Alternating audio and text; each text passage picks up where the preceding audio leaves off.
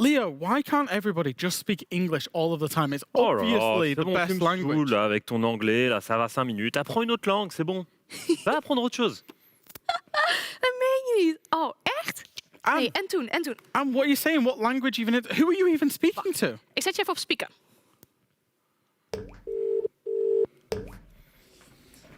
Eeuw, boys, vrek van de buurt hier. Je weet zelf, zijn jullie ready om mij te watchen bij die major, man? Ik zie jullie daar, man. Ik zie jullie daar, boys. See what I've got to deal with.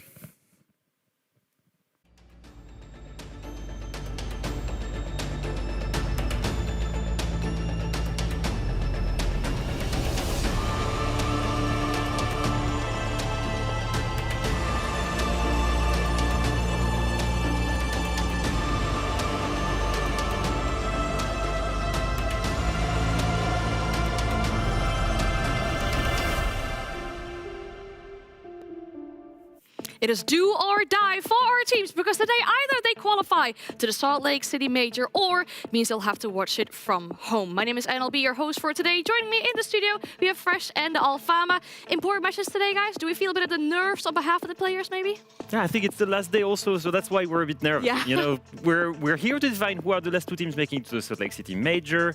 We're very much EML shills, so we kind of want to have the best teams, but also we're going to say goodbye to teams that we would want to see to the Salt Lake City Major, so it's emotional day. Yeah, it's going to be an emotional day. Obviously, it's been quite a condensed schedule. You know, it's been quite a short schedule for kickoff, but that doesn't mean these teams haven't played a lot, practiced a lot for it, and today's do or die. You either will make the major or you will fail in your objectives. It's as simple as that. Especially in the bracket, it's been really condensed, right? Because in just a few days, we said goodbye to two teams. We already qualified teams as well to the major yesterday. G2 and Virtus.pro are our first representatives of the EML, the first representatives of the whole world, as they were the very first two to qualify. And then today, looking at match 8 and 9, again, such important matches for these teams. And I'm looking at match 8, and both these teams should actually make it. We've got so used to seeing them. We've got so used to seeing both of these teams and organizations at international events, and not even just at international events, deep runs at international events. I know we like to bicker, Leo, but I don't think either of us want to see Secret or Falcons not making an event, but one of them will not make the major today. And what does that mean if we look at the schedule? It means that one of the two teams between Shifters and Twisted Minds are going to have the opportunity to finally break it into the top 4. Look at what it means for a team like Twisted Minds that were in Tier 2, you know, last year, that were given the opportunity to go into EML. And in the very first season, they could come in and they would already secure top 4 and land a spot in the major. It would be massive for them. Yeah, yesterday was the big ticket Thursday. Today I'd like to call it Final Chance Friday. It is that first best of 1 or best of 3, sorry, that's really important for the players. But then after that, should you win that match and should you play the second series today, that one is also going to be really important. Yeah, absolutely. That's because that final game of today will determine the winner will go to phase 2 of the major. They will start in phase 2 of the major, which is more SI points, it's more prize pool, it's a better shot at actually achieving your goals of the major. If you were to win one best of 3 today, that's the main goal, of course. That will get you to the Salt Lake City Major. But then if you was to lose that final game, that final best of 3 that we have, you would then be starting in phase 1 of the major, which means an earlier chance at elimination. It means you've really got to run the gauntlet. Yeah, you've got less SI points as well, less prize pool, but still that would be, I think, somewhat a deal that most teams would take. Yeah. Because if you don't win your first game, you end up with losing your BO1, your BO3, sorry, and that means that you're losing on your SI spot, or your major spot, sorry, losing on SI points as well, losing on cash prize, and it would be a huge blow, especially for teams like Secret or Falcons. Yeah, it would be. But then winning those 2 matches sees you in phase 2, just like G2 and Virtus.pro already are in. And I feel like we haven't talked about this enough, right? Because with Virtus.pro, we qualified a rookie to the major, a player that's only just in their first stage of EML. And I think that goes to show how strong our Tier 2 scene is, right? At the moment, we've got the Rainbow Rumble going on. Lots of players there in contention to show up and maybe get picked up by these teams as well. But very soon after that, the second circuit or second tournament inside the Tier 2 circuit will also start. The Combine signups are open for that right now. So if you feel like you can be that new Shifters or Twisted Minds and make it to an international event, you know, grab 4 capable fraggers, sign up and play the Combine. And I think you've got great examples of what it means for Tier 2 players. I mean, look at Heretics. Yep. They granted their way to Tier 2, Yep. made it all the way to EML. Look at Rebels, another example of that. Look at Geeky, a team that stuck together and are also They playing were in EML. the Tier 2 circuit Yeah. for ages. Yeah. Exactly. So you have multiple examples of recent history of teams performing and sticking together through Combine, through Rainbow Rumble, through Southbridge, and because of all that experience, they eventually made it to Tier 1, you know? So this is one of the critical moments of, it's a central piece of our grassroots system. You need to play it if you expect to be one day maybe playing for a living. And it's not just as a teams. You just mentioned 3 teams there, but we've also, like Anne said, we've got Rorik that came up, we've got Halbert that came into Fnatic. Teams are picking select players as well, so we're getting full teams make the step up, but also players as well. Combine, Rumble, they're all big parts of that process for when the big roster shuffle comes around next year. That's when their teams will be looking. They are. So the signups are open. That's a very important point to mention before we get into our games. And the players that are signing up might as well very much find themselves as the new Secrets, the new Falcons. 2 teams that we see amongst this top in EML and 2 teams that we have in our first matchup of the day as well. There are so many stories and so many things that we can set about for this one, but we'll have a look at the rosters first because the main important one to me from this one is that we find Joom playing against his old team. Yeah, it is going to be a very important one. He obviously already played them. That was just a BO1 on border, and I think he doesn't have great memories of that one because Team Secret took them down with in a convincing way. Now, if we look at this roster, it is the trick of being the first of their group. They only had 1 BO3 to perform. They eventually lost to a Virtus Pro that played much more matches, and then in the end, maybe that helped them basically beat Falcons, and now Falcons are standing in the lower bracket. For the first time ever, Jack, they have confirmed not being a top 2 team in EML. And we were discussing together when we came here about the fact that for a team like Falcons, it must feel exceptionally special to be in a situation where, for once, they are not in the league to make the major, they're back against the wall. It's uncharted territory. You know, they don't know what this feels like. They usually coast through the upper bracket. They're in, you know, the upper echelons. They are usually the first secured. Now there's real jeopardy on the line for Falcons in that they might not even make it, which, to be honest, over the last 2 years is absolutely unthinkable for this roster. It is, and we can have a look at Secret as well. I mean, talking about this roster, they've gone from being second in the SI Grand Final to struggling against Fnatic, for example, when trying to make it through this bracket. Yeah, and I think Secret maybe have a little bit more excuse in the fact that they did have 2 players ripped out of their system and had to bed in 2 new players, but not just 2 new players, 2 new quite big prominent voices into the team as well. And I think we've kind of seen that from Secret. We've kind of seen the good, the bad, and the ugly across the entire kickoff phase so far. You know, we've seen big victories. That victory against Falcons was a standout for me, but also then some of the losses. The fact they nearly went out to Fnatic, for example, you know, and they really had to dig deep in that one. And another thing that stands out, of course, looking at this roster, you were looking at the statistics. Everyone is negative in EPS, but for Noah, who's at 130, I mean, he's really shining with this roster, but he needs some other teammates to step up if they want to beat Falcons and make it to the major. Yeah, we consider these 2 teams still the top 4 of EML, or at least they were, and that means that they play against each other all the time, whether it's in the EML, whether it's at these international events. They have a really rich history against each other. Yeah, it's these 2 teams, the 2 organizations as well. Like you say, Jan, they play together all the time in EML. Why is that? Obviously, they play each other in the loot fixtures for the round robin, but they also find themselves playing each other in the playoffs and the double elimination, but also at seemingly every event as well. You know, you think even all the way back, go all the way back to the Manchester Major when it was BDS against Secret, that this roster was denying Secret the opportunity then on the main stage. So they've got such a storied history, and it's not one-sided or the other. You can see sometimes Secret wins, sometimes Falcon wins. It's not one-sided or the other. Well, during 2025, it most of the time went the way of Falcons because they beat them in the playoffs of EML, the first stage, also in the second stage, also in the EML finals. But when it came to SI, things were different. Finally, the most important one, Secret took them down in the BO3 to reach the final. Now, the thing is that trend going to continue? And are they going to prevent Falcons to finally reach a major? That would be the end of such a long streak. Whatever happened, though, it will be the end of an incredible streak for them. Yeah. I think something we talked about a lot as well, right, is that when Joom leaving to go to Falcons, there had to be somebody in his place in Secret to really pick up, I guess, what was left there, right, to really become that new superstar in this roster. Yep. If we look at Noah against Joom, that in this situation, the stats lean a very peculiar way. Yeah, they absolutely do. The 2 brothers separated, of course, with Joom departing this roster.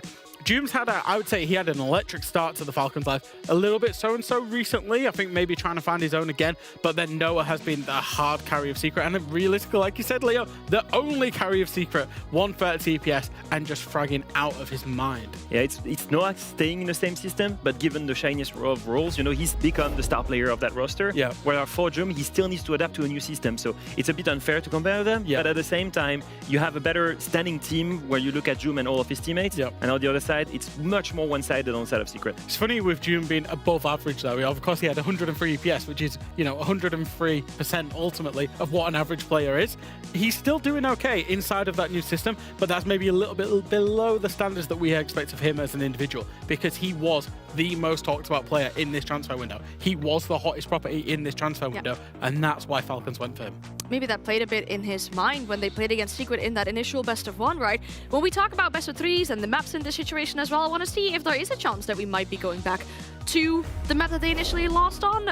But for the first map, we're actually not going because Border's being banned out. Yeah. But the first map in the series will be Cafe. Yeah, it's an interesting one because if you look at Secret, they actually don't have such a great record on it. In fact, they lost it to Rebels 7-4, which was what sent them in the lower bracket in the first place. If you look at this, I'm just looking at Falcons who lost it to Virtus.pro yesterday. I'm expecting that Secret saw this as a weakness, and so that's why they picked Cafe itself.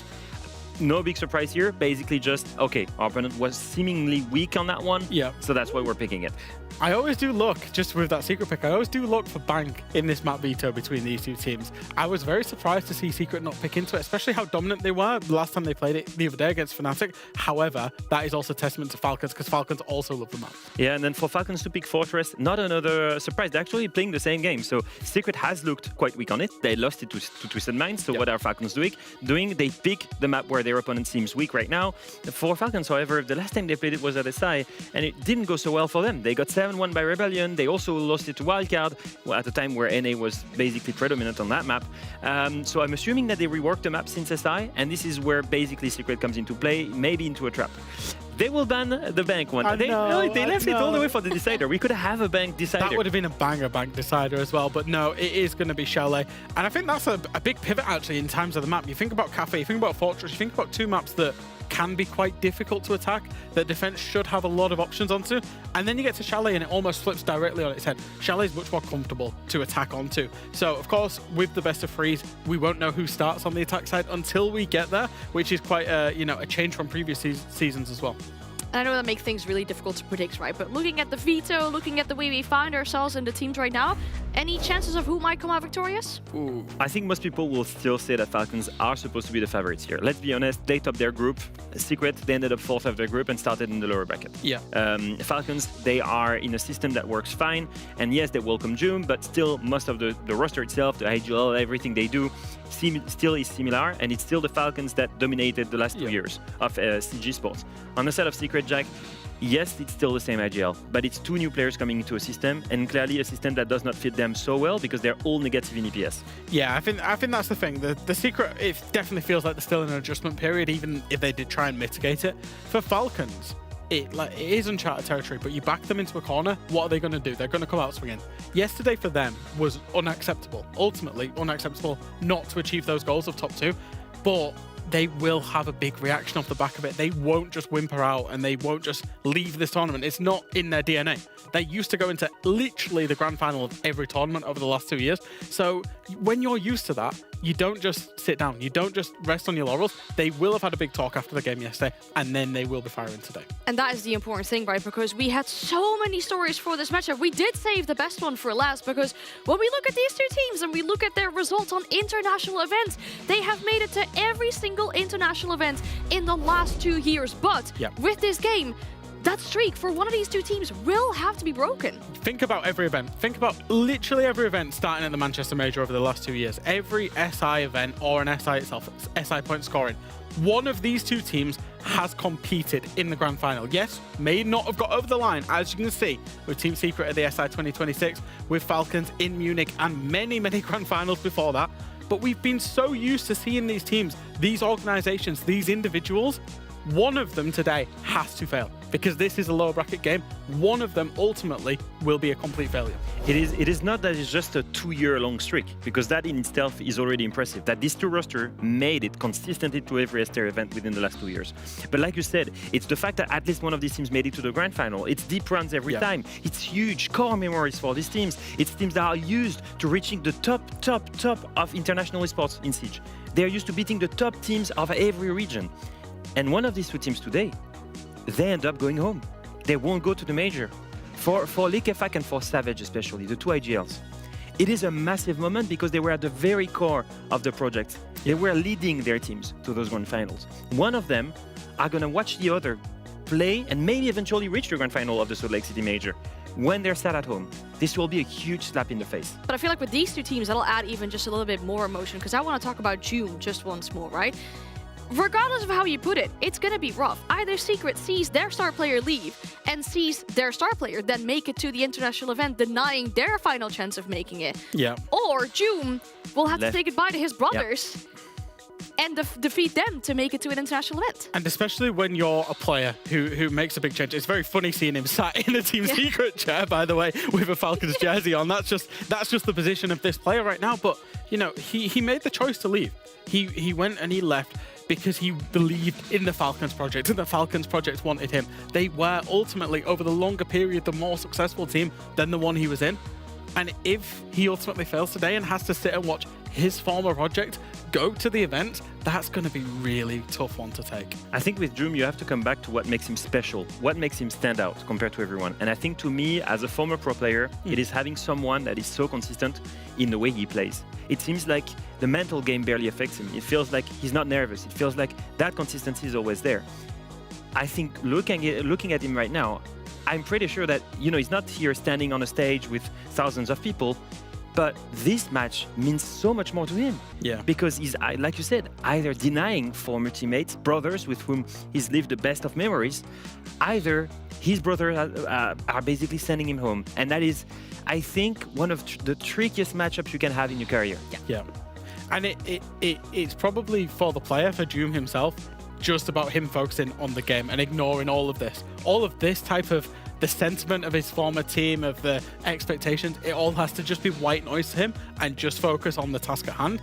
And that's a really hard thing to do as a player, because, you know, it will come afterwards. You know, he will, if it is the case of a failure, he will start second guessing himself. Did I make the right choice? You know, did these guys make the right choice to me? Yeah. But right now, right in this moment, as he prepares for the game, as we wait for the players to get in the lobby, he needs to be focusing on only what he can control, which is inside of the game. Yeah, as you mentioned, right, we're still waiting on all of our players to be in the lobby and for the game to start. And that leaves for us to talk about this game a little bit more. I think we talked about our two star players. I also want to bring it in a little bit more of a, well, negative, it sounds really sad, but in a way that which of these players probably feels the most pressure to deliver, because we talked about our star performers, right? The ones that we expect to really step up. Who has been maybe dropping the ball a little bit too much to get to this point? Dropping the balls may be a bad way to put it, but I think the pressure probably falls with Citizen and Nath, I would say. I think because, you know, there was a lot of questions when these guys joined the roster, as, you know, if they were good pickups, if they were valid replacements for Adrian and Doom. And Secret have had their trials and tribulations. I think realistically, the one thing Secret picked up with those two players is big voices. They picked up voices inside of the team, and because of that, when they pick up the voices, you've got to mesh that with Savage as well, who is used to being the lone voice of Team Secret. So I think there's a lot of pressure on you know, those guys. Really, you see it in numbers, but actually to get the team flowing. There is, but we have all the players in the lobby. That means we can bring in our casters as well to chit-chat a little bit before we start this game. We're joined by Ace and Des. And guys, I feel like you got a great game. I mean, we're talking about it here in the studio. One of these two teams will lose that big streak of making it to every international event and even grand finals. It's weird, isn't it? Like, I was sat here earlier on, like, can you imagine a tournament without either of these two teams at it now, given what powerhouses they've become in the region? And it just feels weird to know we've got to send one home. Like, very, very weird. It feels as though this matchup has been written in the stars since the day that Doom left and went to Falcons. That it would come. I've watched sport for 40 years of my life, and it always comes down to it. The one matchup you think, imagine that. It's always the one that happens. Next up, Falcons G2 Salt Lake final. I'm just saying. I like it. I like the vision. Either way, it might be written in the stars. At least the match is ready to start, so you could take it away. Thank you very much, Anne. Yes, let's get into this one, Tim, because although it's an exciting moment, we're about to qualify a team to Salt Lake, it's also quite a somber one for all the reasons you've heard the guys speaking about. But for me, at least, none other than Doom having to step over his old friends to make it to Salt Lake, or the rest of Secret move forward into a new era without him. It's going to be a great series, and we're kicking things off here on Cafe, where, as you pointed out earlier, Falcons got battered there yesterday. But it wasn't pretty. It wasn't pretty. Virtus Pro played very, very well. You know, it was partly about that team and how well they played, but the reality is as well that Falcons did not look good on Cafe. So, yeah, look, I don't know if this map is going to be a little bit... I'm not trying to undersell it, but is it going to be a little bit of who's the least bad on Cafe? I don't know. You know, has work been done? Falcons aren't going to have had too much time to, you know, look too far into Cafe.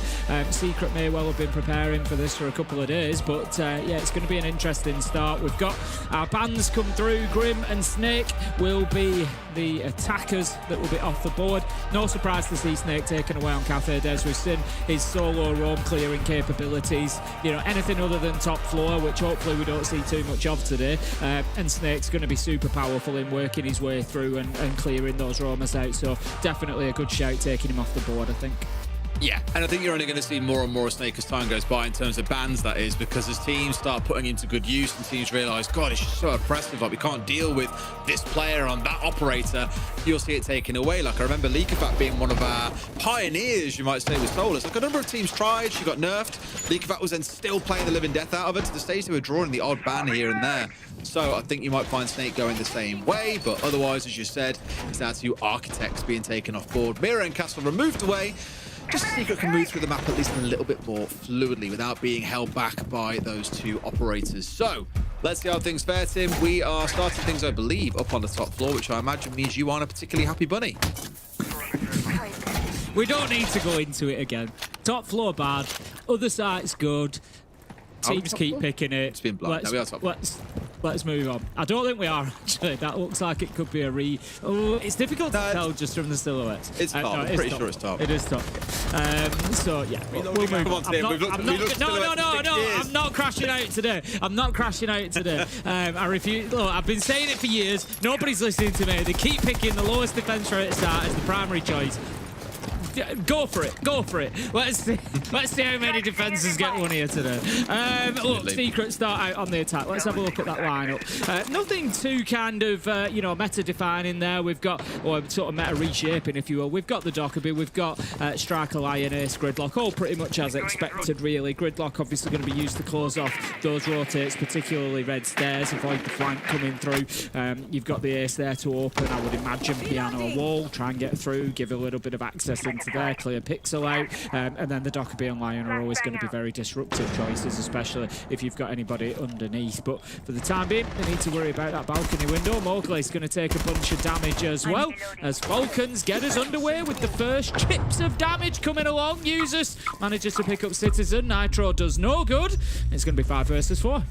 And it's the Dockerby offline at that as well, Tim. No second phone call available to make use of, which is so crucial for moving through the map overall. But the defenders playing very heavily into this trap lineup, Tim. 3 of those trap operators on side is proving a little bit of a headache to try and deal with until, like that, Secret start flooding in. But they've lost everyone except Nafe at this point. Both Noah and Mowgli down on their ass. And Nafe is left in a 1 versus 3. So this one not really feeling too recoverable unless Brit is feeling particularly up to it today. But misses a couple of critical shots from Solotov. It feels like the first round's going the way of Falcons. Yeah, it does look that way. We finally have a successful defence on top floor, so well done, Falcons. They close it out, and we'll be able to move on. League of Facts fired up already. The desk said, you know, a very, very valid point. Falcons are not used to being in this position, you know, for qualifying for major events, having to win, you know, it being essential that they get that result. So I'm sure that emotions are going to be sort of running high within the team today. I think we see that after round one, a strong response and a strong bit of emotion coming out. And I think that's good for Falcons. You know, make sure it doesn't get out of hand, but be fired up. Come in here knowing that you're going to win it. I think confidence wins the day against the Secret that have been on a little bit of a roller coaster ride so far. I think put them under as much pressure as you can, as early as you can, and you start weighing things heavily in your favour. Yeah, and the one thing I will say realistically for a lot of teams, like it's one thing I think that many of us have overlooked as the time has gone by. This tournament that we're in now is called Kickoff for a reason. Like post-SI is always the biggest shuffle of rosters you tend to see around the world, and heaven knows we saw a lot of that going on in other major regions too. But it is a little bit of time for teams to really get themselves bedded in during Kickoff and figure out, okay, what's working, what's not, what have we got to change. So we have seen rising and falling performances throughout Kickoff, but once you get into towards playoffs like this is where it really starts to matter. And so I'm hoping we get that strongest form of Secret today, because while it would be heartbreaking to not see Falcons that are arguably now one of the strongest lineups in the world, invigorated by Doom, who was one of our best performers at SI, it would be absolute heartbreak to not see them there. But what a story and what a high it would be for Secret being that team to do it. Round two then, looking at that defensive lineup, we've got the Fenrir. We've seen quite a lot of Fenrir played over the last couple of days. Not that he's just got particularly strong in the last couple of days or anything. He's an excellent operator, very disruptive for attackers, but we kind of hit rate seems to go up and down a little bit, but always popular the last few days. We're going to have users bringing him along, just trying to prevent that push into Restaurant. It's going to be Citizen looking to be the tip of the spear here. Goes in, Noah manages to pick up the kill onto Doom. Citizen does indeed get himself one, make that two. Big moment from Citizen. Just dips in, gets his kill, dips out, and then they can just reshape what's going on here. Noah Solotov trade with each other. Leaker back fighting back. 1v4 becomes a 1v3, but the site is completely open to Team Secret here as Leaker is stuck on white stairs and taken down by Savage on the blitz. Yeah, excellent opportunity spotting at the start there from Citizen. To get that 2K and just open up the rest of the round was beautiful, because it isolates a lot of the other players on the side of Falcons who want to try and get back in towards site. You simply can't do that when you've lost all this control of Red. You can't easily rotate out of Bakery to the north. Everything becomes very, very predictable there for the side of Secret. Dare I say, that's kind of the Secret that we know and loved and have done for many, many years now. As I've said for a while, every tournament they've played at recently, they have been the best attacking team, bar none, across the entire tournament. They're a brilliant team to watch on the attack, and I was worried that we might see that disappear away with the loss of Adrian and, of course, of Doom. At least in that round, I'm a little bit buoyed by that, saying it looks pretty good. And wow, Fnatic catches some stray shots there. Love that. Fnatic just sat there like, huh? What did I do? Why F me? Poor guys. Round three then. Round three will see us going to Reading this time around. So it's going to be top floor hold again coming in from Falcons. We can see them setting up up top already. Brede bringing along the Warden, deployable shield as well. See where he ultimately posts himself up. Looks like it's going to be in bar back storage with the view. I was going to say, is it going to be Pixel or is it going to be bar back storage? Usually one of the two. He's going to set up in bar back storage. He's looking to prevent anybody getting into Piano, essentially, in either of those spots. You're just trying to delay more than anything. You know you're not going to play the entire round there, but you want to hold them back for as long as you can, get a kill or two if possible, even better. But it's going to be up to Secret to move him in that utility as soon as they can in the round, really. Yeah, can't help but come back to what I was speaking about earlier, though, when I was speaking about Solus and how we're going to see the rise of the bans for Snake as time goes by. Well, what's Snake back onto? Hit him, he's jumped onto that Solus. And like I said, when she was in a nerf state, he was still one of the very few players, you can probably count them all on one hand, of players that were still playing Solus around the world, and you're going to see more of that here. Of course, an interesting dance that you get between the IQ and the Solus back and forth, but I imagine Leakyfack could be a bit too slippery for him to simply walk in and take his head clean off. Citizen's going to hold that long angle up towards Cocktail from the window. See if he can catch anybody out. It's going to be Doom in that position. Needs to be careful. Takes a few shots. Citizen's patience pays off. Sees Doom down to nearly half health. Savage is going to start this slow march across top floor with the Monty as well. First job is going to be clearing Solotov, but let's not forget he is backed up by Breedy in back storage still. Holding on Pixel, a good bit of damage to Savage as well. I think didn't quite realise he was there, and his attention fully turned in towards Bar and nearly paid the price. Even June now asking a question. I'm loving the aggression coming out of the Falcons boys here. Made that a third, Tim. First from Pixel, then into Cigar itself, then for a run out from Leaky Fat. Beautiful stuff. Not normally something we'd see Leaky Fat doing, heading out on the run out, but he's decided that the chains are off and he's going for it. Solotov manages to find Mowgli. Nerf with a response, taking down Joom, but Joom's done a great job. Wasted a minute 45, been aggressive, and maybe just facilitated some of those other kills we've seen there. Just created that space. Nerf tries to go running in, runs only into Usus' shotgun. Going to find himself taken down, and it is all up to Savage on the shield. We know that he's great on these shield operators, but in a 1v4, you can't really expect him to do too much. Breedy takes him down, and that is going to be the round for Falcons. Honestly beautiful. Like, we've long said that when a team is very, very good on the attacking side and they're very effective in the execute, even against teams that aren't so put together, like the best way to disrupt them on the attack and really send them into disarray is don't let them have all 5 operators available come the execute time. And that can be going for cheeky C4s earlier on. It could be doing runouts, twisted mind style, you know? There's several ways that you can do it. Falcons aren't always the kind of team that will go ridiculously aggressive, as we've just seen there. 3 players, one after the other, all trying to go aggressive on towards the shield player, popping the head out, taking shots, the run out from Leaky Fat. Again, it's quite a rare occurrence for them, but a sign of the times maybe that things could be turning around just that little bit more. Like how they're keeping Secret on their toes there. Secret never even got a sniff in that round. So put round 2 and round 3 together, you've had 2 very different rounds there, but very, very decisive from either side. I think it's going to continue. I think that's what we're going to see, not just through Cafe, but through the day. You know, these are 2 teams that are fighting tooth and nail. The desk have spoken about it, you know, how many events they've been to consecutively, grand finals that they've been to. You know, neither of them wants to miss out on this opportunity. And, you know, as far as the story goes, it's, you know, like I said just before we came into the game, it's a funny thing how, you know, these matches tend to come together. It tends to shape up that way. It tends to be that you get that one matchup that is the just imagine, and just imagine one of these 2 not making it. Breedy going to be setting up the bulletproof camera in the corner there, sees through into Cigar, also sees under new hatch. Beautiful little cam, difficult to clear out as well, because you've always got to be wary of the swing coming onto new balcony from Cocktail if you're focusing on taking that camera out. So all good stuff there from Falcons on the setup. They've got the Maestro as well, worth noting. No Brava brought along, so no Twitch.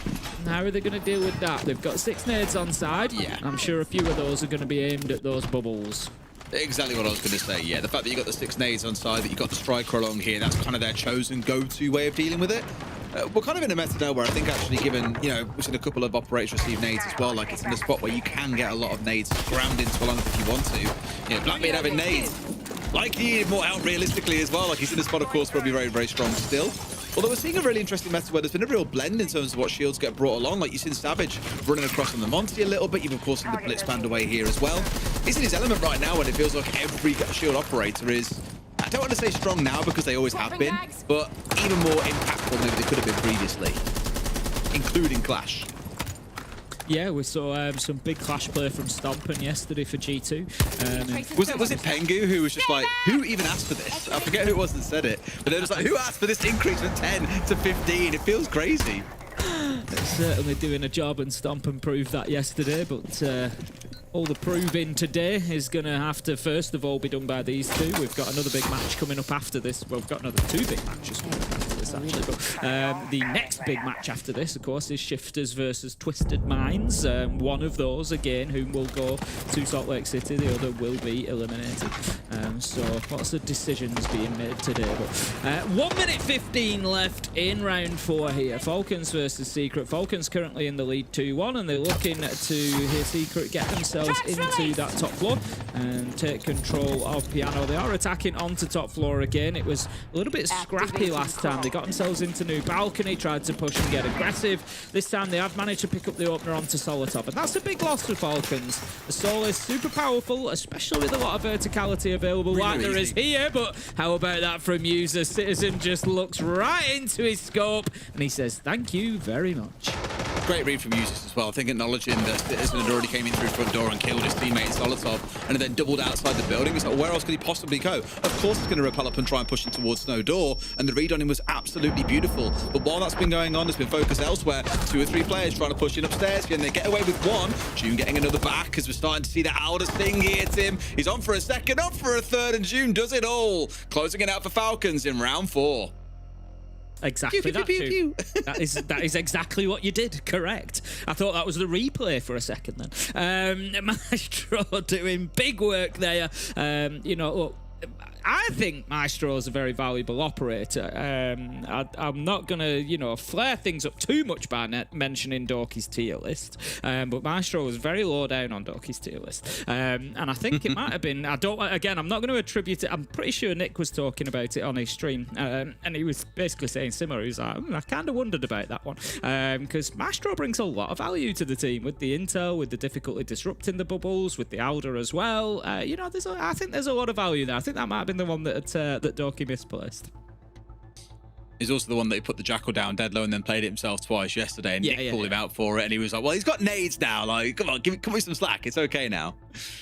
Yeah, there will be some jigging around, as said, with the addition of nades and things like that, making things very, very interesting indeed. Time out for Secret, as you guys can very clearly see by now. You've seen this before. 45 seconds in which the coach can step in, Twister, and have a good conversation with the boys about things that he thinks are going wrong.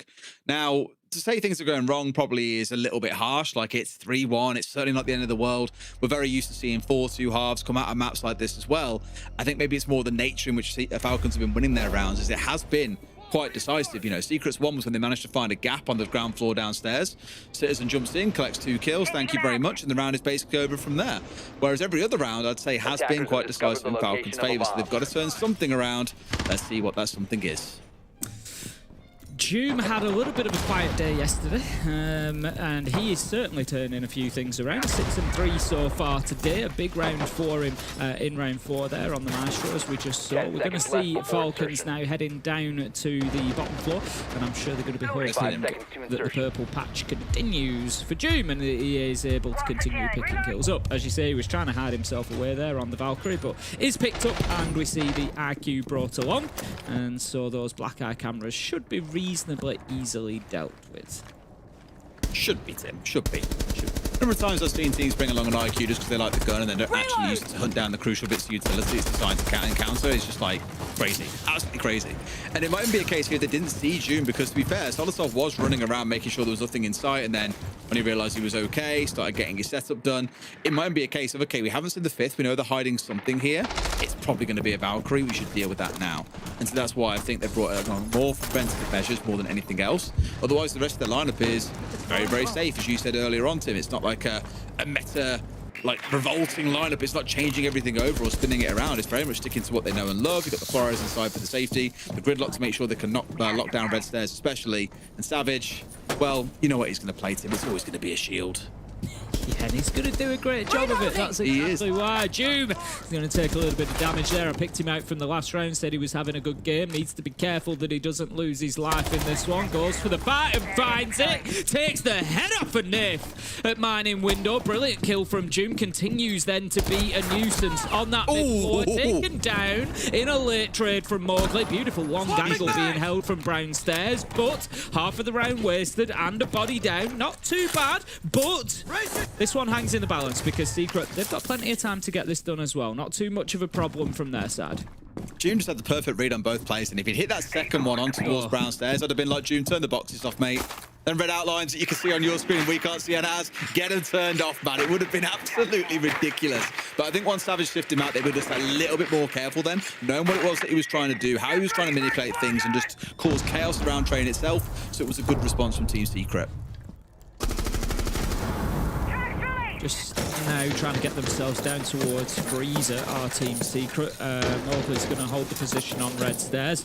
Just try and see if we can catch anybody out inside of sight. I don't think there'll be too much movement around there, though, to offer anything from Falcons. The real big problem is they need to deal with Breeder. I say this time after time after time. He's playing in VIP, as many players do. The Tubarão is there. He's preventing the hatch drop. He's preventing the push to bottom white stairs. That's what they need a plan for. That's who they need to clear out next. They've got 30 seconds to get it done. Solotov, it's a beauty. Up through the floor on to Citizen. Takes him down. 4 versus 3. 20 seconds. It's getting concerning for Secret. It's again Falcons just being really disruptive and peeking constantly onto these players. You know, starting with June's roam onto that second kill they've got then. They aren't sitting back and playing turtle. They're taking the fight to Secret every single chance they get. Now, Savage is very much stuck inside a bunker here. Noah converts into one, but can't get the second. Looked like it should have been a bit of a freebie coming out for him, but it's not going to be the case. He is left entirely alone. And Falcons aren't going to give him anything. They take round 5, and this disruptive playstyle they've adopted here on Cafe is working wonders, even after attack timeout. Yeah, they're looking miles better than they did yesterday. I think June taking a leaf out of Dorky's book yesterday. He's just getting the food on board whilst he's cooking them in the server, he's eating them outside, he's getting stuck into his snacks.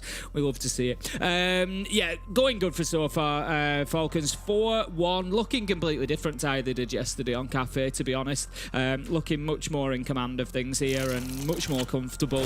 Certainly not looking like their least preference map. They've been really stretching Team Secret. They've been, as you say, playing a disruptive playstyle, you know, taking the fight to them in maybe some slightly unusual locations, or at least the success they've been getting, like Doom on mid-floor, like Solotov fighting from bottom red, you know, on the reverse vertical angles, just really mixing things up, and I think surprising Secret at a few turns. And looking at the fact we've got Fortress and Chalet to come, I'd be a little bit concerned right now if I was a Secret fan. But that said, Falcons are on the defensive side. Cafe is defender favoured, you know, over the last recent past. We've seen it considerably so. It is a tough map to attack onto, so I don't think Secret panics just yet, but Falcons, they look switched on today.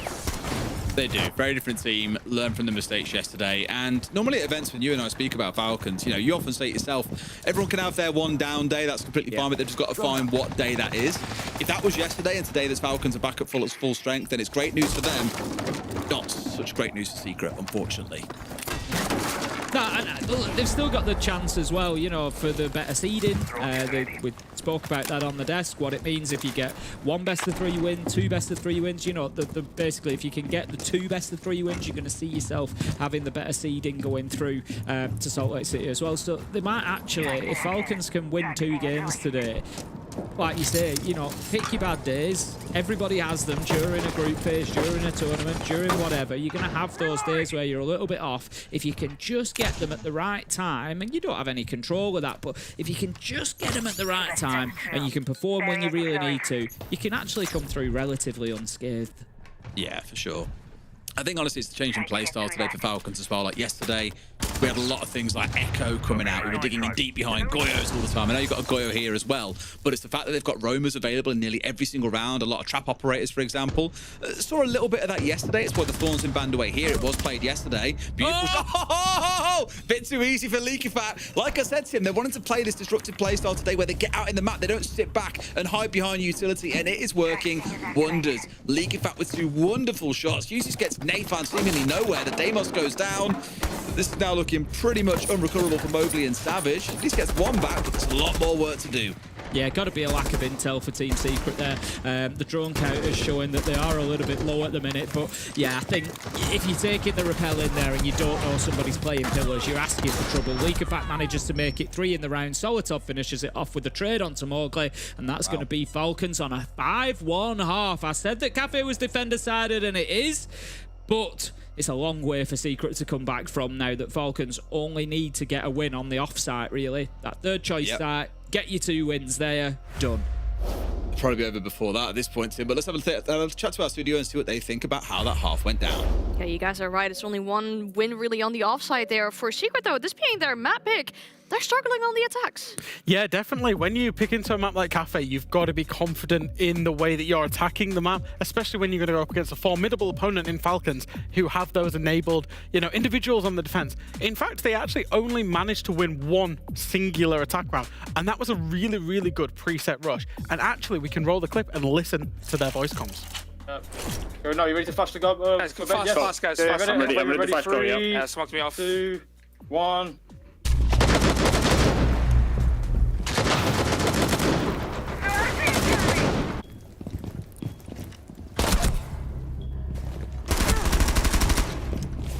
Fucking know it.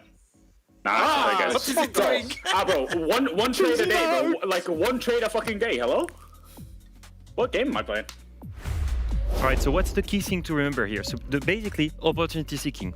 It's a roam, extended roam. We see the opportunity. Let's go for a rush. 3, 2, 1. Let's all go together. Great timing. Now the problem is Falcons. The way they've stopped that is if they don't leave a gap, if they play close to each other, then there's not that opportunity to go hit the side directly, right? So Secret, they have to go back to a default push step by step behind a shield.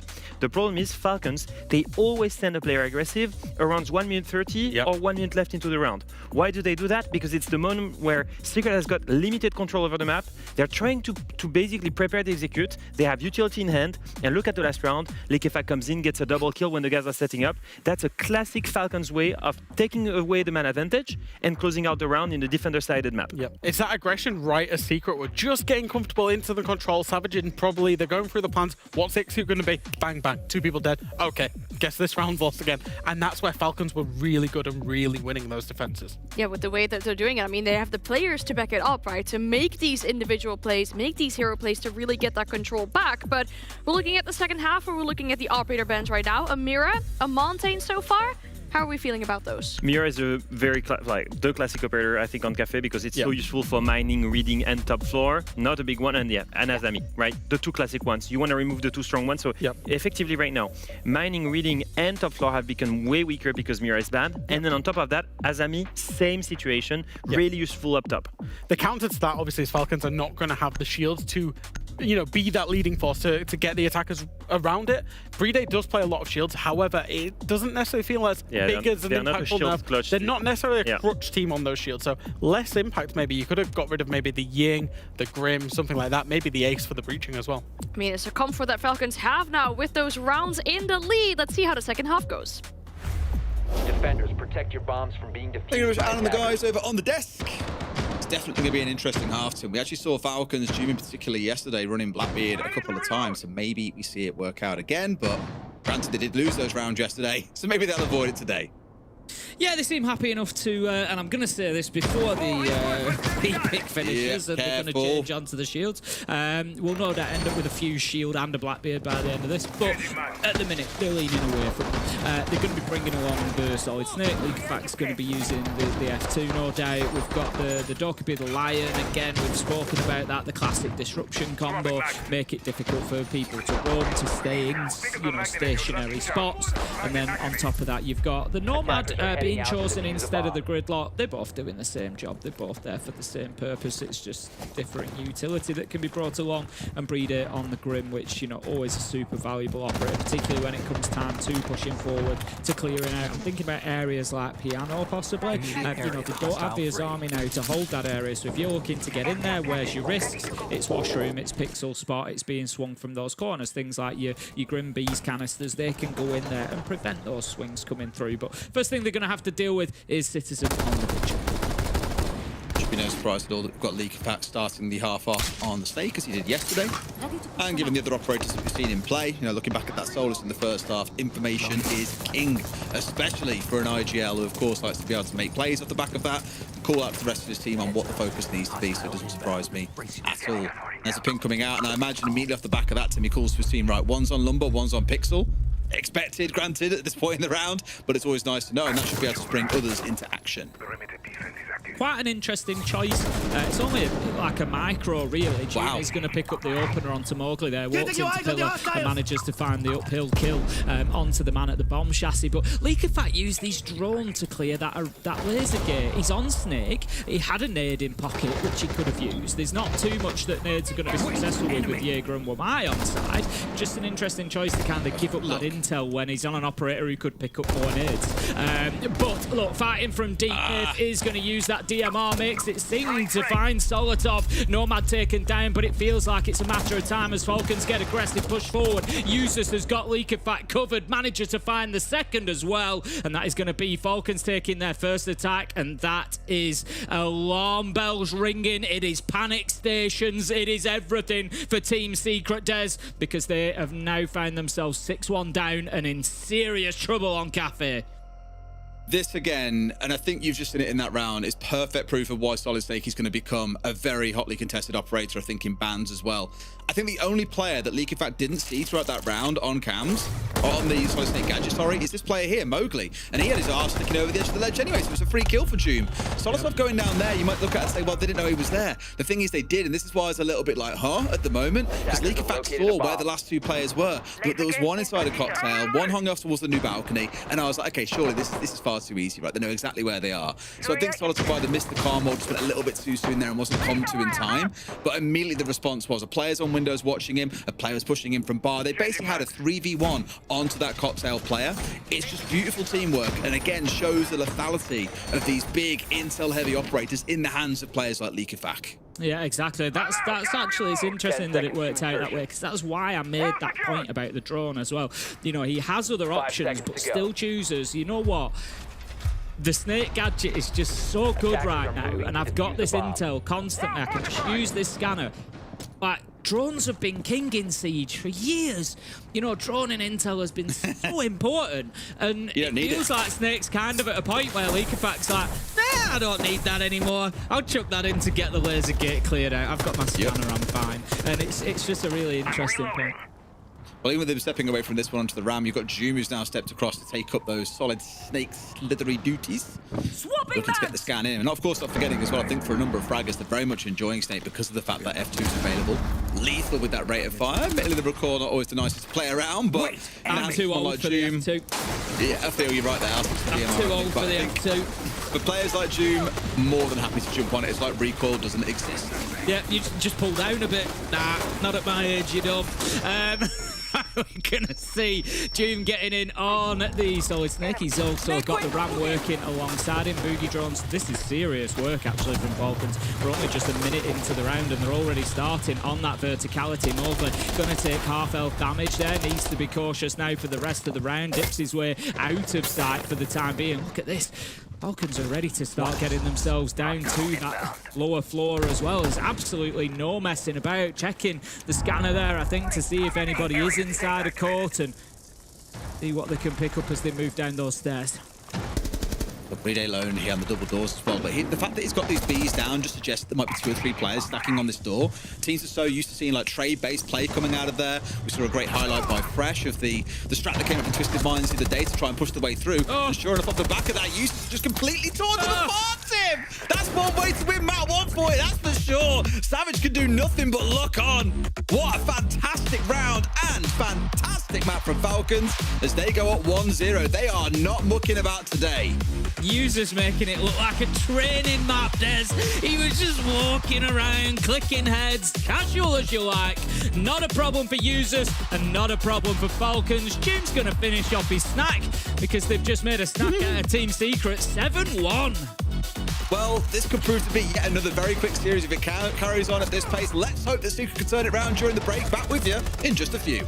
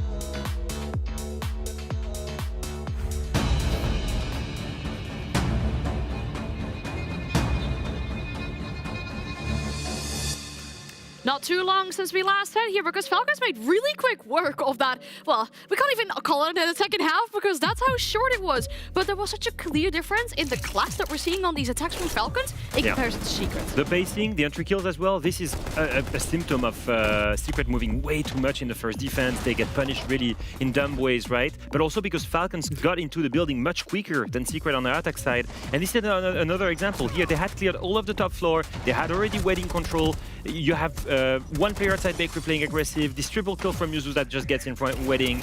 The pacing and control of the map is just completely different from Secret compared to Falcons.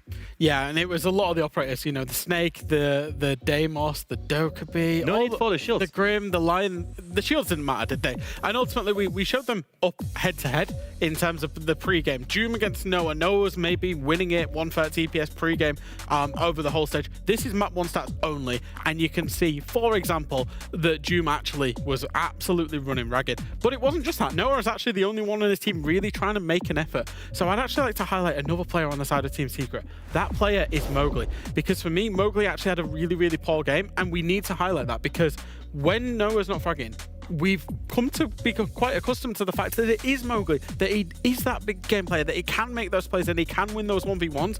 He previously has had issues when he's fragging up against this Team Falcons roster. It looked like over the last 6 months that he'd sorted those out, but then we see that map 1 from him, which, you know, ultimately he was costing. Yeah, the key thing is that some of the attacks from Secret, yes, they were rushed. Yes, they were in a position where they didn't have enough map control, but the gunfights could have helped them. Yep. If Mowgli won some of the critical gunfights on the top floor, I'm thinking, for example, that one round on the top floor where he's in long bar and he can either kill the cocktail player or the freezer player, and he misses both. Yep. You know, those are examples. Or on Bakery, same thing. They're executing on the site. Yes, they don't have a lot of control, but if Mowgli wins his gunfight, killing the only anchor on site, they win that round as well. It's critical gunfight, very important moment where he misses the critical shots, and that's 2 rounds in a row that Secret could have won there. And that's below the expectations that he's come to have of himself as well.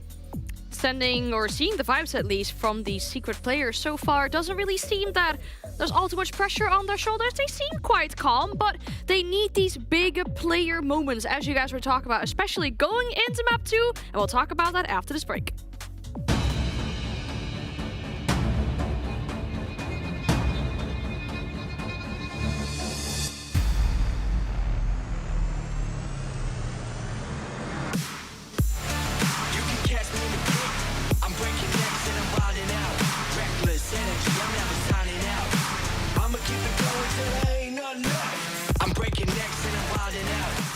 Elbows up and my money out, 'cause I came to get down, so let's run it up.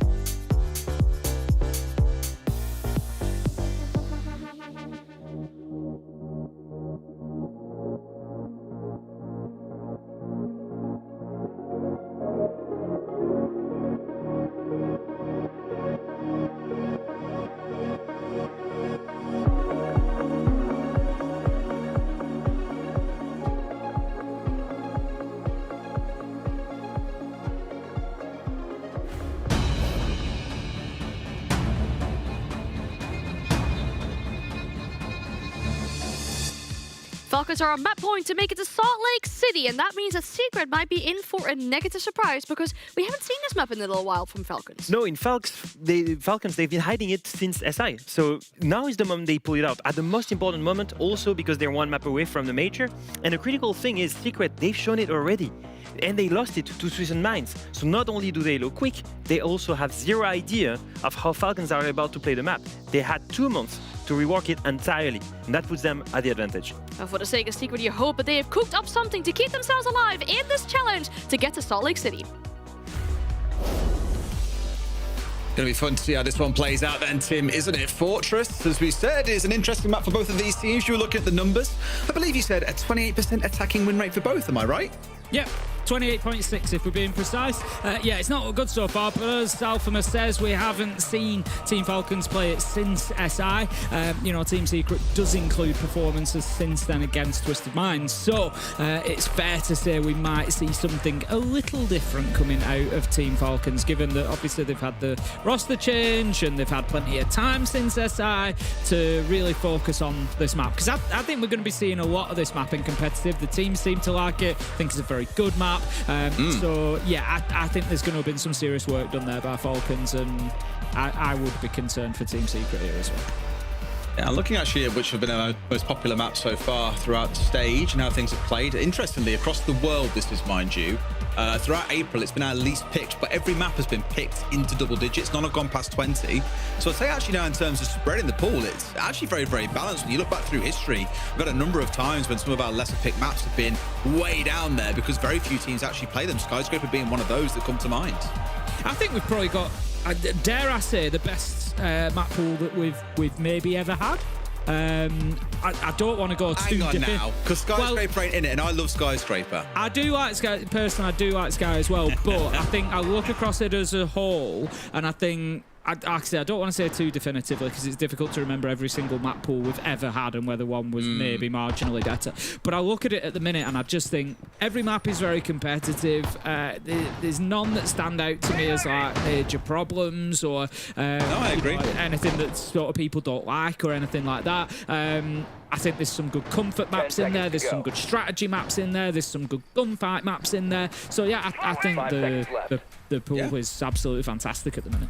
I agree, because on paper, I would looked at it probably about 6 months ago and said, you know what, Cafe, I can do without Cafe. I can go and get something else. Let's get Coastline back in there, maybe something like that. But Border's kind of holding that role that Coastline had before, so I'm not too keen to see them both in the pool at the I don't same think time. you can have both. I'd agree. No. And I actually think Cafe is in quite a good spot at the minute with the addition of Snake, for example. It's made some really interesting plays on that map. It used to be a little bit of a fortress, a box that was hard to break into. It was impregnable. Whereas now, as we've just seen, it can play out very, very differently.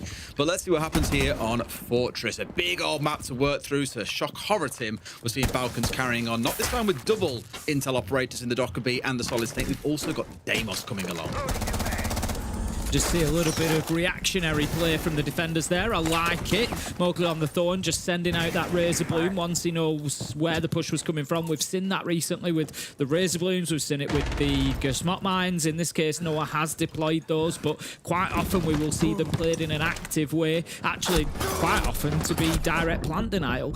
You know, once that plant's going down, you send the gadget in near the planter and they've got a choice to make. Mowgli manages to make a choice, finds the head of Doom, takes down the Snake, big loss, and also Brede super low health at the minute, so Secret holding on really well to this Games and Dawn side. This isn't the side, it's the extension, and they're preventing Falcons getting in there. But Leakerfack at least has come back in and got one back on side. This is the very thing that we were praising Falcons for back on the previous map, was the early aggression coming out, trying to get up in the face of the attackers. Secret have done exactly the same, and for my money, Tim, they've got rid of probably the best operator you can be clearing out. We saw the effectiveness of Snake back on Cafe and how quickly it let Leakerfack call out to his team where players were and how they then formed 3v1s off the back of it. That's very, very twisted. Observers don't do that. I was like, whoa, we're twisting around. What the hell's going on? But we're in a spot, like I say, where without that onside, I think it's much better for them. Yes, they can still lean on good old faithful in Dockerby and Deimos, but for my money, Snake's worth just a little bit more. Brede is the big problem for Falcons at the minute on the Blackbeard. He is so low health that it is not going to matter. A tickle of the toes, the shoulder, the elbow, anything will do it and take him down. Citizen manages to find Solotov. That's going to be the Deimos gone, so a little bit more comfort for any defenders wanting to sit inside a site. But here's Likafak on a little bit of a, dare I say, backstab here. He's separated from his team. He's working his way around to site door, and if Team Secret aren't switched on here, they could get caught unawares. I mean, that's a shot and a half. And Brede in towards the second as well, just like that. What was a 4 versus 3 for Secret is down to just 2. And Brede, let's not forget, he's under still of HP. Tim has been all round, yet he's still been doing work for his team, getting map control, and now doing what he does best. He's getting that diffuser down. Does exactly that, and now Savage has a serious situation in front of him. He's got a 1v3. He does have full health at least, but needs to do it within the next 30 seconds if he wants to have time to react to that diffuser. So easy to take out Brede. As I said it was going to be, it was the tickle of the toes that got the job done, but they now know where Savage is. Likafak, 4k in the round, I believe, or maybe 3. Look, brilliant stuff there from Likafak. He just works on that backstab absolutely brilliantly. He actually got the kill, if you remember, onto Noah on the other side of the map. He was kind of helping his team out with Games and Dorm, and then he cycles underneath, comes up the white stairs past Eagle, and Secret just aren't expecting it. Great movement from Likafak. I don't want to take away from the other 4 players on his team here, but this round did start out a little bit ropey. They lost Doom. Brede was 1 HP, so they couldn't really have him be the tip of the spear anymore for the boys. And like you say, Likafak was the one that really started to open things up. Not only was he one calling that round and getting the boys in the right place to make that happen, he then stepped in and got 2 kills himself. And you look back at the previous map and how often that was happening. Of course, we saw that very, very critical round on the attack where he was the one running around on Snake, but he put up a lights out performance there, going 8-2. He was 2-0 on the entry, 100% cost is worth stressing. Yeah, for my money, and I know he's occasionally in this conversation, but I think others' names come up first. He probably is the best IGL in the world right now.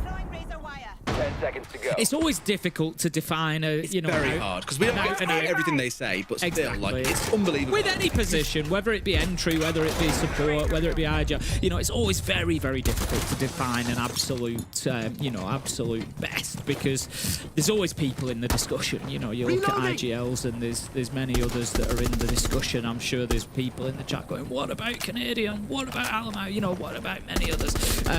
So there's always going to be, but I would agree with you. I think it's very, very difficult to make an argument against Likafak is what I would say. It's easy to make arguments for others, but it's difficult to make one against Likafak because he has just been so consistent and so good over the last year or 2 and continues to do so for his team. So Falcons take round 1. Go. And a good IGL knows when to get on Thermite. Certainly do, Des, they certainly do, and that's exactly what he's going to do. Of course, Thermite having that buff recently, going up to 3 exothermics from 2 as well, making him even more useful, which I love to see. And there's a Thermite only main. Yeah, we're going to see him opening up. More Hibana now, the DMR's beautiful. Opening up that wall and moving on. The Rotero drones continue to rein in, and Secret are just being pushed around a little bit at the minute. They are. Just kind of trying to anticipate where this hit's coming from is the most important part for them. Brede, again, is that tip of the spear. Blackbeard last time around was ready to take space. Blitz is to go aggressive when the word go comes in from Likafak. The track coming in towards Mowgli, so they know where he is. They can try and play around him here, because again, the Fiona Blitz not really being too effective in towards him. Otherwise, you can worry about everybody else on the map. He's off isolated. They've managed to get the 1. Mowgli does get a kill back on towards Likafak, but he's done his job. The wall's been opened up. And here comes Doom in for 1. Gets traded out on by Nate straight after, but then Brede's in, going onto that ward and getting him down into a 2 versus 2, and we still got half a round to play, Tim. Yeah, there's a real opportunity here for Solotov and Brede. That drone being taken out might just tell them that there's one on the flank as well, and so an opportunity to get into sight, and that is exactly what Brede is going to try to do. He's got Solotov in support as well, and you've now got Team Secret trying to hold from away from sight, but I'm not sure that they're aware that the diffuser's going down. Solotov hits a beautiful 180 flick. You thought he was dead to rights, but he comes away with the kill, catches the Solace coming down the stairs. Great finish in the 2v2 from Falcons. Secret's walls, they go from bad to worse. God, that was unreal from Solotov for a start. And I actually think it was the right move coming out from Secret too, because if you know the diffuser's going down, which I'm pretty sure they had the idea on, it's why you had these movements coming in behind Solotov and why the player on the stairs was thinking about his movement. You get a temporary 2 versus 1. While Bride's holding down F, he can't do anything besides hold down F. That is your best time to get in there and kill the Capitao and win things out from there. But this spin here, the noise that he gets, it's unreal that Nave couldn't find him first and then spins back for Savage. Yeah, I felt the same, Leak of Fact. That was pretty spectacular from Solotov, and Falcons just continue impressing today. Yeah, and for a side that have struggled on the attack of Fortress, I don't want to pile on to Secret here, but they're getting themselves into a situation, remember, that every round on attack that Falcons win is a round that Secret are going to have to win on attack in order to come back or overturn this, and to get Fortress as their map. And that's not ideal for them, is what I will say. When they played against Twisted Minds recently on Fortress, if we have a look at Secret on the attack, they only won 2 attacks, and it was only Command Office that they won, just the one site. So for Falcons, if they can get themselves to 3 attacks, you start then wondering, well, if there's 2 other sites, let's, for argument's sake, say, okay, Secret win Office again, and Bathroom. That only gets them 2 rounds, and they're going to need more if Falcons have got 3 attacks. So, not looking pretty. They need to get themselves some defenses. They need to get it soon. Efak, of course, main stairs here in a very, very good spot, but Solotov to get rid of Noah for him. I was going to say the problem for Leakefak came at the top of those stairs, the bottleneck that forms, but no, that problem has been solved for him. Phone call coming out here as well, so that the rest of his team move on forward. Something that Falcons have always done extremely well is make use of Dokkaebi to move through the map, and look at it, Tim. It is relentless. It's like a SWAT operation. 3 more players fall in the space of 3 seconds, and it's Nath left all alone. Secret look limp, but in the face of Falcons, I would wager that anyone would right now. The thing is with Secret, what we've seen a couple of times so far is we've seen them look like this at the beginning of games. June picking up the last kill with the Vendetta there. We've seen them look like this at the beginning of games. We saw it with GK. They went 6-1 down. They came back and they got the win. We saw it here in the lower bracket with, against Fnatic. They were very, very slow for the start of that game. I think 7-3 on the first map. They nearly lost Chalet and then came back into it and won it. And what I said at the time when that happened, and the discussion that I've had with people outside of the streams as well, is they've got away with it with Fnatic. But I said, had they been playing a better team on Chalet, and that's no, I'm not trying to sort of insult Fnatic here, but they've had ups and downs, and they did, it slipped through their fingers a little bit. The opportunity was there to beat Team Secret, and I said, had they been playing a G2 or Falcons, they would never have got past Chalet. They'd have lost 2-0, and they'd have been out of this by now. And I think that's, what we're starting to see here is they are far too slow coming into this. They are now getting rolled over by Falcons, but this time they are not up against the team that is going to open that door and allow them to come back into it. They either wake up now, or they're going to find themselves out of EML Kickoff and out of the Salt Lake City Major, not even qualifying, before they know what's happened, because Falcons will close out Fortress in the blink of an eye. I would love to be a fly on the wall, Savage's wall, right now, ideally, listening into this conversation that's going on with Twister, because it's just looking like an absolute landslide. Like, they're not even close, like you say, Tim. And again, I think probably what's coming down to it is they're trying to play the same way that Falcons did back on Cafe. They're trying to be disruptive early on. At the start of round 1, it almost worked. They got rid of Solid Snake. They managed to bring down the Blackbeard incredibly low. It was a good start to the round. And then Leakefak pulled out a little bit of an IGR masterclass. Since then, they've tried to do more of that. They've tried to be disruptive. But on the other side, Falcons just keep on running things like the Deimos, like the Dokkaebi, like the Solid Snake, and it is overwhelming. You can't roam into them when they're playing so heavily for this intel game, and you're then losing players that it doesn't matter that Falcons don't have like execute-heavy operators. They don't care, because the majority of you are dead at that point, and they can just make doing a 2 versus 2 because they back themselves. I put out a stat about it the other day. They are the most clutch team in the world by quite some margin. They had, at least prior to playoffs, they had like 17 clutch opportunities. They won 7 of them, 41%. The next closest team was 26%. Like, they are that good right now that they back themselves in those end of round situations. So Secret need to change the record here. They've got to do something a little bit different. And different to me in this round, I'm looking at the Azami, I'm looking at the Mirror. It's more about those architects. It's more about buffering up the site itself. I don't want to see them losing a couple of players out in the roam. That said, look at Falcons. They've changed away from everything because that Dokkaebi has been taken away. Yeah, the thing is, like, you look at it and say, you know, Falcons obviously could have taken away the Azami, they could have taken away the Mirror instead of the Mute, but I think Falcons have looked at it and said, you know what, we're 3-0 up, we've won it despite those operators being played. 4 out of... we've seen Mirror and Azami in 3 out of the 4 rounds so far, and it hasn't slowed us down. It hasn't been a problem. So we'd rather just get the walls, get the breaches, get them opened up quickly. Just giving the opportunities again. Noah has a look. Mowgli taken down by Doom. Falcons. How's he gone down? Just everywhere. They're just everywhere right now, Des. Does Mowgli try something that... I'm a bit curious how a Mirror has died so early, given those Mirror windows are down and deployed, but again, they're just losing players. I don't quite want to say for free, Tim, but I can guarantee you Falcons, they ain't paying very much. It's looking a little bit too pedestrian still, even after that attack timeout. We could be on, if this carries on, for a flawless attacking half here on Fortress. Yeah, you start thinking about it, don't you? You start wondering whether that is going to be the case. Noah is just repositioned now, going to activate that scanner, try and keep himself off the radar. But again, Citizens movement getting caught out, taking that chip damage. Look at the side of Falcons. They've not 1 hit point lost between them all, Des. They are absolutely maxed out on health at the minute and ready to take these fights, whereas Secret, they've probably got about, 150 health between them, maybe a little, maybe 200 at a push. Big problems for them in the late round fights, because there's a world where Falcons here say just collapse onto site and take the fights against the 3 of them.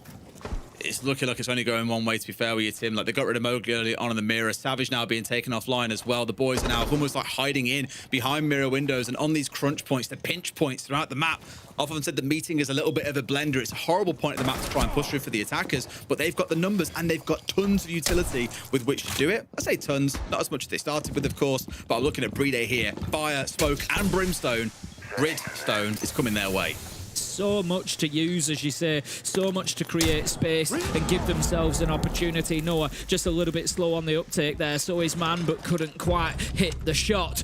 Doom manages to find Citizen, and it goes from bad to worse for Secret. 20 seconds left to go. However, Noah fighting back. It's Nafe who actually finds the second. 3 versus 2, but the plant does start to go down. Temporary 2v1 for Nafe and Noah, though. Can they get a better outcome than they did previously? No, not in a position to do anything with it. Brede taken down, but it's Leakafak on the glass, Des. He just needs to hold on. But it's Noah that's gone so big in the round. If he can hold at range and shut this one out, then my God, does his day go from great to arguably one of the best he can have. He's got the range and they've got to challenge him at some point, but look at how cautious he's being. Takes the head off one from a pixel, and now Nafe on no HP has got to try and get this defuse in. Here he comes, Leakafat just baiting him in a little bit here. Nafe has to win the gunfight now. There's only a few seconds left until he has to stick it, but he is backed away and he wins it out as well. Crank that challenge level up to 11 and he still comes out on top. Falcons will not be stopped today. Beautiful 1v2 from Leakafat there. Just had the situation completely under control. I love that call that's been made. Brede, you stick that plant. Just stick it. We know that this Toxic Babe canister's left. We know there's a good chance that you lose your life to it, but Leakafat showing that confidence, and I said that Falcons have just been rolling on confidence today, and they continue to do so. Great finish to the round. Leakafat plays it perfectly. Nathan Noah were... in a different world, they win that maybe if they have the HP, but they don't. They both one hits because of the damage, the chip that's been done throughout the round by Falcons. Great round from them. They continue to make life a nightmare on Fortress. That is 4-0. Even if Secret can get this back to 4-2, I come back to those attacking stats for Secret that we've seen even during the group phase. It is not going to be easy for them here on Fortress to get 4 attacks against this Falcons side. I think it's worth looking at how the stats currently stand after a round like that, by the way. Leakafak is 16-3 throughout this series. 16-3. That is mortifying. Doom, 14-8. Solotop, 13-7. Usus at 9-4. It's one of them days where you just don't get a chance to show up against them, I'm afraid. On the other side, Noah is closest to 8-11, and that's off the back of getting that 3K in the previous round. Even a 3K from him isn't enough to keep them in the game, unfortunately. They've got to do some magical work here, some spectacular business in these next couple of rounds to give themselves breathing room when the sides swap. Because even with how this is going, I'm always the biggest opponent of there are 2 halves to a game of Siege. I don't see how Falcons get slowed down even on the defense. No, I'd agree with you. I think, like I said, I said it earlier, didn't I? I don't think it's about map. I don't think it's about map. I don't think it's about where you're playing. This is just about performance, and Falcons have turned up for it. I think you could put them on Border, you could put them on Chalet, you could put them on Consulate. I just don't think it'd matter at the minute. Leak of fact takes a ton of damage there from that Bosch G. Not quite enough to put him down, which is handy given that he's got those exothermics. One has already been used, so may not have been the end of the world. But you feel like Secret, if I'm feeling bad for Secret for a second, you feel like they just need a little bit of luck. It's like Savage has hit the shot with the Bosch G there and taken Leak of Fact almost all the way there. In a different world, you hit the headshot, you 5v4, the thermite is off the board. It's marginal differences. Okay. Well, let's see what more magic can be done here by Falcons. It's horrible to say, like, in a way, because normally in this kind of situation you'd be saying, oh, well, Secret haven't turned up today. I don't even think it's the case that they're playing awfully. They're playing okay. They're certainly not playing at their best that we've seen before. You're just coming up against world-beating Falcons, and that, unfortunately, is going to happen sometimes. Let's see how the round plays out, though. Once again, we're leaning in towards Solid Snake. It has become very much a staple of that Falcons lineup. Now being able to move between the Deimos, the Dokkaebi, or between Solid Snake, I think they're going to be a really hard team to ban against at international events. You think of Brede, of course, running around on that blitz. You've already seen him cause a little bit of bother today in the previous rounds, rushing down Mowgli, getting the diffuser down. He can still do a lot of work in that position as a more aggressive support too. Like you say, it's a really good point you make, actually, Des. You've spoken a long time about Falcons and their love for Dokkaebi. Snake has been a true blessing for Falcons, hasn't it? Because it's just given them the alternative to Dokkaebi. It's like what they've been waiting for. Like you say, that banning against them now becomes extremely difficult because you're going to leave up, even if you take Dokkaebi and Snake off, you're then leaving so many other options on the board, the shields and, your other operators. Leak of Fact managing to find Citizen. His reign of terror continues as he manages to find another entry. 5 versus 3 now as June picks up Mowgli, and Secret are crumbling, Des. It's falling apart for them right now. This could be a flawless round in a matter of seconds. The plant is going down. Falcons, they're not taking any risks. Noah manages to find Usus even though he was fully flashed, but it is likely to be an impactless kill. 1v5 becomes a 1v4 with diffuser down, cut down by Solotov. End of the round, and Falcons just keep on decimating Team Secret. Yeah. We've said it all at this point throughout the half, Tim. It is not even close. Leak of Fact just keeps on moving up as well with the kills. It is honestly terrifying how he could end this game. It'll be one of those performances that you look back on and just remember how bruising it was for Team Secret. They're going to have to watch their former teammate in June move on to the major while they sit at home, watching online with a bunch of others and the rest of us, seeing if they can finally get it over the line. Because even looking back at Falcons and their history, it feels crazy just to sort of revisit what happened before kickoff. Shaiko benched and moved away, of course, now on G2, and June comes in to join them. No one ever, I think everyone would probably agreed in saying that Shaiko felt irreplaceable. He was BDS, he was Team Falcons, he was all the iterations of this roster. But we're at a point now where maybe there's just a little bit extra fire in the belly for Falcons to be able to go on and finally get it over the line, finally lift a trophy, dare I even say it, a hammer early next year if they can keep up the performances throughout this year. I don't think it's cool that. I know. Look, Des, I'm telling you, I've said it at the beginning of the show, I've watched a lot of sport, and those matchups that you look at and think, oh wow, what a story. They always seem to have a way of finding themselves happening. I missed the golden chance, by the way, when you started watching sport for 40 years, and I was like, yeah, for the first 30 years of his life, he didn't even watch sport. Easy. But I missed the chance. I didn't want to jump in all over you. But yeah, it's like they have a way of happening. And honestly, G2, I know they haven't qualified yet. We've still got 2 rounds to go. Maybe even another map. Who knows? It doesn't look likely at this point, but it could still happen. They have a way of happening. So, you clip that and get ready to tweet it when it ends up as G2 Falcons in the Salt Lake City Grand Final, and we'll see who wins. Because these things just have a way of happening. I don't know how the draw will work out. I don't know how all that stuff. But look, They have a way of happening. I tell you what, Des, what a spectacle it would be as well there. But we will look. It won't happen though. We will look forward to that another day. Right now, we've still got at least a few rounds of a match to come. Falcons 5-0 and absolutely cruising. But the other thing I think we haven't mentioned so far that I think it's worth saying is, so far we've seen Falcons play this map twice at SI and lose it twice. You know, the analysts picked up what they're going to have been working on it. This is the first time we've seen it with this roster since SI. They have clearly done a lot of work on Fortress, and they are looking like a very capable Fortress team as well. It's really comfortable. Savage at least getting the opener here on towards June, but immediately the response is just always there from Falcons. Leaking back with a trade. Citizen falls elsewhere. Mowgli looks like he has... You don't know if it's Monday, if it's Friday, what is up from down, once again slammed out of the round as the plant starts going down. Noah and Nave at the same time, cut down by Falcons. I said earlier on, Tim, when it was 2-0, wow, we could see a 6-0 half here. We've just had one. This could be a 7-0 over and done with. But let's go to the studio and hear what they've got to say about that half team, because I imagine it's not particularly kind, guys. Well, it is kind, but for Falcons. That's the main thing, is how are they able to do it? And I just want to take an example of this round, for example, where Secret, they're defending command center, and like many teams that defend that, they will extend. Citizen is holding horse, you have Savage all the way holding pool, you have Mowgli who's all the way downstairs and who's tracked by the Demos. If you look at the lineup, you have Jum on Demos, you have the Solid Snake, you have the Dokaidi, everything is there to basically counter the roam. Now, I want you to pay attention to the positions, because if we look right now at Citizen, he can be aggressed by Solotov here with his Solid Snake. He has information on him and can take the 1v1 gunfight. It's beautiful, and that's won by Solotov.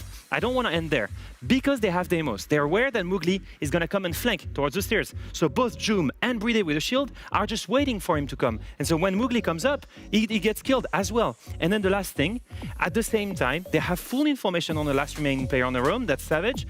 And as you can see, Likefak is ready to take that gunfight. Yuzus has drawn Likefak. Even if in this situation Savage can try to escape, you have Bride and Jum to backstab him. And then in a span of what, 30 seconds? Not even a minute left. It's a 4v1 for Falcons.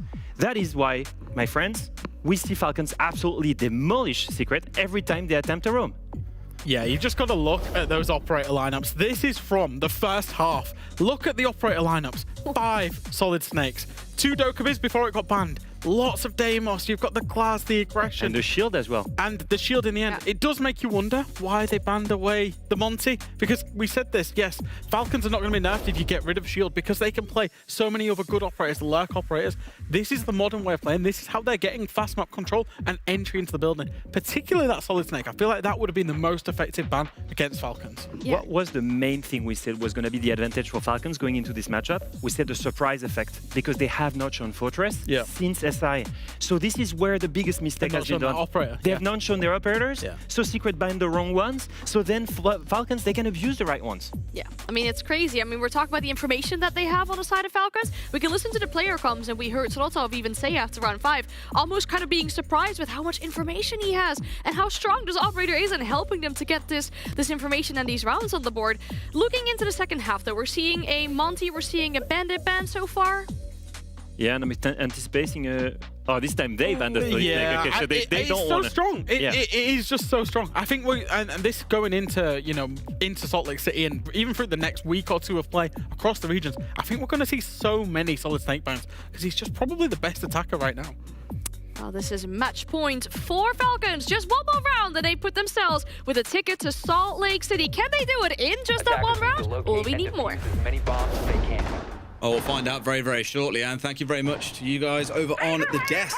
We had this yesterday, Tim, where we were like, no, not yesterday, sorry, day before. We were a bit like, guys, just keep it. Don't give it back. It's fine. It's done. It's over. And then about 2 minutes later, the game was done.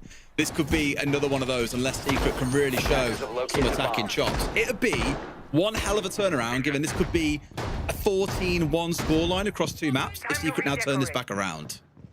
Very close to a Falcon there. It is an Eagle, I believe, but we'll give you that one. And it's in gold. They're in the gold position at the minute of Falcons, Des.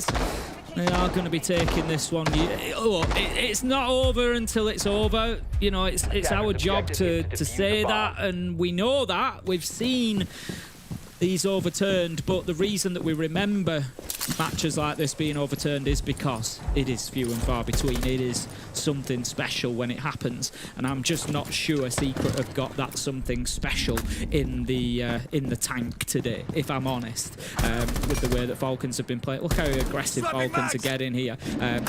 Not even punished for it. Noah takes damage there. Leakafat gets away scot-free. Yeah. And these are the kind of things, those are the kind of gunfights that we've seen Falcons winning themselves, right? They'll get a freebie there. They'll roll it into a second elsewhere around the map. And just like this, look, June gets away with another 1v1. That's what I think we've missed a lot today from Secret, has been trades, Tim. But look at the pressure coming in.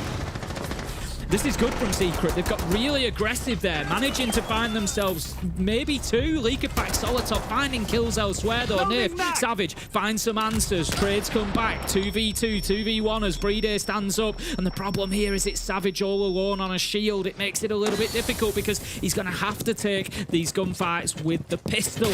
And that is difficult because Solotov, Brede, now they've had time to set themselves to try and increase the distance. I say that, but it doesn't matter because it's Savage on the shield. But it's Brede to clutch, Tim. He was like their best clutcher. I was looking at the numbers the other day. 3 out of 8 of the clutches that he's had, he's come out on top. And there's every chance here he could add another tally to the score. Try and bait out a plant here. Savage just trying to force some kind of movement out. Great smoke coming out from Brede right onto that plant spot. Now he rounds his way forward. The second one comes out here, very much trapping Savage in. Of course, I think he can try and bait out that plant again here. He's got so much time to work with. 75 seconds left on the clock. He just needs Brede to step on forward a little bit. But Brede's being so patient, isn't being baited in. Here he might not have a choice. Rounds his way further off, round the corner. No more smokes left to work with. As Brede rounds, he goes long here. Up past Horse, and Savage is giving chase. Brede finds, defeats him. He don't lose out on those clutches. A 14-1 scoreline on the day is going to send Falcons to Salt Lake City. Brede's just played that perfectly, hasn't he? Keeping that distance there. Didn't want to be anywhere near that big flash of the Blitzer's shield and just did it brilliantly to send his team to the major. Falcons get it done in style. Well, they weren't messing about today, Tim, and I can't wait to see if this kind of performance carries on going into Salt Lake. Commiserations to Secret, but we'll go to a break. When we come back, our desk, we'll break it down for you once again.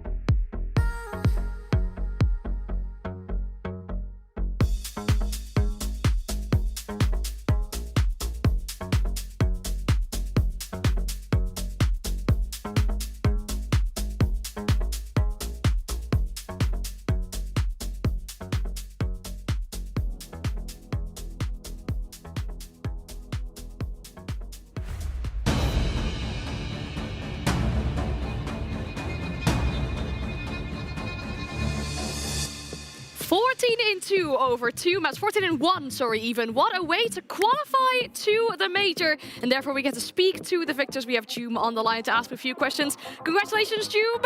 You make it to the major. What a weird few weeks has been for you. You joined Falcons. Boom. First in the group. Boom. Qualification to Salt Lake City. You must be feeling great. No, it feels great, to be honest. Today was just, it felt so smooth. I don't know what happened. I'm actually wondering how smooth it felt yesterday after the defeat, because you just joined a team that is used to being at the top of EML, that is used to qualifying to every major without a lot of pressure. Like they go very often, they go through the upper bracket and they're not put back against the wall. You join them and then they're put in the situation where if they had lost that match, they would have missed the major for the first time in like 2 years. How was the team feeling after the defeat yesterday? Surprisingly good, to be honest. I think we knew we also should have won yesterday. We just were missing still a little bit of, I think, our way of playing the game as a team, because we're still a new team. We're still trying to figure things out. They were very used to Shaiko and stuff, and I'm very different to him. So I think they took it quite well. And today we just fully reset for the game today and just had a way better game plan, but worked out. I think it showed a little bit of what we can achieve. It was just great. Joom, obviously we've got to talk about the fate that brought you against Team Secret, haven't we? In an elimination game for the major. Obviously, on one hand, it's great for you that you've qualified, but it must have been difficult to stop those guys and stop their 2-year streak of making the major. Yeah, it definitely was kind of fun playing them, because we wanted our revenge. I wanted my revenge from the group stage game, but also I feel kind of bad for them, because I know they deserve to be there as well. It's kind of fortunate, we played them again, but at the same time, it's how things work. Then on a whole different subject, Joom, I think the camera caught your dog earlier. Is your dog around? Can we say hi? My dog? Yeah? It's not my dog, but wait, I'll try to get him. Yes, this is the content that we all come to the EML for. It was very briefly caught right at the start of the playgrounds of today's game. Oh, that's great. This is the content that we show over to the email for. You come for the Priorities. games. The dog. Yeah. He's just made Salt Lake City. He just won it 7-0-7-1. But who do we want to see? We want to see the dog. The real star of the show. That's Loki. Loki. Oh, cute. Very, very cute. Beautiful. I mean, Loki, obviously, supporter of yours. But anything you want to say to the fans and the supporters for the journey? Just thank you for the support, obviously. I think if I would have lost today, I would have gotten a lot of hate. So I'm thankful for that. And just thank you for the support. And by obviously the Falcons bundle, the charm, I've been using it the entire time. It's kind of good. All right, very well, Todd. And of course, thank you so much for your time, Joom. You have a whole series to play later, so best of luck for that. Thank you. See you. That probably is one of my favorite interviews we've ever done. We went all the way back and forth there, but we have to talk about another player on this roster, right? League Effect is a player to highlight. So good. If it's not the individual skill, it's the IG yelling that he helps the team. Yeah, but actually look at some of the operators he was doing him on. Those execute, those like operators, the Dokkaebi, the Glaz as well, including a big 1 versus 2 here as well. If he'd have lost that actually maybe could have been the start of something for Secret, but that really must have been a gut punch for them and a big uplift for Team Falcons, the fact that he won that. We talk about how good he is. He was amazing today with those KD, with that stats, with DPS, and the fact he does it on the IGLing role as well. He's got a 5 KD. What? 20 and 4. 4 That's times 10 5. times 4 your times KD, 5 Leo. equals 20, right? Yeah, he's got a 5 KD. What? I don't think he heard it. No, but I was still processing it. Yeah, Who that's- gets a 5 KD Against SI Grand Finalist. against Secret Or to free make fifth. it to the major? Yeah. And then on the other hand, it just feels bad because once again, it's just Noah that's there. And I have the excuse for Savage. He plays the shield, he plays the worst roles, he's IGLing the whole thing. Why not? But Nave, Mugli, Citizen, where are they? That's Yeah. the main thing, is that we're lacking the rest of the team. I just feel bad for these guys. We talked yesterday about brawls, about fights, and really Secret didn't turn up to the fight. It wasn't even a scuffle. They just did. They were when the Secret log into the server, because they've not been there today, to be honest. Yeah. It was really, really bad. That's not detracting from how good Falcons were. Wow. They were incredible. You can see when your IGL's getting a 5 KD, clearly something has gone right. But Secret also played their part in just not turning up whatsoever. We can have a look at the bracket because we are in the middle of our lower bracket still. Yes, these two teams were just fighting in the lower bracket, and that meant that the last chance for Secret has now been used. They have no way of claiming their ticket to the Salt Lake City Major, which feels really strange to say. You go from being a contender in the SI Grand Final to not having a chance to even make it to the next international event. It stays incredible to me, but what a way as well. A 2-0, and then that same kind of faith will be hanging over either Shifters or Twisted Minds. Again, a rough matchup. It just feels weird for Twisted Minds and Shifters, because even if they win, they know Falcons is waiting for them. Yeah. And like, even if they make it to the major, And a red hot Falcons. yeah, Falcons has just won 14-1. You know, like, you know that even if you make it to the Salt Lake City Major, there's a decent chance you're gonna lose the next game and already be sent in phase 1.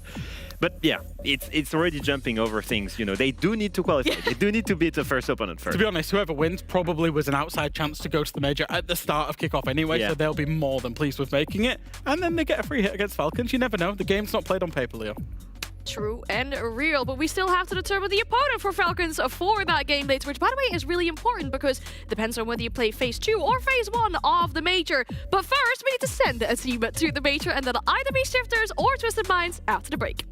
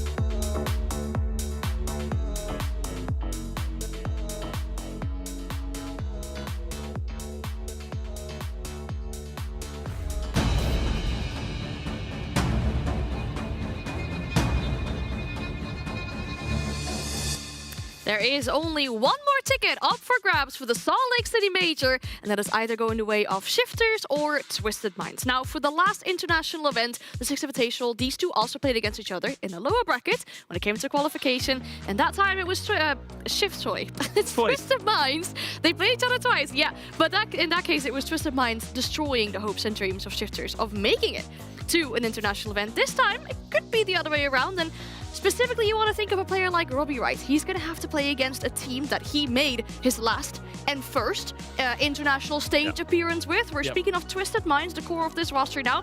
Hoping to see some MENA representation at the Major too, quite important for them.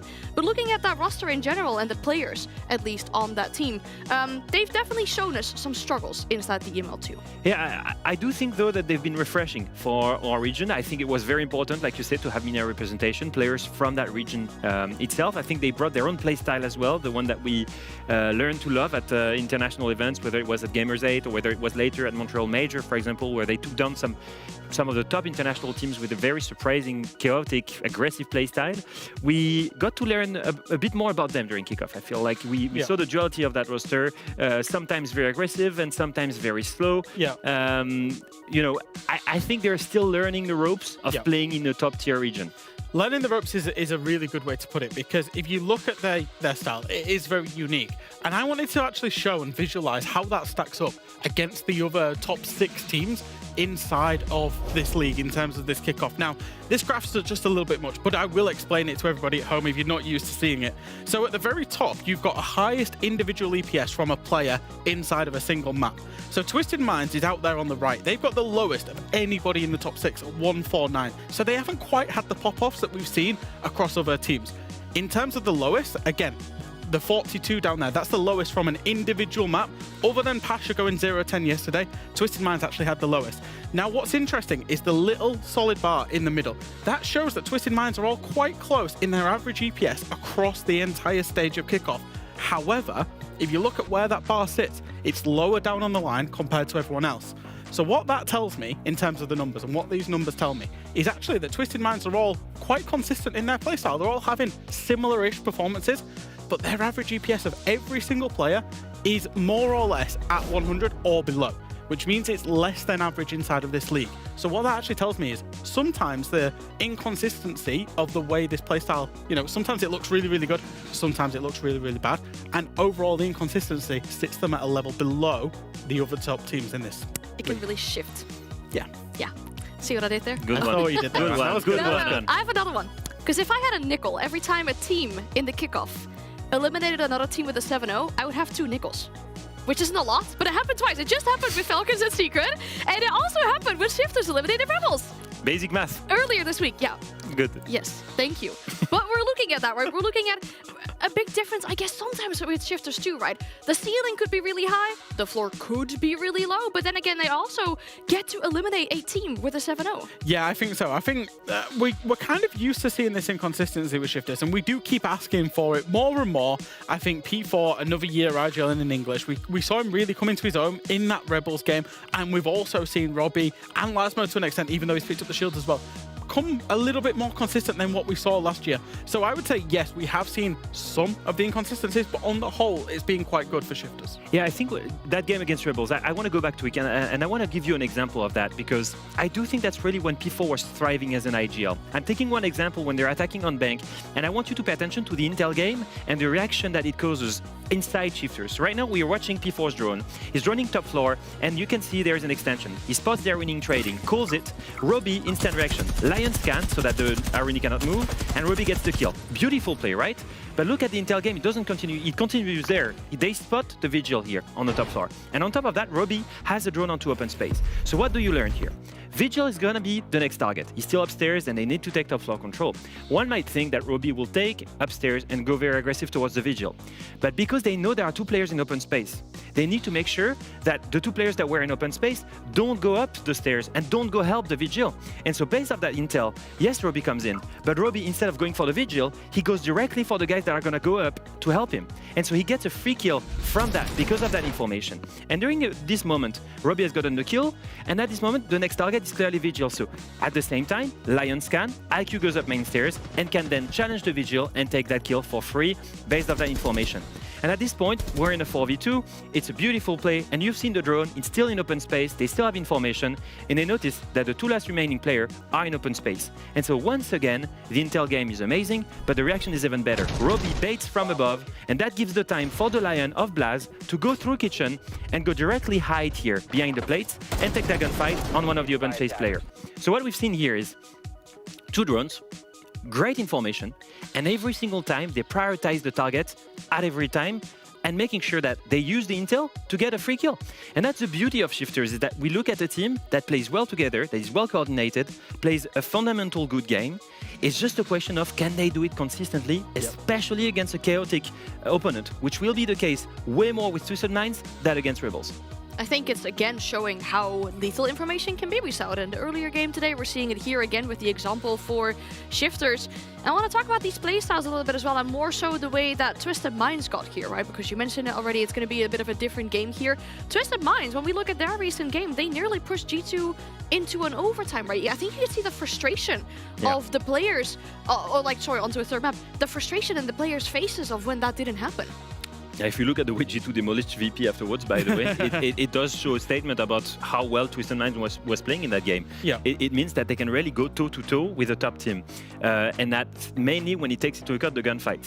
If you eliminate the gunfights, and if you just make sure that you overwhelm certain players using cohesion, using team play, then you have the weakness of Twisted Minds. I think it still makes them a really tricky opponent to play against, though, because they're annoying. Yeah, they're annoying. Even when it's all said and done, they've probably thought of something that you're not expecting. So it actually really highlights your telestrator there, Leo, about how information is going to be the key for Shifters. If Shifters are going to win, it's going to be off information. It's going to be off the back of P4 making the right calls on that information, basically being king of the pings, as you just shown in there in that telestration. For Shifted Minds, how annoying can they be? Can they really disrupt that flow of P4? If they can, that's, in my opinion, that's where they'll find success. Information maybe in regards of counter-shredding as well, which is something we've definitely seen Shifters do on the maps, right? The maps that they were playing on Bank, for example, that we saw.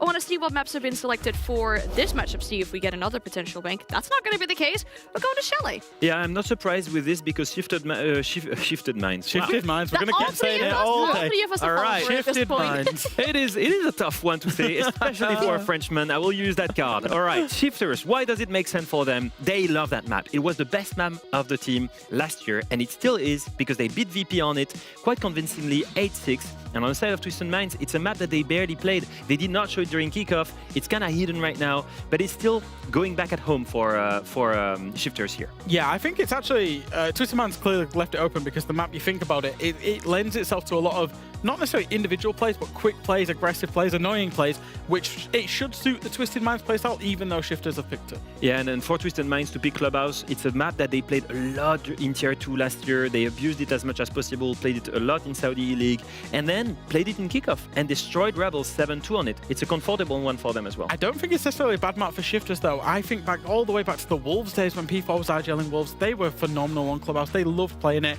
He has some nice little pocket plays, rush plays that he likes to call on it. I'm thinking the gym bomb site all through the jacuzzi breach, dropping the hatch at once. So it's definitely a comfortable map for Shifters as well. Very balanced all over. Cafe is the same story, I think, for me. I think we're looking at a matchup that should be much closer than the one we've seen before. We're praying for a 2-1. but it is, we had a big hopes for Falcons, obviously, against Secret. We know of the caliber of that team. I think when we look at these two teams, the main story, and that's what everyone should remember here, is one of these two teams will finally reach that top 4 of EML, will make it to a major. For Twisted Minds, it would be history being made for MENA, I think, for the representation. Yep. They would be the first ones to come through EML in a Tier 1 environment, in one of the best leagues in the world, and make it to a major. That is a statement for this region. is a challenge and the objective for both these teams for sure to get that ticket to Salt Lake City Major. But that challenge starts here on Chalet with Fluke and Demo. Well, thank you very much, Jan. And Leo, you know, I'm not a big betting person, but you did say you want to close the series. In fairness, they only have to get 2 rounds, Demo, so I think we're in pretty safe hands of potentially going a little bit more of a distance here.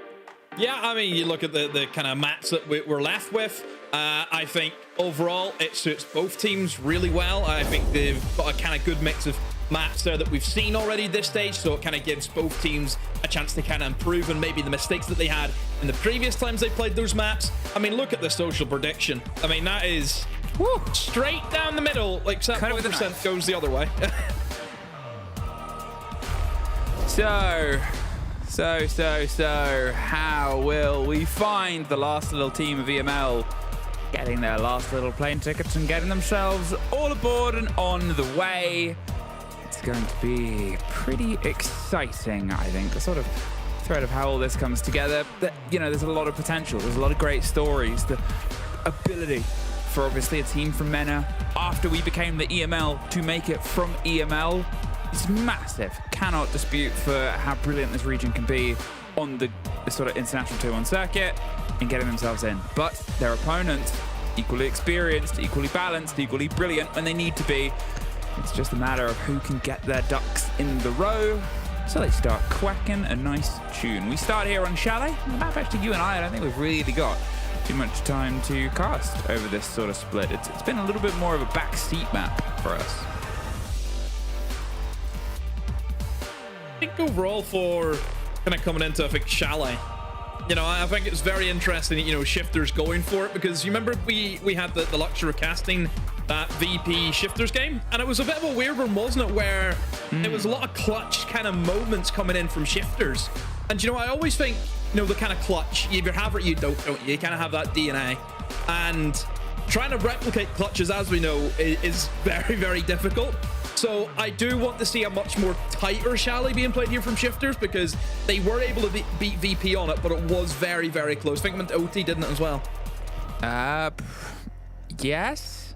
I think I don't want to be like, maybe we're a little bit ill-fated. I love Tim and Des. Great guys, great lads. They had a series that, a best of 3 series. They went 15 rounds. We've opened up on a tech pause. I don't want to be like they've maybe stolen the luck of the day in terms of how quick things went out, but oh, we're in. Okay, maybe they haven't. There's a moment there. Monty, Dockerby, Clash, Fenrir, all gone from the setup. Yeah, if we look at the kind of bans that Shifters had the last time they were on Chalet, they also banned the Monty. So it is certainly a consistent thing that they want to get rid of that shield. Again, it makes a lot of sense, I think, with a map like Chalet 2, where Monty is great at kind of dealing with a lot of the crossfires that you can establish. You think about walking into Piano, for example. You know, there's about 3 different kind of angles you have to face check, and having the Monty there is very, very helpful in that kind of situation. So, yeah, I think for Shifters, it's no surprise to see that ban come in.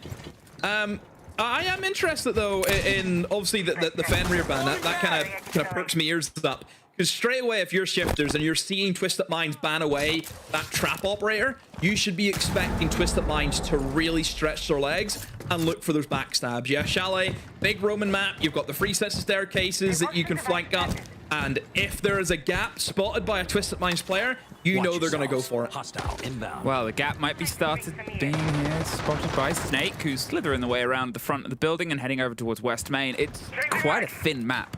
Snake is going to be able to get a deep read across pretty much all of the sort of crux and swing corners here, and can just bleed all that intel to the rest of the team. The first one, poor timing from P9, doesn't quite catch the player that rotates round. Who knows how lucky they feel that they have gotten, but it also might work in some ways in P9's favor. They might not know that he is already in this position, ready to get himself off towards it. They're quite quick getting in underneath. Lasmu already under a bit of pressure. Sort of Peel themselves back further away from the windows. The flashes come through, ready for an expected swing. There's the cross pop on the fire itself. And just look at that, how much intel they'll get. Doesn't really matter. Freck gets one, swings out. There's damage being done from Robbie as well. Lasmo does go down in the meantime, but 2 quick kills come out as they try and explode their way through on towards the site itself. Keep the pressure going. And a C4, a shield saves the life of Trix, but he's between the fire and he can't quite get the player as well. Great Kiba. Sort of drove utility in. The kid is still outside the double window itself. The shield is trying his best to drive his way up, but his army's able to somehow get the kill in the meantime. Gillette gets one. It's sprayed round and Shifters open us up. Well, that is a lot to digest because it kind of went from 0 to 100 real quick. Look, Solarian take from Twisted Minds. They wanted to force the shield. Play the way, kind of very minimalistic playstyle, isn't it? Going with solo, you don't need a massive amount of the map. And because Twisted Minds didn't go and take the majority of the map, what happened? We start seeing, you know, the strong positions start to being challenged onto. On that solar take, you're always going to have attackers over towards bathroom balcony. And what do Shifters do? Like, okay, nobody's really holding us. We can swing. We can eliminate these players onto the bathroom. Then once you lose that little bit of pressure in the windows, all of a sudden that site kind of opens up for the defenders and you can just run around and do exactly what Robbie did. Also want to point out that keep a barrier. Wow, great job as well being able to save the injured teammate. I don't think it would have mattered in the long run because I still think Shifters were in really good stead, but still, it's always nice to see. But yeah, overall, I think Shifters understanding the take that Twisted Minds were going for, and they just go aggressive. They don't allow Twisted Minds to set up. 5 seconds to insertion. Well, that is the first. That is that sort of open sprint, and I mean, as you said, they sort of tried to set up, but it's one of the conversations that we had about Twisted Minds yesterday, I think, that they were so confident in leaning into aggression, right? They kept on stepping back in. It's something that they've had as a bit of a hallmark throughout their performance, throughout the split. They've had it as a sort of big part of their game. They've had it as a big problem that other people have to solve.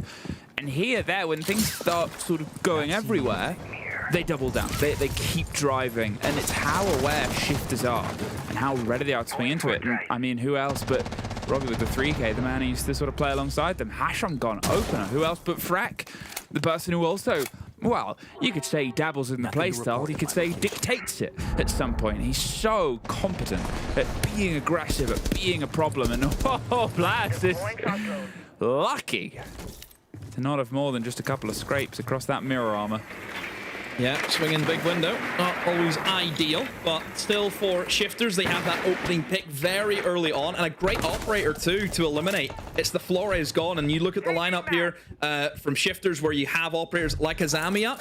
You know, it would have been great to have that operator to remove some of those Kivas, so certainly losing out on that Flores, not going to be great. I mean, what a position that P9 has got himself into, and last man just runs in and not expecting somebody in the windows, he gets taken out. Maybe P4 gave him a bit of false confidence, thinking, oh, well, if my teammate's over there, surely it'll be fine. But no, not the case. But still, for Twisted Minds, they have got their way into the map now, even though it is a little bit awkward as it's only the one person, but still a foothold has been established. But just look at this kind of roamier fluke from Shifters. They're trying to extend pretty much the entirety of the map. Don't forget, it's a kitchen bomb site, and they're extending all the way in towards bar. Yeah, I guess it's one of those sort of stresses here where also just caught sprinting and rotating. Blaz obviously almost got caught on the double window. They're just in positions where with this big stretch, and there almost again caught as they're just sort of drifting by on windows. Twisted Minds are doing a good game of being sort of set up, ready to strike in these positions. But Robbie, oh, hops out mudroom, pulls the body down, and well, slips away. And I guess that's the other side of it, right? If you spend your time window watching, at some point, somebody's going to try and wash it.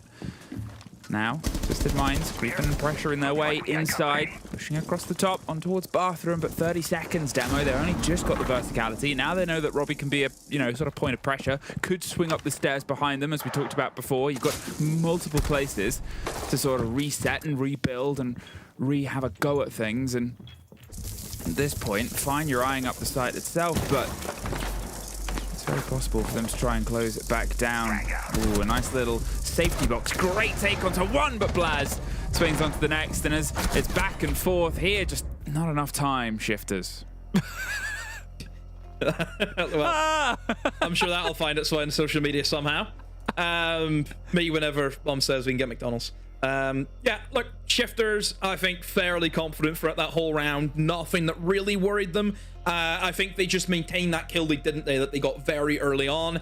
We've seen that quick bit of aggression coming in from Robbie. I think it's the confidence that's coming through. You know, it seems very business focused here, it feels like, for Shifters, which, I mean, that's where you want to be. You know, whenever you're on for getting into the major, you have to be business focused. You want to go in, do the job, and clock out. You could say it's the KDS mindset. Sound like a book. The KDS mindset. Get in, 9 to 5, leave. Yeah. Leave your work troubles at home. It's looking good. It is looking very good from Shifters. I'm very impressed. I mean, I just think that this side, you know, this stage, Bomb located by attackers. kind of went from strength to strength, it felt like. You know, where maybe they didn't have the greatest of year that maybe they wanted last year. Then obviously they made the change coming in. They bring in Blaz, who, like I said plenty of times before, I thought did really, really well on his time at G2. And I think for this side, getting into the major with that new change, and I still think Shifters are a relatively young team. You know, apart from P4. Other than that, it's still a fairly young team, isn't it? Yeah, I think it's one of the good things to see. There's... Okay, he's just going to keep doing that, I think. I mean, this is the confidence. It's their map, isn't it? And they're just running around. We've had Freck be the best player in the region. We've had Freck do these sort of games, and we know that it's a game that you have to bring against Twisted Minds. He's going to try and do his best, and as you said, it's his map. But that is now 3 rounds in a row. Freck has been able to get to the opening kill, and it's on 3 different members of Twisted Minds as well. Reload. Yeah, it's not been a great start for Twisted Minds. Nobody really stepping up to the plate after the first opening 2 rounds. I mean, I think if you kind of look at Twisted Minds, you're always looking at Hasham, aren't you? That's the kind of callous player for this side, who you know can just go absolutely nuclear. I thought he put up one heck of a fight against G2 yesterday. And hey, speak of him, and he shall deliver. Gets the kill. First kill of the game for Hasham. Swapping max. Better late than never. You know, arrives on the 3rd site, but it's almost that there is a little bit of a worry from what we saw yesterday, where we had this sort of competition. Reload. Goodbye, Tricks. Goodbye, Dov. Okay, 2 for 2. Wrapped up, packaged, parcel, and sent. Packing. And I was about to make a point when it was a 4 versus 4 that there's the worry that they're only going to be able to get the tertiary site in demo. And now in the 4 versus 2, there's a worry they're not going to get any of these opening 3. Down to Hasham and Jalad. Let's see if they can try and swing this round. And a pulse shotgun goes. Brr. I mean, Hasham on the top floor outside the window. I get it's a 4 versus 2, right? They're not planning for this position, but there's no real way that they were going to be able to support each other in that situation, especially with a minute left. Well, he fires a couple of nades, and that's him out of the util now to remove any bits of util that still could be up here for Shifters. Maybe a Goyo could also cause some issues, but I don't know, he might just try and run the clock down out here because he ain't really doing much. I mean, that's really a full 30 seconds, and now he only just makes his way into the building, but you look at Shifters, all of them back in the bomb site, nobody wanting to risk giving Hasham an opportunity to go for a clutch. That is good patience from Shifters, and that's the mentality that you need to have if you want to book your spot into a major. Don't give Twisted Minds anything at all. And for Hasham, doesn't even have the kit, so just going to try and find 4 kills in 10 seconds, which just isn't going to happen for him. And Shifters looks to be that they're going to complete a full rotation here on Chalet. What a way to kick things off. It's sort of... Oh, so... I like how Blaz's camera is like 1 pixel every now and again. Like, they're just... it's fine. Oh. That was fine. There we go. It's fixed. It's when he makes big movements, you know. T-Rex. 3-0, and it is obviously Shifters map, right? But then you tie into the fact Twisted Minds wanted to start an attack on this side. They wanted to, well, that is, have the conversation about where things are going wrong, because they really are, Demo. It's just very, very strong siege, I think, for Shifters. I I think they've got the mindset exactly right, because I think that the game plan here for Shifters is don't take your foot off the gas. Keep putting problems in front of Twisted Minds. I think there's obviously the opening kills is going in their favor, which is always going to help, right? At any side, if you get the opening pick, we know very important stat that we look at in the game. But even whenever it's 5v4 to Shifters, they don't lay off. They'll maybe wait maybe 30 seconds, and then they'll go and find another 2 kills. You know, they're never letting Twisted Minds adapt correctly. Twisted Minds are going to take that period where, okay, we've lost that player, now what do we do? And then by the time they've figured out, okay, what we do, another 2 players have died because Shifters have went aggressive and they went and found those kills. So they're always keeping kind of Twisted Minds having to think, you know? Like just moments like that, you know, obviously those players are just sat outside waiting to say, okay, what's the call? What are we going to do? And then a C4 just kills it out. And you think, oh, well, that's that round gone. So I love the way they're attacking this. Sorry, I don't know why the pulse shotgun makes me laugh so much, but it's really like a... So anyway, I started blasting kind of gun, you know? Just swing on the corner and send it. 3-0. I was listening to your brilliant points. I promise. Thank you. Maybe I spoke too soon about Timendez having the quicker series. Maybe it's down to Twisted Minds now prove us different. We know what they're capable of. Think about how close it was, obviously, for them yesterday as well. The first map wasn't. Lair was G2 just kept on finding that extra bit of an edge, right? They kept on getting themselves that little bit further into the series and sort of finding fixes. But on the split of it, if you look towards when Shifters and Virtus Pro played this map, when they played Challenge not too long ago, it sort of opened when Shifters were on the defense. They were able to get 2 of the first 3, then they got the 4th. Like, they led against Virtus Pro's attacks pretty well as well, right? And then it still ended up going all of the distance. Shifters struggled more on their attack when they sort of got into it. It took Blaz to have a superstar performance, +9 overall for the series, for things to shift away. And, you know, at this point, yeah, you're getting a few of them pop in. Blaz and Robbie, 7-0 between the pair of them, yet to die. Whereas on the other team, they've only got 1 kill each, but as we've seen, it doesn't mean that they're entirely out of the woods just yet. Hasham, slow and steady up inside. Knows somebody isn't too far away, but that somebody has a shotgun. Knows it. A really good and close range demo. Yeah, and this is the worry now, I think, for Twisted Minds, because that's a different playstyle than what they went for previously. They thought, okay, Hasham, do what you do best. Go and find us some kills. And he's been shut down immediately. So if that was probably the kind of plan B for Twisted Minds, is they kind of sack off the more strategical pursuit and try and play into obviously the Fen rebrand that they went for. I mean, that's better. You know, that bit of aggression there from P9 has been traded off really well from Shifters, but at the moment, for Twisted Minds, everything they're trying to do is being read into. You know, we've seen the shotgun ready with a bit of barbed wire at the bottom of the stairs. They're expecting that playstyle. You know, and again, it's something that everyone knows in this league is the kind of playstyle that Twisted Minds can pull out. The way that those players can just find a way to sneak their way in on a backstab, on a flank, and just get kills. And if you are ready for it, if you're prepared for that, which they're obviously doing now with a foreign coming in as the kind of such a trap operator. Good shot though from Jilad, who actually going to try and explode him with a Blackbeard, but it's not going to work as Shifters has held their ground, mostly Blaz in the site, and Blaz with another. The webcam is... Is he just using a stills camera as his webcam?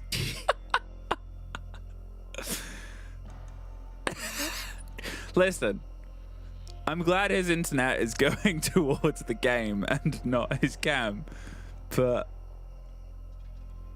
P4, cool. P4 just blurry. Shifters. I don't know what the bit is getting to me. I'm excited when we cut to our desk, and every time they cut to Leo, he's frozen in a new angle. There's your new opening sketch for the next. Oh no, wait, this is the last lady. Oh wow. Next season. Jot that down. Anyway, they tried something different. You was right. You were pointing it out throughout the approach. They tried to get themselves in the building. As I said before, there was a lot of sitting on windows and waiting and trying to hope the pressure crossed in, which can work great on Chalet against the right team. This wasn't the right team. Shifters have been very, very good at that game. Then then they try something else. Then they try a sort of new approach. They try something, and it just still ends up in these engagements. They're putting a lot of trust in Hashom and then obviously P9 to get these engagements inside the building. Mixed results, but it sort of shows how risk for reward they're having to go here, Twisted Minds. They're really trying to go deep. And this is the kind of difficult side with entry players. It's, you have to get that opening pick. The entry is a really tough job in any team, because sometimes you could make or break the round. You know, you could either put your team at a man advantage or put your team at a man disadvantage. And there's a lot of pressure on that role, you know, and at the moment, it's just not working out. They're reading into everything. I mean, that's probably plan C. Will just kind of put in a blitz. Okay, I was going to talk about it. It wasn't just a blitz, right? A blitz, Deimos tracking Robbie with an Lion scan at the same time. They were like, let's full stage utility and just try and isolate a man, but they got too blinkered. They were like a horse screaming towards it. Oh, someone shot the horse because we were just looking at this single fight. It's just every plan, as you put it there, seems to be sort of known by shifters, right? They were in the right position. Hashom does find Freck. Does get one back, is able to utilize some of that control, and they have a bit of stability, and then some pressure underneath. As the Deimos goes to track, they force Lasmo into a different fight. This is that sort of continuation of the almost catch and unfortunate release program there, as he can get away, get himself out of there. There is still P4 getting one, but as I was going to say, there's actually still Robbie on the other side, but Robbie's now being tracked. He's going to drift away before he gets caught. He's lucky that he isn't being watched by one of the windows at this point. And again, shifters, whether it's a great prediction or the premonitions coming true, either way, they seem to just always be one step ahead.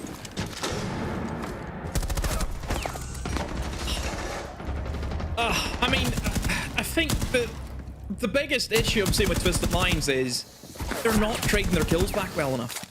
You know, they're, especially the past 2 rounds, they've tried to go more aggressive, but it's solo pushes. They're not going together as a team. It almost feels a little bit like they're baiting each other. I think, you know, sure, for shifters, if one player dies in shifters, that kill comes back immediately. You cannot say the same for Twisted Minds.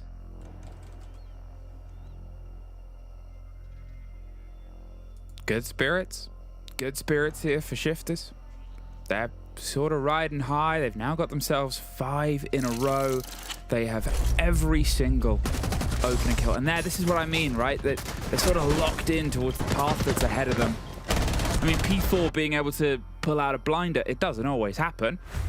Last time we were on Chalet, he went 1 in 10. This is what the masses want. He knows he's up against P9. Exactly. And there's a lot right in this. There's a big rivalry. The battle of the club Ps. rivalry. Honestly. Do you know what? It would be so great if P9 ended up on 4 kills and P4 ended up on 9 kills. And it could happen. Possible. It's possible. If that happens, what do we? How do we celebrate?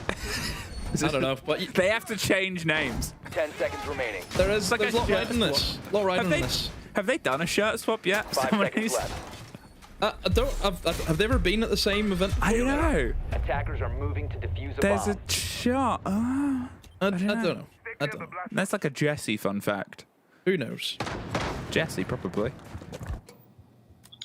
Anyway, can Twisted Minds get one on their opening half, their half of choice, their attack on towards Chalet? Can they even get an opening freebie for Freck. He's going to get this kill. He should get this kill. If he just uses the scanner and see that there's a guy on his drone on the solar rappel, it should be a freebie. Goes for it. Sees somebody in a drone. Oh, he sees them outside trophy window instead. Yeah. Oh, well. Oh, well. No luck catching those repellers. Oh. He's off. Now, on the wrong window. It's also it's double soft there as well, so you could get some damage with that pistol all the way down, but no! P4! Pops out. Goal in P6. He's able to find Dove, and again, that is a flawless opening statistic here. Now, for the side of shifters. I'm reloading. He's able to take a bit of damage, but P9 is on the approach. We're about to have a Two peas in a pod, but the pod is a violent gunfight. He's got himself a little bit of a route out. Great take onto one. Now look how isolated P4 is.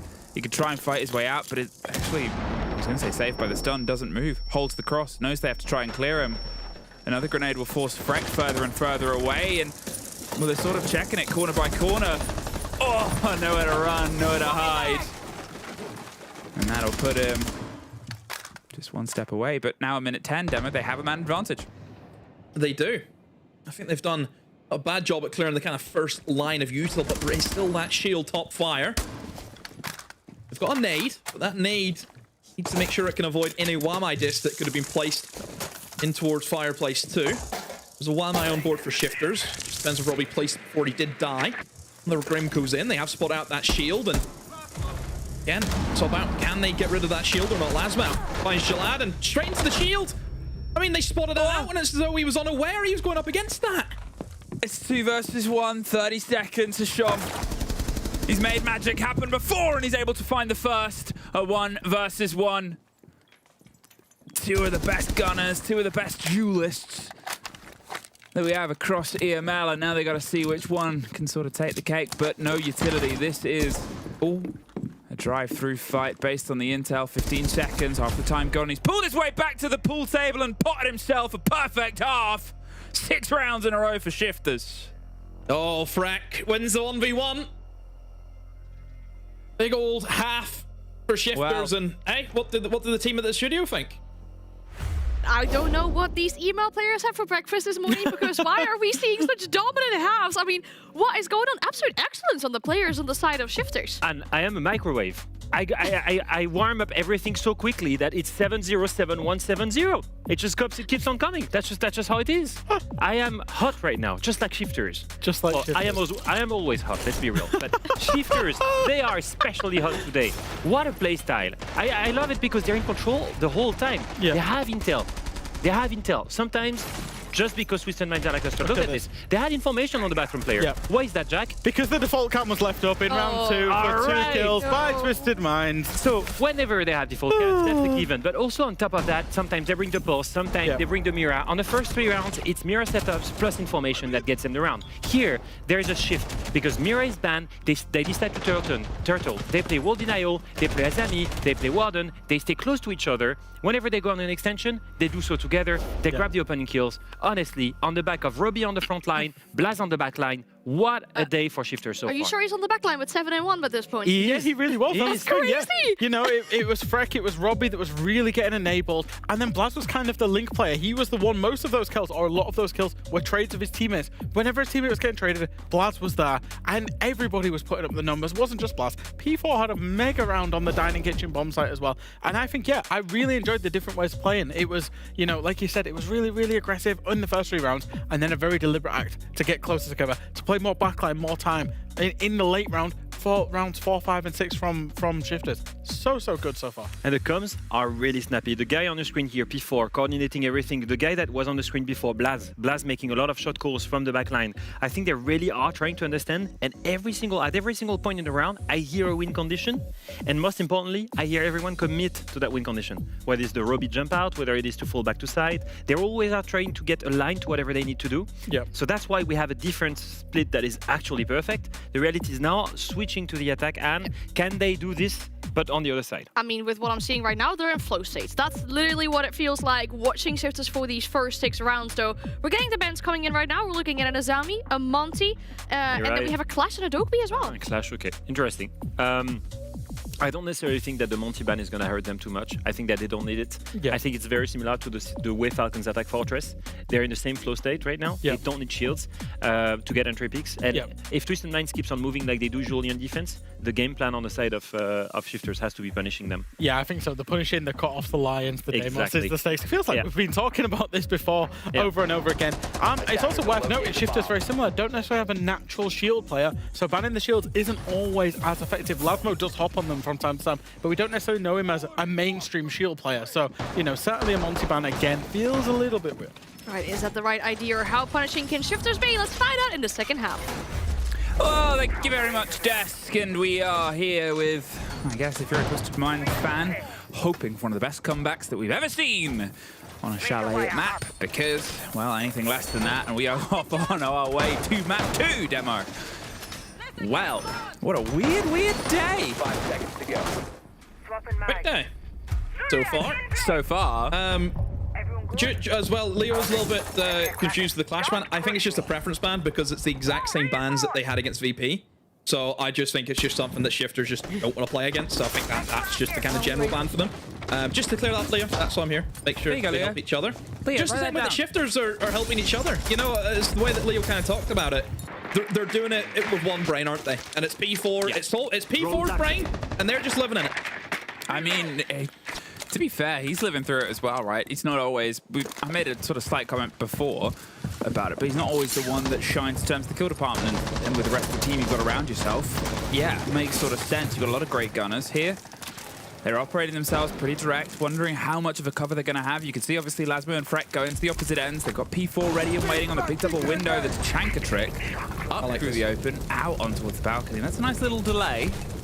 Yeah, but yeah, it's really good whenever you know it's always going to be a shield in that window. Yeah. And they get the first as well. There goes your Grim. There goes those Bs. There goes the player that was sort of watching on the opposite side. Can't quite reach, unfortunately. Not a lot of room on that shield. And you can't hop in. As soon as you hit that barbed wire, the amount of damage that can come through, the amount of barbed wire that Twisted Minds brought, they really want to make sure that they're aware of any approaches that come their way. Yeah, this is the 8-piece barbed wire strategy that we're all familiar with. It's a very common thing that you'll see a lot of the time. Yeah, 8 barbed wire. It's a little bit overkill, but hey-o, we go for it. We'll see. I mean, nobody should be getting up staircases if that's the case. I want every bit of staircase better have at least 2 bits of barbed wire on it. You could get everything locked. They've also got this Chanka to play keep away. They're really spreading on time. They're slowing everything down. Double down in certain locations. There's another bit of just everything. This is like a minigame. Find Home Alone. We have to find all 8, please. Here's the drive in. There's a Razor Bloom that does a lot of damage. Stomp's able to get one. He can't quite net the kill. There's the cover. Great push back in here from Twisted Minds. Blaz gets a double though. They've somehow been able to get themselves a 2 versus 2. The angles Blaz and Lasmu find in and amongst it fine, but 40 seconds. A recollection of the kit, and P9 is watching, waiting, and ready to shut down the jaws and anyone that gets a little bit close. But what do they have? A lot of smokes to go for the cover of their plant, and there's still enough fire to slow it down. There's a bit of damage done towards Hashom, towards Blaz, to Chanka. It's not an easy gun to operate in these kind of angles, but as a DMR, well, it's even tougher. There's the swing round, there's the follow through. It's another 1 versus nobody, because Blaz is bloody brilliant. And that is another flawless half for our day. Wow. Blaz, big old 1v2. And he loved that. He jumped straight out of his chair. Wow, a 7-0. Didn't expect that. I mean, Leo said, oh, it's going to be really close. What game is he watching? I mean, yeah, there's a lot to say about that, but hey, that's not for us. That's for our break.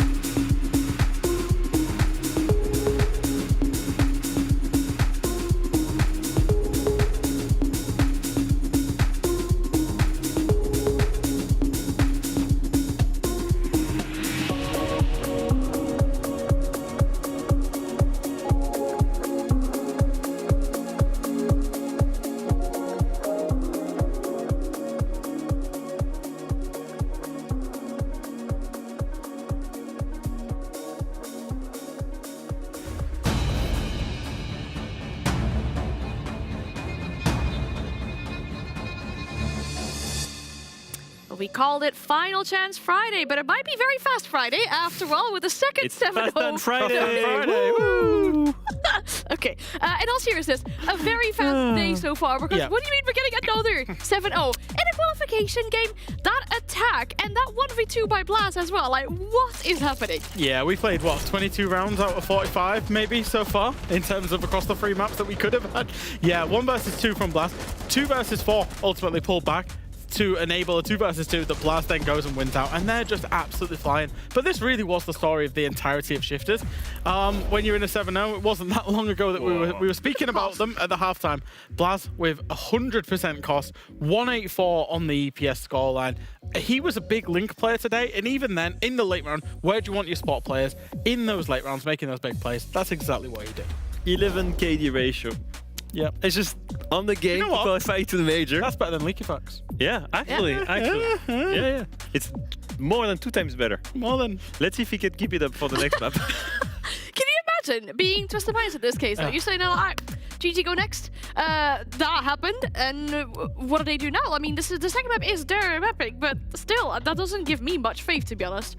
I think it's a side issue. I think that attacks have always looked weaker for Twisted Minds. Yes. Now, they thought that Charlie's attacker sided. They started attack there. I understand their choice. However, I do think that I need either more proactivity on their side, where when it is all about getting aggressive and getting in the building, I'd rather see them really focus on one area altogether and try to achieve that point, rather than still trying to play split. Because right now what's happening is they're splitting split over the map, they're losing almost all of the opening engagements, and there's never a trade.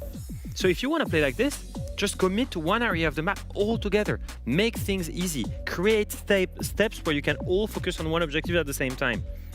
Layer things. For me, they have Dolph play a lot of shields on this roster in terms of Twisted Mind. And very, very often, you've talked about them being split, he's very out there on his own. Entry def quite a lot of the time as well. Ultimately putting them in a lot of 4 versus 5 scenarios. So they need to group up around the shield as well. So like you say, take a smaller area of the map, but group up when the shields are in play as well. Get behind them, make those plays happen together, and then go from there. Because realistically, they couldn't deal with Shifters in that first map. They get onto a map pick that they know Clubhouse. There's only very limited positions on Clubhouse that you can play. There's nothing really that can be a surprise too much, so in theory it's all about themselves. I feel like we're seeing slight signs of stress on the faces of the Twisted Minds players. I mean, that makes sense given how the first map went, but they're also talking a little bit, right? Making sure that they get their things sorted for map 2. We'll talk about that one after the break.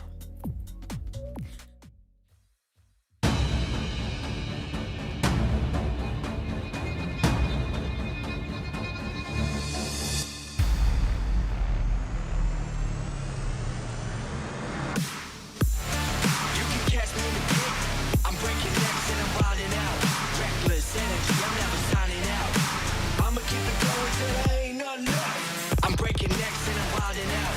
Throw my elbows up and my money out.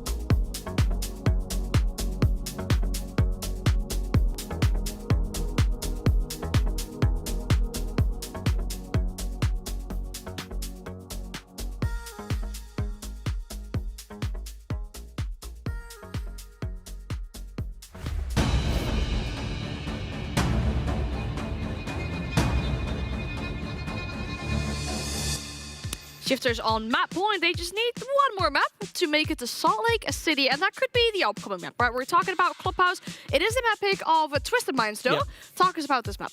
Yeah, I think for Shifters, realistically, for them to get to Salt Lake City, I think they need to continue that heterogeneous playstyle, that playstyle of being aggressive in one round and then being really passive in another. Keep Twisted Minds guessing in terms of their attacks. Really capitalize on that desync that we're seeing for a lot of that. For Twisted Minds, like we said, play the shields, identify a small amount of the map, get close, and then just try and go from there. Seems like still there's good vibes on the side of Twisted Minds. At this point, they are still laughing, but out to the next map, that might very much not be the case. Just one map that currently stands between Sisters and the Salt Lake City Major. Can they do it in two, or can Twisted Minds bounce back? Well, I suppose that's down to you and me to find out, Demo, as we go in towards Clubhouse. Now, that has changed by about 20%. Yeah, I mean, this is usually what happens, isn't it? The team who wins the first map will then just get the majority of the vote, because people just think, oh, it'll be done in two. And, I mean, after a 7-0, could you kind of blame them? I don't think so. Certainly whenever we kind of go from Chalet to the Clubhouse to very different maps now that we're dealing with strategically, yeah? You think about Chalet, where it's mostly focused on your crossfires and being able to kind of get into the building and deal with a lot of util, whereas now we're going to a much more hard breach orientated map. Yeah, we're talking about opening up the reinforced walls that'll be internally and exterior. We're also going to see quite a bit of hatch play too. So it is going to be very different fundamentals now coming into this map. In terms of who that suits, I mean, I think whenever you kind of look at the series, and yes, we knew Chalet was going to be strong for Shifters because they picked it. We already seen them play it against VP. Now, whenever we kind of come into Clubhouse, it's a little bit better now for Twisted Minds because they've played Clubhouse this stage. They won 7-2, very convincing. Whereas the last time that Shifters played Clubhouse, it was a very long time ago. I think all the way back in the previous stage, and that was a loss to Virtus Pro, 7-2, and that's the old VP as well, and they were losing it.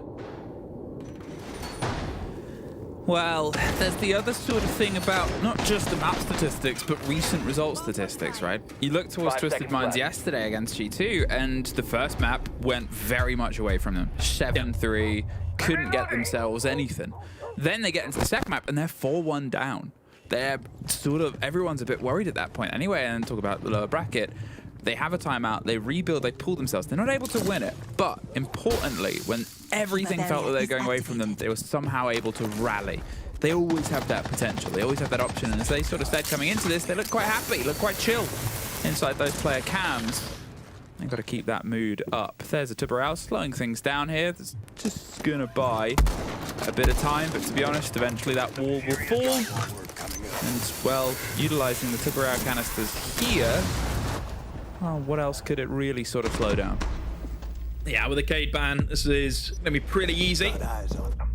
For Twisted Minds, they go bang, bang, bang, and open up all these different walls. And to me, there's going to be a pinch on to the Solus. Robbie gets caught in the basement. He was tracked, don't forget, by Hashom on the demos. And Jalad made that quick rotate. We seen him was on the rooftop earlier, and straight away went down into the kitchen for that cutoff. So a really good first opening pick. And I mean, obviously for Twisted Minds, that was a massive issue, wasn't it, for that side, was they were not getting the opening pick on their attacks. They didn't get a single opening pick whenever they were attacking Chalet. Already, things are different now in Clubhouse. They open up with a great pinch and, yeah, puts them 5-4 up. And again, they've done their basics right. They've got the walls open. Here, just a little bit of a slow and steady. They've obviously been able to get Robbie on the early. That limits the Solus as well. It means you can't quite play in that position. Can't quite get yourself locked in underneath. Can't quite play in the sort of Beards area. Get the C4s locked up. They can sort of focus themselves a bit flat, but there is still work to be done. And it's very procedural here, right? Twisted Minds. It's almost, you know, it's a very different map, obviously, towards Chalet. But here, how much focus they're paying to every single bit, and then how they just keep on pressuring. They seem to be fully locked in on where they expect people to be. There's no stress. Compared to Chalet, where they could not catch a break or a single Shifters player, here, it's just been a steady encircling They've got the track on the player at the back end. There's pressure all around. There goes Lasmo. They're going to have to try and fight their way out, and the C4 will be able to catch one, but at the same time, they've lost Lasmo. And now they've lost pretty much everybody else. P4, all that's left on the back of the main stairs, but not for very long. Very, very good round there from Twisted Minds. Yeah, a lot better compared to Chalet. And look, two things I want to note is one, opening pick, I already mentioned that. And two, not as much aggression coming in from Shifters compared to Chalet. And I think that's just because the way that this map can restrict you compared to Chalet, yeah? You can fight against the windows really well on a map like Chalet. Again, the roam game is going to be there. You can be really aggressive with the way that the layout is in Chalet with the staircases. Whenever you move in the clubhouse, whenever those exterior walls start getting opened up, it becomes very claustrophobic, and you don't have the movement that you would have in the bomb site that you would like. And I think that's where you kind of see the difference there for Shifters. They went for that roam game. Look how easy it was to kind of pinch and catch that player just with the layout of clubhouse, where you kind of only have those two sets of bottom staircases. So it's kind of pick your poison. And if you get caught in the wrong one, you're dead. And that's what happened very early on to the Souls, as we've seen. And then once you get the open pick of your Twisted Minds, you just start going for the motions, and you're allowed to set up. They were not allowed to set up on Chalet, so it's kind of what's changed here for Shifters. I think it's, you know, it can be a question of what's changed, right? But it's also a question of what the map offers. Chalet offered them a lot of space to not run free, but run around. It offered them a lot of space to get away with little cheeky rotates. The amount of times that they would slip past the window or slip past an engagement and just slip out of the fingers of Twisted Minds. Here, Clubhouse is so well boxed and structured, they don't have that same opportunity. The approach from Twisted Minds, fool me once on Chalet, it's not going to happen here on this split. Setting up a breaching sequence. Lasmo's going to probably be the first point of call here, see if they can get the shield in. The Blackbeard up on towards the stairs. In the meantime, go for another sort of flat clear. Get themselves on towards the gym bedroom, put the pressure across equal sides and just get the work done without the fear, almost, that Shifters are going to pop a player out and shoot you in the head. Slow and steady. Loading new for Twisted Minds. Naturally for them, whenever you're on the clubhouse attacks and whenever we're dealing with another top floor bomb site, this is what it's going to be like. Let's get the walls opened up, or putting pressure in those windows. And for Shifters, you have went for that extension over into gym and bedroom. I would say they'll be slowly forced back, but if Utah now gets dumped in with the Ying and the Candelas, and it's not a great position, I think, for Robbie to be in, but never mind, he wins it against the Blackbeard. Oh, almost gets the knife, but Hatcham has the shotgun primed and ready. It is going to be a trade, though, as it is still a 3-on-3 now. Another shotgun tricks with the Ying shotty now, too. P9, the only person with an automatic machine gun on his team.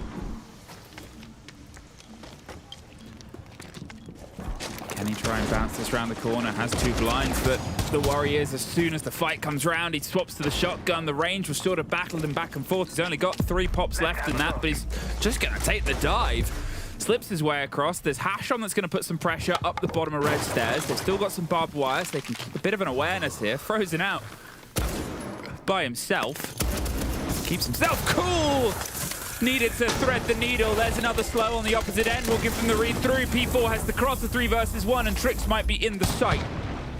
He's able to get a nice swing on towards 1, but he's in the middle of the remaining pair, and that is traded rounds. That's traded rounds and a lot of traded kills also from Shifters. They didn't allow Twisted Minds to have that opening kill and not have it traded back. So a lot better, I think, from Shifters in that round. Obviously, whenever you're kind of stemming in from, I would say, the less traditional approach. I mean, typically, whenever people think of your CCTV and cash from bomb site, it's, okay, go garage with a shield. That's usually how things go. And I mean, whenever you've got operators like a Blackbeard, and also over at Monty has slipped his way through the banning phase, and also Capitao, going for the rafters is certainly very viable, I think, for a side like Twisted Minds, but they didn't want to go for that. They actually wanted to challenge that extension from Shifters. They wanted to go in towards gym and bedroom side. But whenever you want to kind of actively take engagements and actively take gunfights, that's what's going to happen. You are going to have to kind of get messy, and if you kind of lose some key elements, which I would say the key element was certainly losing that shield, losing that Blackbeard, it does put you in a sticky position. So think maybe if they go back there again for another attack, maybe your rafters might be better just based on the operators that are open to them. 5 seconds left. 1-1. And we might finally, for the first time today, have a game of Siege. Obviously, with how things have gone so far, we are currently matched for opponents to be able to pull total rounds, regardless of how this goes. If Shifters won every single round, well, that's 2 of the same series. But I don't think that is what we are going to get, not with how close that previous round went as well. Even when they're trying to drive the answers for each other, well, they're actually being posed. They're not just operating in 2 different worlds. They've come together for a clash, finally, of titans. And that is what everybody wants before we send our final team off towards Salt Lake City. Here, just sort of keeping themselves at peace with the shield clip. Getting themselves out of there. Lasmo pulls himself away before he's caught on the stairs. It's a wide site. We've talked about this before, and that there's a lot of avenues for approach, but a lot of avenues to cover as well. You've got dirt, you've got the pressure, you've got a lot of hatches, and they're not going to contest most of the map here, the demo. They're going to sort of sit back and say, yep, you can start playing on the hatches. We'll see you when we see you. Yeah, bunker coming in from Shifters, and oh, looks the wrong way. I think Strix was expecting the impact to come in the other side, but D4 just throws that one instead of impact tricking. I mean, Habana was always going to get the hatch open, no doubt about it. But yeah, no extension there from Shifters, no roam game whatsoever. So they basically said, well, if you want the map, you can have it. And for Twisted Minds, see how quickly they were able to get in and just start opening up all the different avenues. And Jalad maybe jumping the gun. I mean, they've got half the round left, and he's already trying to make a challenge down towards Blue, and it's backfired on him. Now you've lost your Deimos, who is really strong whenever it comes to the basement. If you can kind of get the drones in and spot out some of the players in the kind of awkward positions where they are kind of stuck, you think about in behind the generator, in towards Blue, you think about AKs. If you can track a player, it puts that player under immense pressure, so without that operator, it can be pretty tricky now. And you think about what they've still got to try and get through here, it's going to have to come down to a bit of gunfights. They're making a bit of audio, making a bit of noise. Look at Dub on the far side as well. They're pushing in Van bottom of the main. Freck does go down, but they can't quite finish him off as Robbie's able to find tricks in the meantime. There goes your Habana, your DML cover, and there goes the shield that was his support. Now at least 2 players left on the single side of the map. The kit is isolated on the other side from the other approach, and all 4 of them can look. And this is sort of the drive I mean by how wide the site is. Now the only way to get to that kit in time is to fight their way through. They can't go out and rotate over the top. They wouldn't be able to make it. They can't offer any external pressure, so they can just do this. Shifters, pull back, hold it as the single angles, and tuck themselves in when they want to try and get the end of it. They're watching from, well, nowhere that they can be found. Shifters retake the pace, 2-1. Yeah, I think Twisted Minds, they've tried to obviously try to get themselves in towards Blue and execute with a kind of double pincer coming from both of the kind of Blue hallways, one down the stairs, other from Oil Pit, and they were able to down Freck. But what they should have done was, as soon as that smoke smoked off the ram, they should have waited. They kept trying to go, even though one of their players was locked out of the round at that point. So they just needed to take an extra bit of time to let them burn through that smokes and then go together as a side, because it was very easy for Shifters to kind of go, okay, this guy's smoked off, we'll focus on the Monty and his friend, you kill them, back to the Blue, they're still smoked off. So I must say, give credit to the smoke, being able to assess that, you know what, we're under a bit of pressure here, we need to try and stabilize, use that smoke early, control the situation, focus on the kind of bigger issues like the Monty pushing down long. So yeah, overall, I think Shifters reacted very, very well to the attack that Twisted Minds were going for. Now, at this point, we get ourselves the extended ban and Azami Capital. That removes a lot of structure from the tactical approach from both of these 2 teams, Demo. Camera in position. Prone razor blue. It's a weird one because, you know, the way we've kind of talked about Twisted Minds, and I've made the point that sometimes players have kind of came on the interviews and talked about Twisted Minds and say, you know what, they didn't really play the playstyle that were expected from Twisted Minds. Yeah. But do you think there's probably a situation for Twisted Minds where everyone's expecting that playstyle, so they kind of have to go a little bit more structured from what we're used to seeing from this side? I mean, potentially. It's always the sort of thing of, I guess it also ties into the conversation when you were sort of talking about, not about Leo, to Leo, on the previous map of your bans. Are they brought in by comfort, or are they brought to destabilize your opponents? I think banning a Capital and banning an Azami it's always going to limit structure. It's always going to sort of limit for anybody, right? These are your bread and butter operators. But surely, if you know it's like Twisted Minds, you think, okay, what are they really good with? They're good with like Deimos and stuff, aren't they? Like those kind of operators who are just perfect for players like Hashon. You know, I think it's an interesting take, isn't it, with really how do you go about the Twisted Mind situation? Because again, it's great to have them because their playstyle is very unique, isn't it? In the region. And that's also what Des have talked about, having, you know, the meta side in here. It's great to see. Well, I think there's also the idea of you could look at Shifter's bans and in some way say that that's almost 2.5 different playstyles, right? You've got the Grim, you've got the lead in with the guns, one of the best entries. You've got the Blitz, which they play as somebody usually over the shoulder, but here's the expressing the rub. And then you've got the Capital, who sort of plays in support to either of those two teams. So for a team like how Twisted Minds use them, I would say they use those 3 operators in 3 different ways, and Shifters might have removed 3 different playstyles. Either way. Enough about that. Let's get towards this. You can see Deimos underneath Hashom.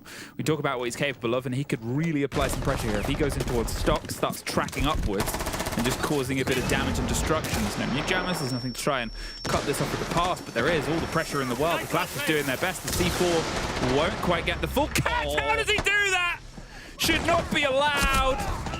And, well, he won't for very long. P9 does get the kill. The Clash is so alone, being doubled down on. Surely there's no escape out of this. Hold the line. Oh, the line is they get the player coming in for support. Blaz gets 1 in the meantime, but it's a 2 versus 3 now. I mean, P4 was really trying to keep them back, but no, just not enough. And yeah, I mean, is that a case maybe a bit of an overcommitment there from Shifters? At that point, with where the Clash is, I think you let the Clash go, because the player in construction tried to come over to help and then got killed by Hashom as he tried to do so. So I think there is an element where maybe Shifters just has to let Twisted Minds have it, because as soon as that kind of main cash wall gets opened up, the amount of space and angles that get opened up it's a lot to deal with. And yeah, I mean, for Twisted Minds, knew exactly what they wanted. Get in towards the kind of garage.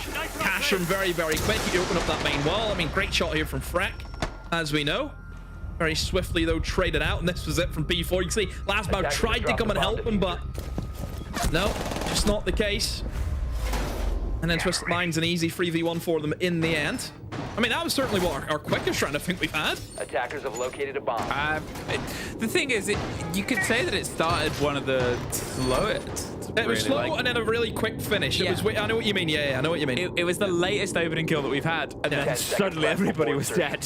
Still finished before like the minute, wasn't it, more or less? So, yeah. So we were 5 seconds left before insertion. Well, the rounds have actually, procedurally been getting quicker and quicker in terms of the opening kill statistic. Obviously, still haven't been able to get a plant, but doesn't really feel like that's the game for it. There wasn't a single plant, obviously, in the opening half, but hey, Twisted Minds, a 200% increase on the success of their attacks on the first map. Hooray! It's all on the up and up. It's all on shooting for the moon. Let's quickly have a look at Twisted Minds and just see their defensive breakdown in terms of kind of where they were the last time they played it. They're up against Rebels, and like I said before, it was a 7-2 victory, so I mean, pretty convincing for them.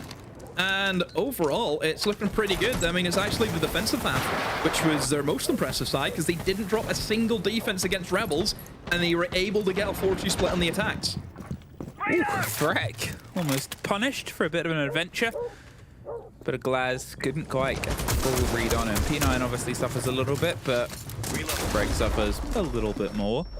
A bit of damage done as well. The first C4 is thrown and loosed, and oh no! Caught out by Lasmo! Sees the legs. Sees the legs. Skopos takes care of the Glaz, and it's a bit of a frustrating loss there, because you could see that he wasn't aware. He was entirely on the read, and well, now what do? They've lost the player. He's dipped out of there. They still have to remove the shells, so you can always go back to it.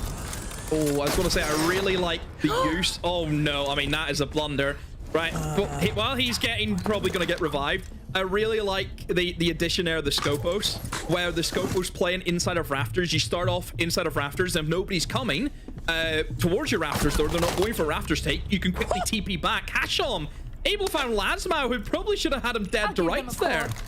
Yeah, that was a bit filthy. That was a little bit filthy. There was a bit of a worry as well, because you could see at first Hashon wanted to kind of keep pushing and then stopped and just held and waited. And if he kept going, you know, he's an insanely talented player, but when you know the rest of your team is having to rotate and reposition, it's not just the fact they got the player down. It takes 20 seconds out of like 3 players there to try and get things put together. There goes Jalad.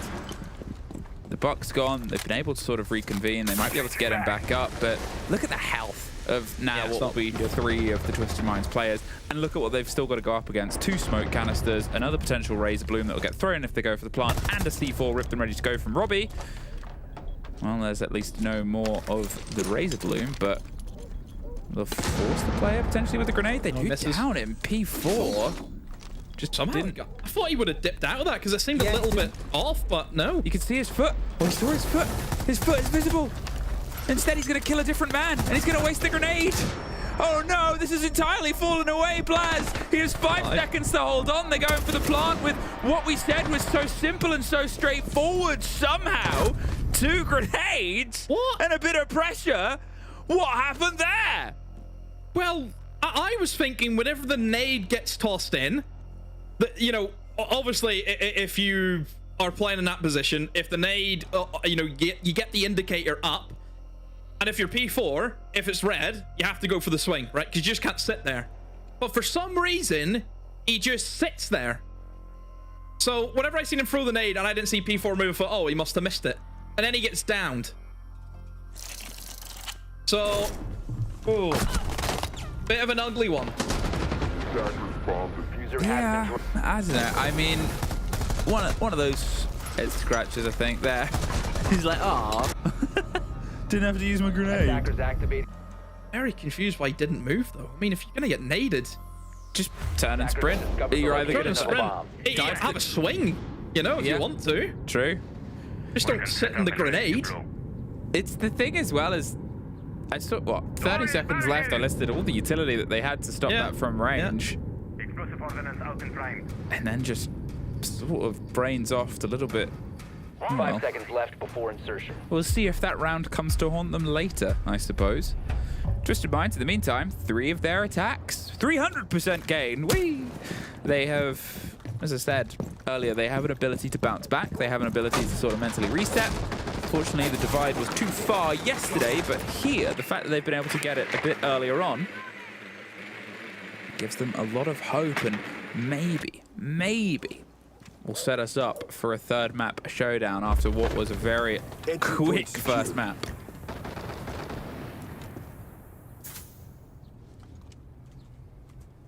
To me, this extension now from Shifters, they did mention the last time they went for the basement, they didn't have any intention in going for the roam game, and they just kind of allowed the map to fall into the hands of Twisted Minds, but this time it is going to be a full 4-man roam game.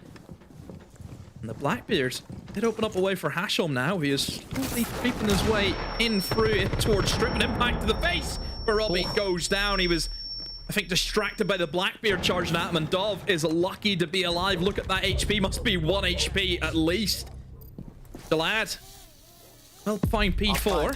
And I mean, as much as what I've just said about, they're going for the roam game, we're going to give the map away. I've lost 2 players within a minute, and maybe they're kind of forced to have to retreat now. Oh, you can see Blaz wanted to sort of give a parting gift, but a 4 versus 3 on this site. Remember when I sort of talked about how much trouble this can be when you have a lot to do, and how it was sort of given away? The C4 doesn't quite net the result that they want. Just going to hang on a little bit longer and get themselves a pop. But Lasmu is the last straggler here. 1:20. They've still got a fear of somebody else loose, but they seem well aware. Yeah, there's Mozzie. We'll get tracked, we'll get forced down, we'll just hit the hatch and get out of there. Doesn't need to give them the 4 versus 2, but does give them a minute now with a man advantage to go for the rest of this clear. A 3 versus 4. And again, that entry statistic is something that is really sort of causing problems, but it seems like Twisted Mind's been able to bounce it back over the entirety of the map that we had before, and this one, they've only been able to get it twice throughout all of this so far, and they're almost about to get themselves another kill for this round as well.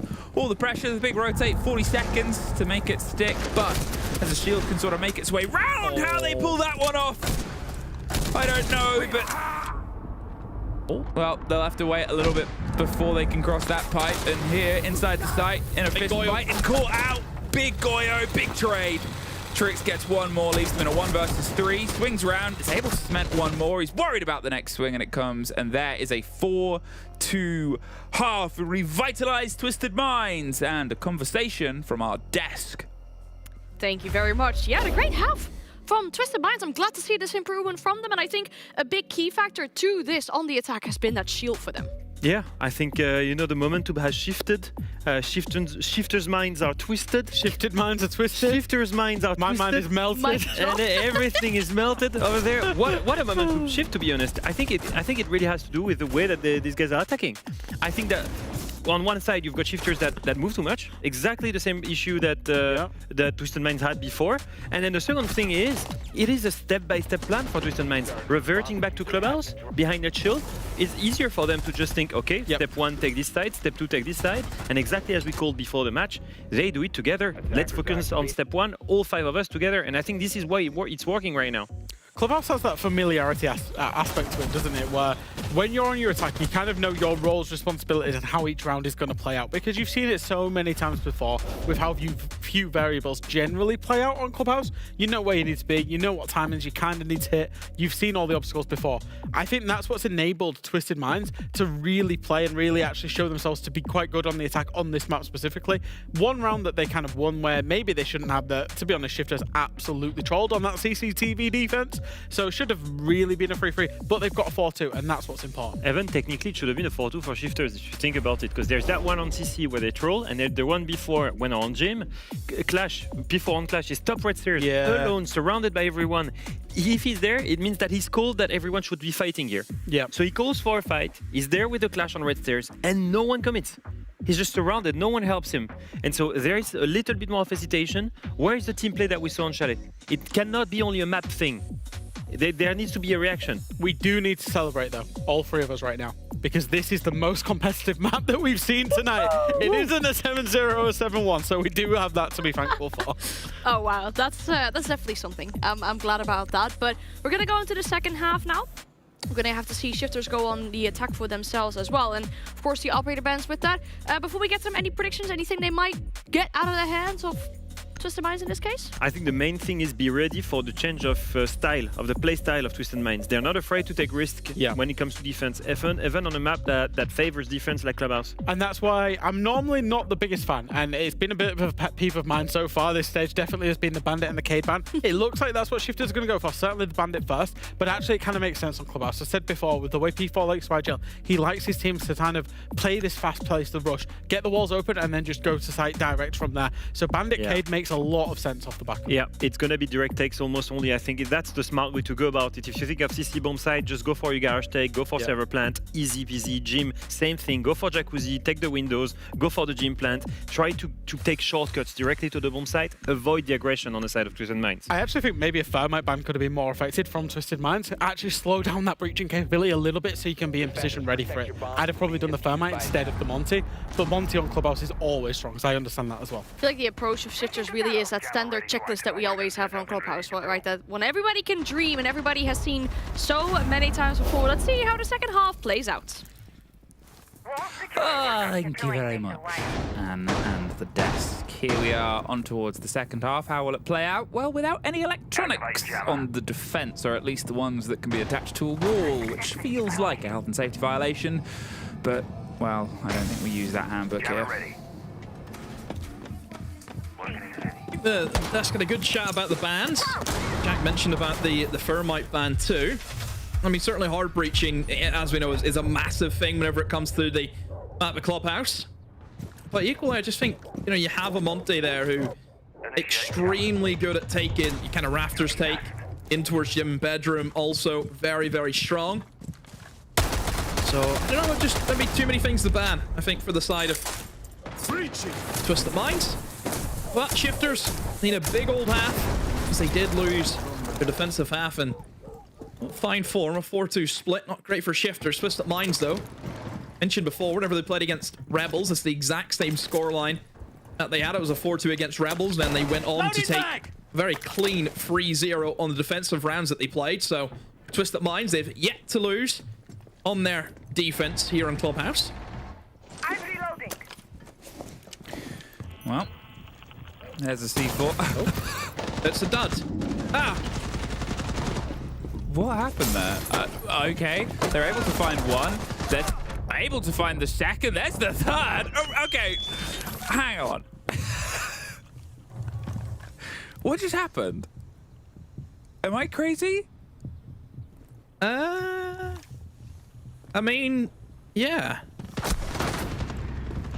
Okay. This is a basement, by the way. Just Yeah. Like that's like the cherry on the top of how weird this round feels. Great take onto one, instantly locked down. What a weird day. Weird round. The fact that it was like a T-Rex who was like, if I don't move, the C4 won't explode. Well, a full start from all the chords for Twisted Minds. Yeah, obviously a massive extension in towards that top floor, which was very swiftly dealt with by Shifters. I mean, I have to praise them on how efficiently they kind of cleared out those roamers using that blitz as the focal point. But no, a weird from Twisted Minds. Good to see that Blaz's camera's working again. Oh, well, you had to say it. Yeah, I mean, yeah, hang on, okay. They just didn't fancy it. They just thought, nah. I don't know. There was like, I was looking at it, I was like, yeah, there's a mute jammer, maybe if they had like a Brava. But no, just... No, he didn't even attempt to blow it, like, at all. He just didn't. He thought he was using it like a prox, you know? It's like a landmine. Anyway, he just pops up. Weird round. Scratch that. Again, another entry kill though here for the side of Shifters. That means, again, still only 2 over the 14 rounds that we've had so far over this map in the last have gone into the favor of Twisted Minds. Here they've obviously been very good at converting them in towards their favor, but you know, it's a different story on attack and defense, and we've obviously not really had Twisted Minds on defense throughout this series so far. Shifters now will, I guess, get to see, obviously that was their sort of preferred half before. We'll have a slightly different approach.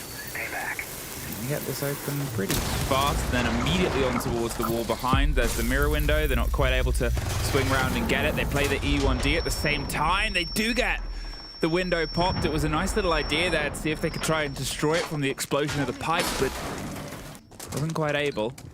Yeah, he's tried to go for the Aruni trick where you have the gate and then it redeploys, but with how it works, it's only going to hit one of them, rather than if it was the full projectile, if the gate was actually up, but it wasn't because the mirror was still too close to it deactivate, and then it came back on, so that's not going to work. So a little bit of a misplay there from Twisted Minds, and then Blitz tries to go in big. Lasman was very close. I think Blitz actually missed it, but frick, a big old double. Squares it back.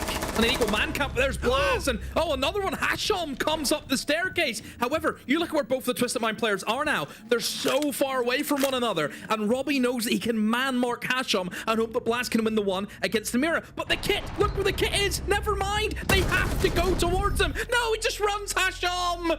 Oh, he wasn't aware he's being held. If Hasham knew, I don't think Hasham knew he had the kit. No, I mean, when everything is that frantic, right, you're not really looking to see what falls out of a body, because the body will fall. Another frozen camera. The body will fall. It will fall with the kit, fine. But he is eyes locked forward because he knows that at this point, they're probably flooding the site, right? There's been these big back and forth trades. He knows that there's this man sort of situation. He knows he's got a sole player left on the side of the site itself. This, the swing back in, the reapplication of pressure, everything we love about Twisted Minds game style coming together here. And this is what I mean, right? So at this point onwards, yeah, he's just, in fact, yeah, he didn't even get the kill on the player, but it was on the other side of the shield. So he isn't looking towards it. He's locked on towards the flank on the players instead, which obviously you would be. And unfortunately means that he's taken that dive. But if he'd known and he could have pulled back towards red, I mean, he could put them in a bit of a chase situation, draw them out. There wasn't a huge amount of time left, but a decent amount of time for them to 10 seconds recheck. left. Either way, very suddenly, Demo, we are tied up. 5 seconds left before insertion. And it's tied up very quickly too, hasn't it? I mean, Shifters have really hit those 2 attacks hard. And yeah, I think players now starting to come into it. I mean, look at Blaz. He's had a stellar stage, hasn't he, coming onto a new team for him. He's really impressed me so far this stage, especially whenever he's doing it on a backline role too. You know, I said this at, I think the last time we cast at Shifters, where Blaz had requested that he stayed on the kind of the operator pool and the role he was on in G2, where he was playing more of the support operators, and he's doing it again. He's doing it very, very well. Couple shields, and one of the shields almost got sent there with the C4, but thankfully, Freck shot that C4 just in time because Robbie was on his drone, so he didn't have the shield in front of him to reduce the explosive damage. So, very important that Freck got that C4 shot. But certainly, I don't think Twisted Minds are making it easy here for Shifters to get themselves into the building. And Jalan's playing very aggressive in behind that Kiba, and Hashom actually covers up the window to allow him to retreat back. Oh, P9 was thinking, I'll have a look into the kitchen. He sees a blitz in there, and he thinks, no, I'll just go back. It looks to be that Twisted Minds have all came back to the site. However, do we know where the Scopo shell is? Does P9 maybe put it upstairs somewhere, or is it in the site? Really don't know. I mean, we saw him physically rotate. Oh, it's just inside the site. There we are. Yeah, Thank you. Thank you. How quick they have that for us. Yeah, has it inside the site. Caused some problems maybe on the corner, but he physically rotated his way back in. It's always the thing about a Blackbeard or Shield or whatever applying pressure on dirt, is it becomes a little bit of a, okay, everybody back to site, right? You can put this pressure in, and then suddenly those players have to pull their way back. You force a bit of game, and then where do you go from here? Oh, hold, Robbie. Dov is sort of playing a dangerous game against Blaz on the verticality. They're forcing the player out. They're seeing if they can try and get him either way, but he misses the full rotate and misses the follow through. Now the pressure's coming on.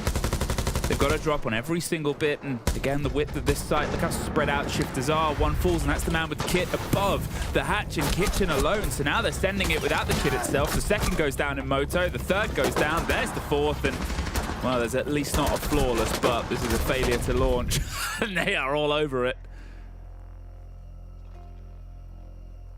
Oh, important round there for Twisted Minds, gets them back in the lead. I mean, whenever it comes to the kind of basement defenses, that is the way it can go very quickly for the defenders, where the attackers try to make their approach and everyone just picks up their own kill, and then it's just a complete fall away of a round for the attackers. I think, you know, there was certainly an opportunity on that Ella that maybe they should have been able to take, because to be fair, the person who's trying to hold the cutoff on the Ella as he kind of retreats from back armory to try and get back into church, the player holding them is the Blitz with a pistol. It's not the most ideal situation, and because of that, the kill kind of gets dropped, and you're not able to get that man advantage. And then I just think the time, you know, Twisted Minds did a really good job in the early game, especially that kind of denial in towards blue. They stopped them getting into blue early. They put the keeper barriers out. They were fighting against it. They used C4s because they know that their win con is always going to be the operators like their Goyo. They still had the Goyos available that they obviously can take advantage of in the later stages of a round. And I just think the time, just kind of panic Shifters. They went for it. They all lose their engagements, and they lose the round because of it. So, Twisted Minds get their first defense, but then it becomes the question of doing it on a single site, right? It becomes the worry of, well, if that rotates its way all around, we go into OT. We know that they're a good team on the split of OT, but it's an attacker-sided sort of song right now, right? It's a sort of split, so they've got to see if they can try and make things connect here, or obviously on towards Church. Not Church Arsenal, sorry. On towards whatever that third site will be, probably CC. I think you don't need to guess too much. Ooh, do they know? There's some preparedness. Not quite going to take the risk. Shalad, he can actually peel himself away. They're ready to do the run out if they want. There's the run out. There's how far he goes. But Robbie had the better gun, and there's the second.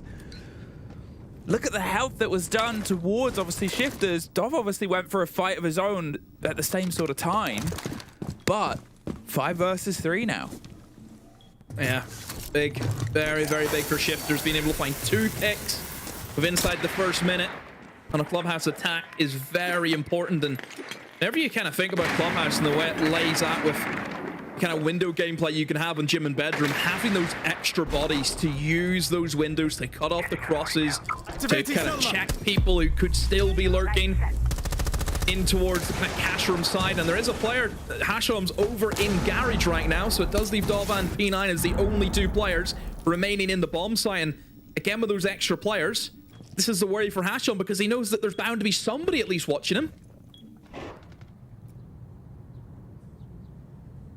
At this, they've caught them on these rotates before. They have the ability to obviously, you know, utilize the line gadgets as one comes out to see if they can force a bit of motion. But, oh, it's narrow. Martians dove himself in. There's Hashom on the swing. People went for a plant for but a second, but now they know there's only one potentially inside the site. The blinds go out. He's gone right past him. He doesn't know there's a... Oh, no! Nobody knew! There's the swing inside sight. Hashom's got himself the distance, but a post-plant situation, and there's gunfire all over the shop. He's going to see if he can hold on, but he's not able to. 5 apiece. Did Freck just go, why is he trying to defuse? Well, I think, Freck, that's the idea. It's part of the game. Exactly. I mean, there's not much Hashom could have done there at all. I mean, I like the try. We love a trier. I will say the fact that when we last saw him, he was obviously in CC, and then he's suddenly back in sight. Yeah, I'm surprised as well that he's been able to sprint past 2 windows, but they had the one guy in the windows, and that was it. So that's probably and why. Then kill the planter after the plant.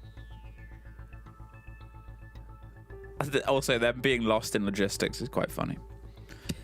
That's the room with the maps in. You should know where everything is.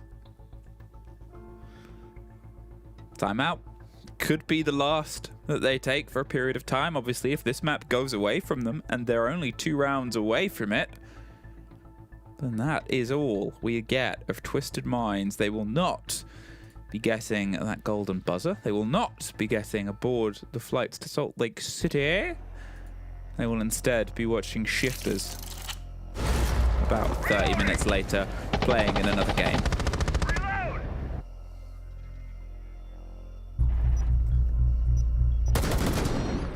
It's a good map so far, isn't it? In terms of Clubhouse, really back and forth.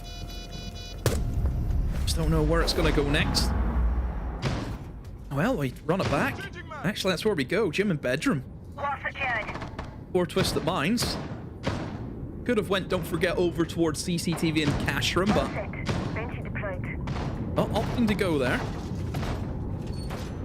So Gym and Bedroom is where we go, and I mean, for both of the gym attacks, it has been pretty straightforward, I think, for Shifters to kind of know the game plan. And I mean, I think overall for Shifters when they're Gym and Bedroom, they've traded back kills very well, haven't they? They've never really allowed Twisted Minds to have that extra man advantage. They've always kept it either level or, as we've seen in the previous round, a 2-man advantage at times. Yeah, you know, how they're sort of operating on their approaches has been really, really sharp, right? We didn't get a full sort of taste on it on, obviously, Chalet because of how the map went, but here, the way they're covering for each other and also the way they're sort of processing information just feels really quick, feels really sharp. Still obviously around P4, but, you know, it's a project team that's made its way and steadily tried to improve. And sort of bit by bit. They'll get themselves the break on towards the wall now, quite quick. You can see that does get the drone, heard it sort of whirring. Are they just going to go quick? Yes, they are. There's one. They're able to swing themselves round, but Tricks an important kill back before it gets traded in by Blaz to drop into logistics. Doesn't quite net itself some reward caught on the BP, but Blaz is the man with the kit, and he's inside the bathroom. They don't want to go for the plant just yet. The pre-firing, popping and hoping, but look at the health of Freck. Everything has slowed down. Suddenly, they're a little bit on an island here. Now, they are in a position where if Freck had the kit, they would be planting, they would be laughing, but that is the problem. Almost like they're in the wrong place and position for the dance, and Blaz has to cross P9. Will need a bit of support, but if they swing out, well, then suddenly they're in a really tricky situation. Ooh, Freck survives somehow. P9 does a bit of damage towards Blaz as well, even though he was expecting the swing. Twisted Minds, they get underneath with C4. Great rotation. There's the pickup on towards Blaz. And it started well, but fell away. Now, That point is in the pocket of Twisted Minds. You have made a great point, you know, there, Fluke, with who had the kit. It should have been Frank in that scenario, where he was on that single reinforcement, perfect position to go for a plant, but it was Blaz, and you can't plant in the bathroom. And you know, if Blaz wanted to try and go in towards the bedroom, wouldn't work. There's a guy in logistics, could have held him. So it's a difficult one for Shifters, but they had to do something. By them doing nothing, you have allowed Twisted Minds to figure out what they can do to stop your push. And for them, it was, okay, we know where this guy is. He's stuck on that single reinforcement in gym. We have him pinned. Oh, what do we have? We have a C4. Rotate someone downstairs, blow him up. That's it. They've lost their gym presence. You know where the remaining two are. And then they win the round from it. So Shifters, they need to do something there, and they just didn't move. Just stood like statues.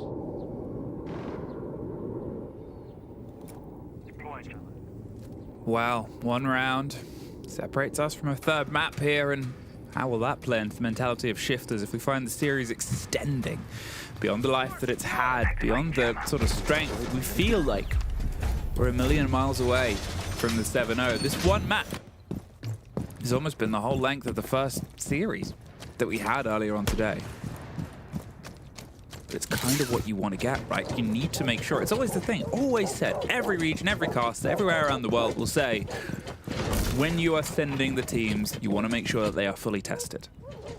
Because what is sort of something that isn't tested? What is the sort of problem? Shifters, obviously, they've got themselves another opening kill, but they don't have the best sort of record on Club. It's not a map that often plays in towards their strength. When you look in towards Cafe, and it's sort of a 1-0 for both of them. 2 days ago, it was 7-0 for Shifters against Rebels. 4 days ago, it was an 8-7 for Twisted Minds win against Fnatic. Like, it's very mixed results, but the momentum has been sort of taken back by Twisted Minds. Yeah, I think for Cafe, it's a volatile map too, and it's very difficult to predict what kind of Cafe you're going to get. Whereas for Clubhouse, I mean, you generally know how this map's going to go, how the bomb sites are going to play out. I mean, nobody's rewriting the book on how to play Clubhouse anytime soon, because I think it's been rewrote many a times. They've got every volume on the map. Don't think it's possible to write another book in Clubhouse. But for Shifters, on this round that they need to win, they keep themselves in this map. If they win the map, they go to Salt Lake, so it is very important. Oh yeah.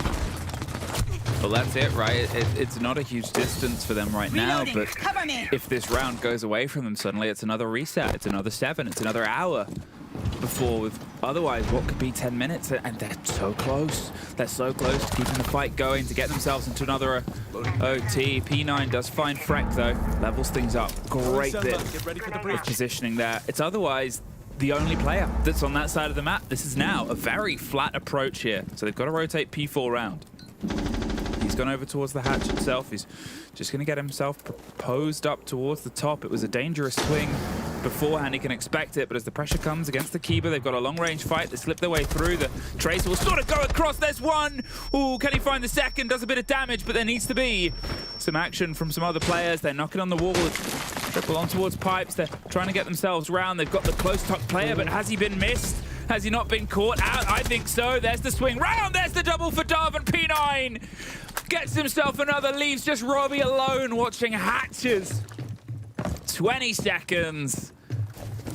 And I think we are about to find ourselves in. Can he sort of ruin the dreams of the team that he was able to drive and play with before? Gets one. Gets himself on towards blue, but he's in towards the red time. He's going to see if he can pocket the plant. 4 seconds, and at this point, he's just going to let them swing back in. They stop. Perfectly played, and we have ourselves a third map for what feels like the first time over the past 2 days. Yeah, well, we get a closer affair.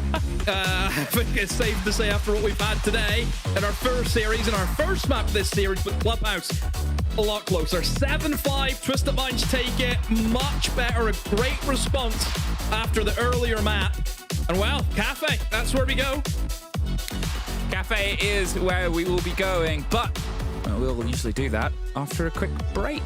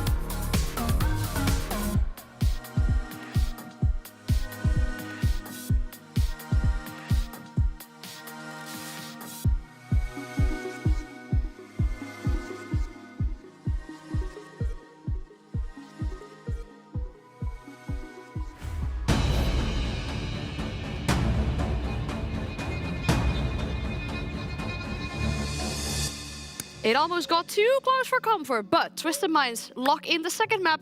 They keep themselves alive and they keep their hopes and dreams alive for that ticket for Salt Lake City. A much closer game, and honestly, one that they deserved. I think it started with them leading in attack, which is supposed to be one of the weakest side on Clubhouse, and I think it started with them going back to their defaults, to their fundamentals. Maybe something that was not assumed to be their strongest suit, but I'll always say this on Clubhouse, they know how to play it. And then to the defense, look at this. They tried to retain the same playstyle as we know. They tried the scope post run out. They tried multiple ones, one from a strip, one from kitchen. They tried to be unpredictable, and I think Shifters read them well into it. But then there were multiple moments where they got punished hard. I think some rounds where really Shifters are in the upper hand, and by Twisted Mind just staying close to each other, that's enough for Shifters to just Shifters Mind. Yeah, Shifters Mind. I'm not gonna be able to say it properly. I don't know what's going on. Just take over. It's so true. The fact that Twisted Minds kind of stuck to that identity, they were annoying, they were niggly, you know, they were in unexpected places. How many times was Hasham finding success on the flank? Yes, he was getting traded out, but he was just causing another problem for Shifters to think about. And it's always the Hasham P9 duo, you know what I mean? Like Hasham being aggressive, being annoying, being in weird position, and P9 closing the round in the back line. But I think there's one player that we need to highlight that we don't always highlight on the side of Twisted Minds, particularly that first map on the left. The second map on the right, that's a big improvement for Trix. Especially for a player that was not a professional player before, you know what I mean? Like, it's not a player that was in Tier 1, that was not in EML. Someone that had kept his composure in a game that could qualify into the Major. He completely failed map 1. He comes back with the right mental to succeed in map 2. And what do you want to see after a failure in map 1? You want to see a big reaction, a big performance. That's exactly what we saw from Trix. Yeah, big reaction is also needed from Shifters in this case if they want to make sure they bring themselves back to that third map. It's Cafe. We'll talk about the starting site because there's a different or exciting thing about that one as well after the break.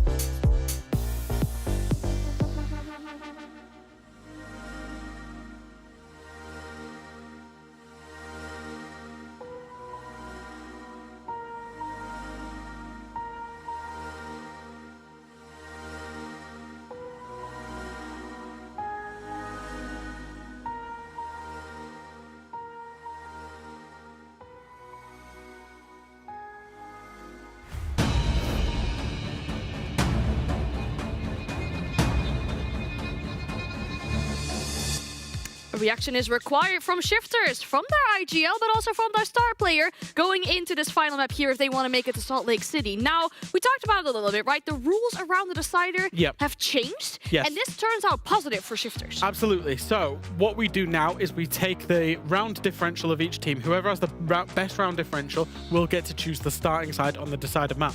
Now, Shifters, they won 7-0, of course, and we've just seen Twisted Minds win 7-5.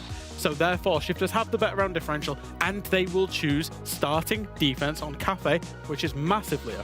Yeah, it is massive because the last time we've seen Shifters play the map was against Rebels, and they also started defense, and they won 7-0, 6 defenses in a row. That's just how defender-sided this map is. They know how to play it perfectly, and so that gives them a huge advantage going into this game. Also because, and if we don't take into account Clubhouse, on the side of Twisted Minds, attack has very often been the weaker side. It's a clear advantage, but can Shifters also make magic work with that advantage that they're giving going into this final map? Who gets a ticket to Salt Lake City? The final map is ready to go. Oh, thank you very much. And we will have one more chance. A little bit of a swing back the other way by about 10%. And we are maybe finding ourselves a little bit more, I guess, with a bit of belief here. Demo for Twisted Minds. Sorry, Leo says Shifting Minds. Sorry, which one is it, Leo? I don't think he's here. Is Leo in the room with us? Listen, maybe. I do wonder how quickly they take their earphones out. They're like, no, I don't want to listen to this. Throw it out of there and do whatever they do. No, one more back. It's the KDF method. Yeah, You're off the cloth, that is it. That's why they're furious about these halftime call-ins. We have Shifters versus Twisted Minds. It is all down to a best of one, as it would go, and this, let's be honest, Demo, isn't really the map you would want to do it on.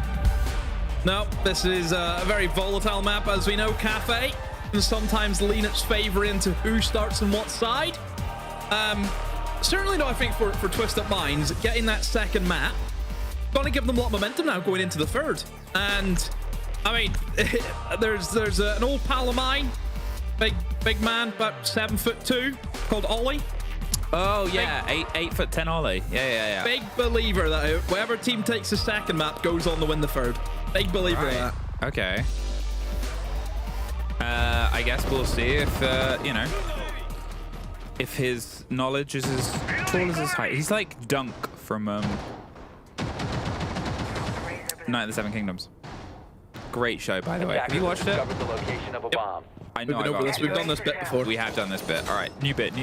Come on with a new bit.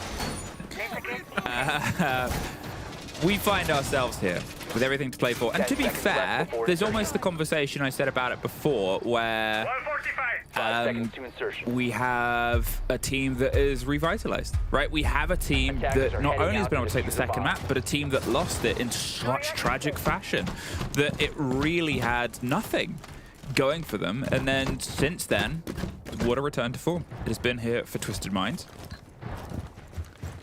Shifters, they have the benefit of defense, but as Leo and Fresh and Ann did talk about, playstyle, how it's being attributed, how these two teams have been able to hit the first and the second map, and how the successes and failures have sort of reflected that, does bring us into what is a new flavor, a new bit of ground here. Twisted Minds, they've got themselves very close together, more than ready, and sort of able to cover each other's swings and crosses. They did a lot of window sitting in the first map. They were happy to try and get some on the back, but applying pressure on Cafe Dostoevsky isn't always that easy. That can be tricky. See now that the Blackbeard on the window, so he's got that shield in his face. Very safe way of gaining some information. We'll spot out that Plasma is up there with him. He takes a bit of an electrification damage there. But at the moment, everything is going to plan here for Shifters because there ain't a lot happening really on the side of Twisted Minds. They've only just made their entry into the map. They've got in towards that top floor, but they're dropping like flies. 2 players gone. Blackbeard, who's on half HP as well. Trix has been able to get 1 kill back, but again for Shifters, look how quickly they just retreat into the kind of next half now of their setup. They've let go of the top floor. No, Lasmo gets caught out in the upstart rappel. Maybe hung around longer than what he should have. Yeah, a little bit too much. She was a little bit lost there. I mean, to be fair, it's almost what sort of should have been punished more on Chalet, right? If I'm going to talk about the positions that they're in, how many times did we see a Shifters player sort of amble past the window, get caught out by being in a position a bit too late, and now the 3 versus 3, 2 bodies lost on either side. What do you really have here to work with? If you're looking at the sort of spreader utility, you've kind of got a bit of preference if they can build behind the Blackbeard, if they can work with the shield that they've done so well before. The site is a bit of an awkward one, but there's also still a lot of gates to go through. What are you going to throw to get through that, right? You don't really have anything. You can take the damage, fine, but instead they've got to sort of rotate, and there's 30 seconds demo. Okay, so maybe now you start to look at, well, Shifters. They might not have a lot in their pockets, but they do have time. They've got angles, they've got awkward, as long as they can not do what they did on that clubhouse round from the previous map and just sort of keep themselves pressed forward. There goes the plant. Dogs off. They've got a great position here. There to swing round on towards Brown. They're looking for the follow-through player, but he'll secure the plant. In the meantime, Blaz goes down. The Glaz, a great long watch, but they can do this from above. And now, all of that time is actually going to drift its way elsewhere. They've got to try and swing their way back in. It's a nice repositioning. He's now on the window. There's to pick up on P4. In the meantime, somebody else has gone down, but with 27 seconds, they can't just sort of keep playing keep away. Great shot through the premonition and the call based on the intel. He's tucked himself in, but perfect play on the red stairs. Really good plant and post plant from Twisted Minds. We're in great stead during the opening half of that round. Really took their time to get into the building. They lost a lot of men, but they were still able to pull off a 3v5 there. Very impressive from Twisted Minds. I mean, they just smoked out the entire bomb site because they know, hey, we've got a Glaz. We can go for that. We can just smoke everything out. The Glaz can hold them back at train. I mean, the Blackbeard did enough. I mean, the Blackbeard, his whole goal was to sit and hold 90. Yes, he dies, but it was enough to get the diffuser down. And then once you get into that post plant, really difficult post plant scenario there for Twisted Minds, or sorry, for Shifters, because you've got a player sat in the red stairs who has a great angle onto the diffuser and also stops them walking in for the double door. And then you also got the guy rotating outside, just default on the window. So no matter what, there's always going to be somebody who can cover that diffuser. So it means that Shifters has to go for the gunfights. And you just can't, like you said, you play keep away, and maybe there could have been a bit more of a reaction, I think, from Shifters whenever that diffuser was going down. There wasn't, I don't think, enough movement. I think they were really banking that the flank would come in, they would kill the guy who was in pillars, which they did, and then they'd have the retake. But the retake's tricky, as I just mentioned. Wow. For really not having many plants across the opening 2 maps, we suddenly get gifted one immediately here. In a situation, as you said, could there have been a bit more reactivity? Yes, no, maybe so. I don't know. Can you repeat the question? And the question is, can they try and do it again?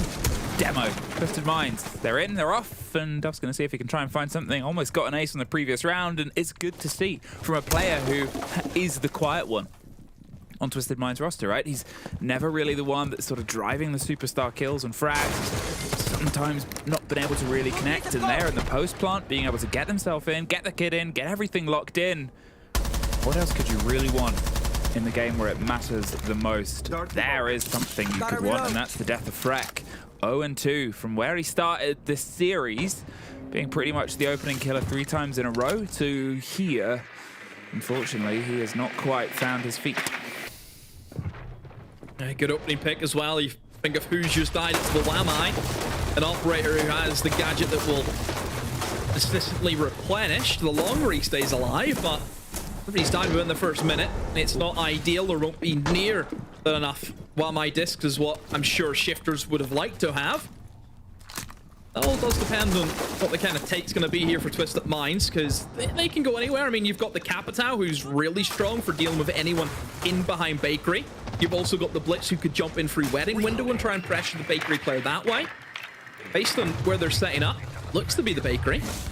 Yep. Is there a Mistro? No, not a Mistro. Lasmo does show himself, so they know that one player is at least inside a Bakery. Have to try and deal with it. But Lasmo takes the aggressive standpoint, but P9 is there to shut him down. I think he sort of felt the pressure on the walls, right? He wanted to try and get out of there. P4's taking a lot of damage as well. There's inside the site and prep. They're knocking on the door of the Clash. The Clash is just going to reset because look at the position. The other shield's got him. There's no support for him. Jalad gets a double.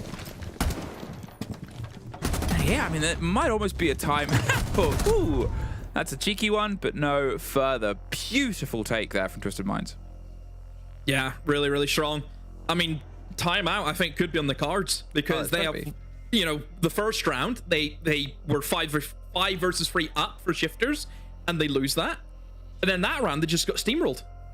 So it's not looking too hot, and this is where you could start to spiral out of control, because this is the way this map can be very volatile.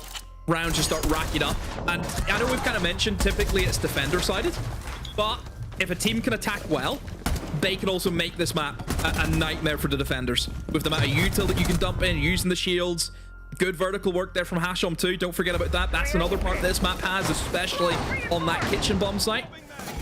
You know, it's scary. And if you look at the win percentages for both sides, Twisted Minds, they were able to get 5 attacks out of 8 against Fnatic.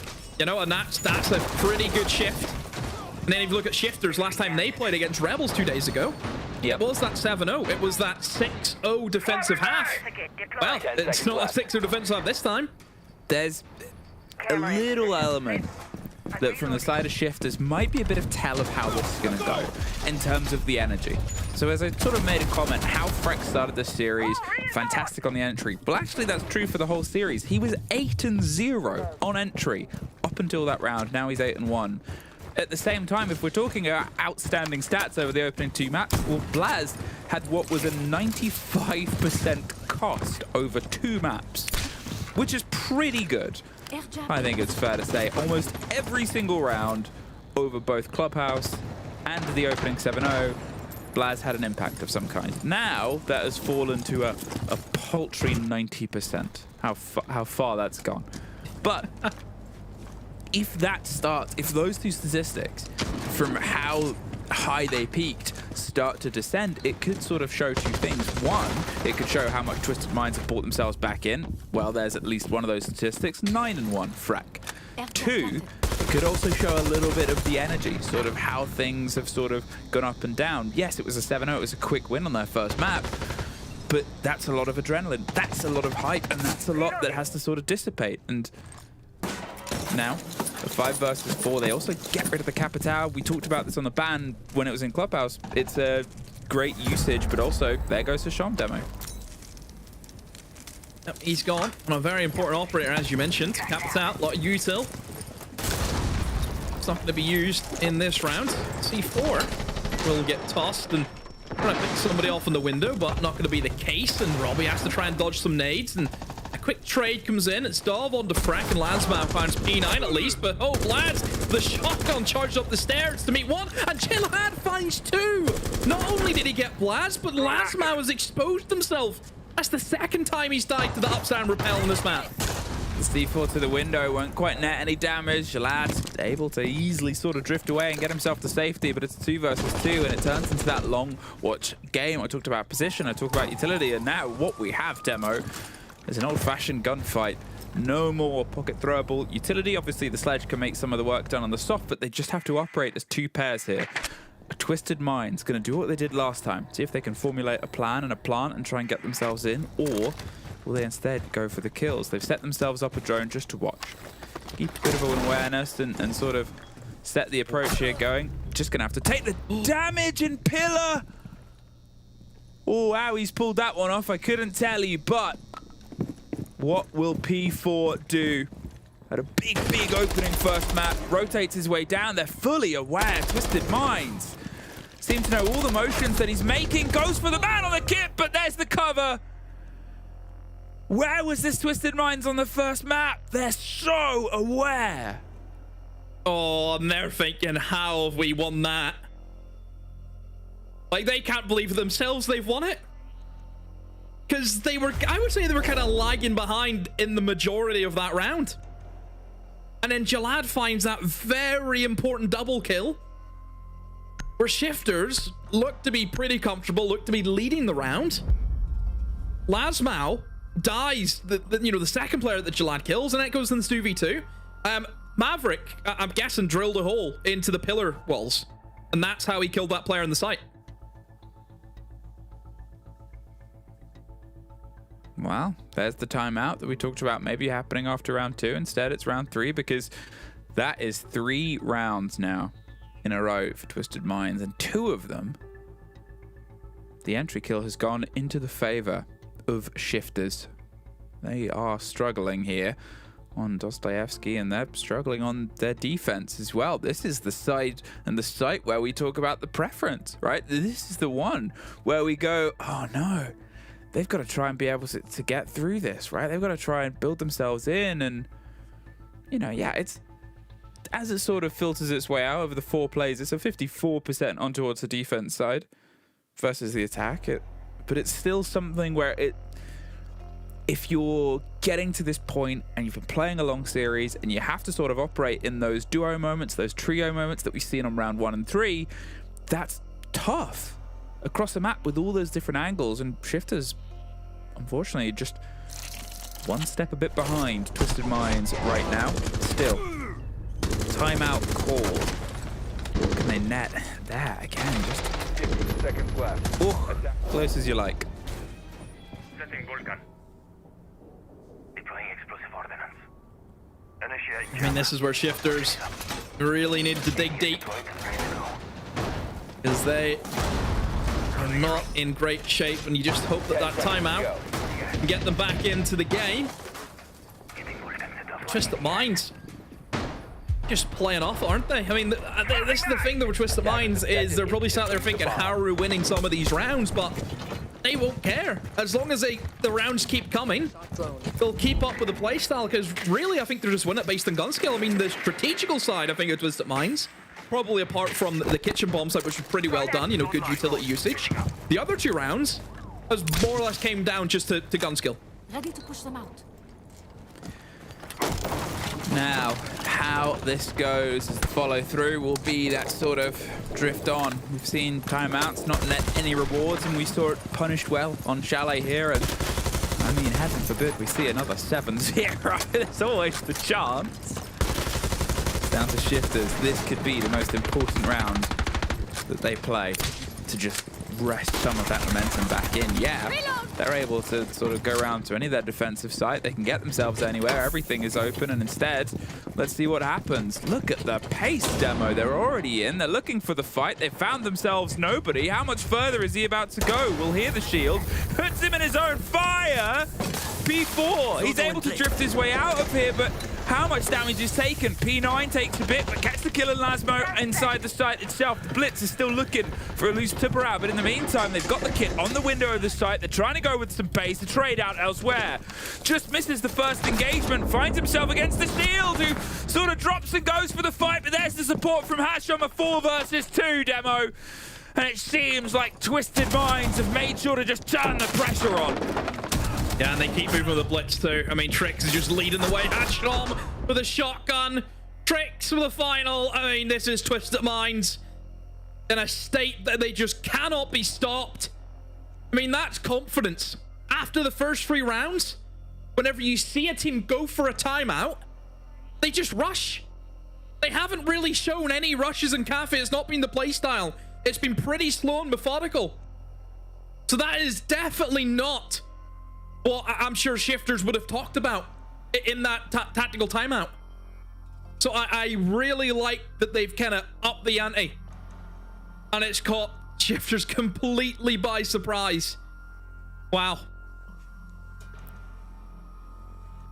I mean, as I said, that could be the most important round that we see here. The timeout did not net a reward on any site they could have chosen, and it falls in the manner. And it's always a great thing. It's something, you know, we've talked about some of the best teams in the world doing, especially the best teams in EML. If your opponents are on the back foot and they take a timeout, if you entirely change up what you're doing, right? If you have success, you absolutely melt their mental.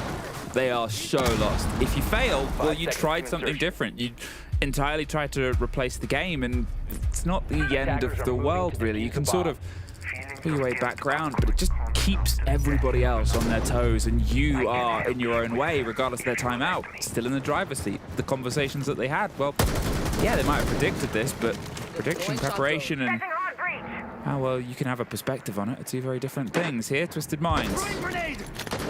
4 rounds in a row. And now, with the combination of operators and no real soft destruction for Roof, I have a feeling we're going to get something a bit direct, potentially through Bakery. Hostile found. Getting us more intel. Really good info coming in from Jalad. On that Solid Snake, he can spot out that one player is upstairs, and that's really it. So then the majority of players are going to be located in and around the bomb site. You have used that Aurora to block off wedding door, and a quick one here from Robbie as he's tried to retake the position that P9 got himself into, and yeah, Shifters, the aggression, the retake has not worked out for them, and P9, what a shot! Thought Blaz would have had him dead to rights, but not the case. I mean, this is sort of it, right? It seems like all those moments that were going in their favor have just been taken away from them. They do have the kit down, and it is a 3 versus 2. So it's not entirely out of their grasp, but look at the Shifters' positions. They can't really support each other. Lasmo is on a very close separation of the fight, pops the Goyo and pulls back towards the site, but how's P4 going to get there? Now they know he's off site. They know he's above. Stuck. And they have so much time, Demo. 1:20. What are they going to do with it? Will they just try and implement the plan? It seems like, yeah, we could probably go for the breach. They'll probably have their drones, you know, sort of being watched. Shalad and Trix will keep the keen eye. They've been very good at that intel, rotating their way around. They obviously can't go for the plant itself, but they can still try and formulate their approach together and keep the players isolated, keep the 2 remaining defenders away from each other, and now there is only one. Caught on red stairs, pressured away from the site itself, and that is now 4 to 5 in a row, Demo.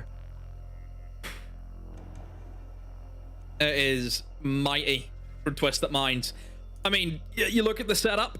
We are dealing with a kitchen. We see the double reinforcement on the freezer walls. And by doing so, you basically forfeit your VIP and restaurant immediately.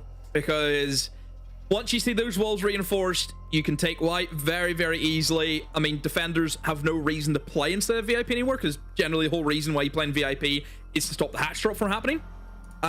So once you reinforce them up, you're basically telling them, oh, you can take VIP and restaurant, we're not really too fussed. And because of that, look how early the entries came in for Twisted Minds. Straight into the building, straight into that part of the map.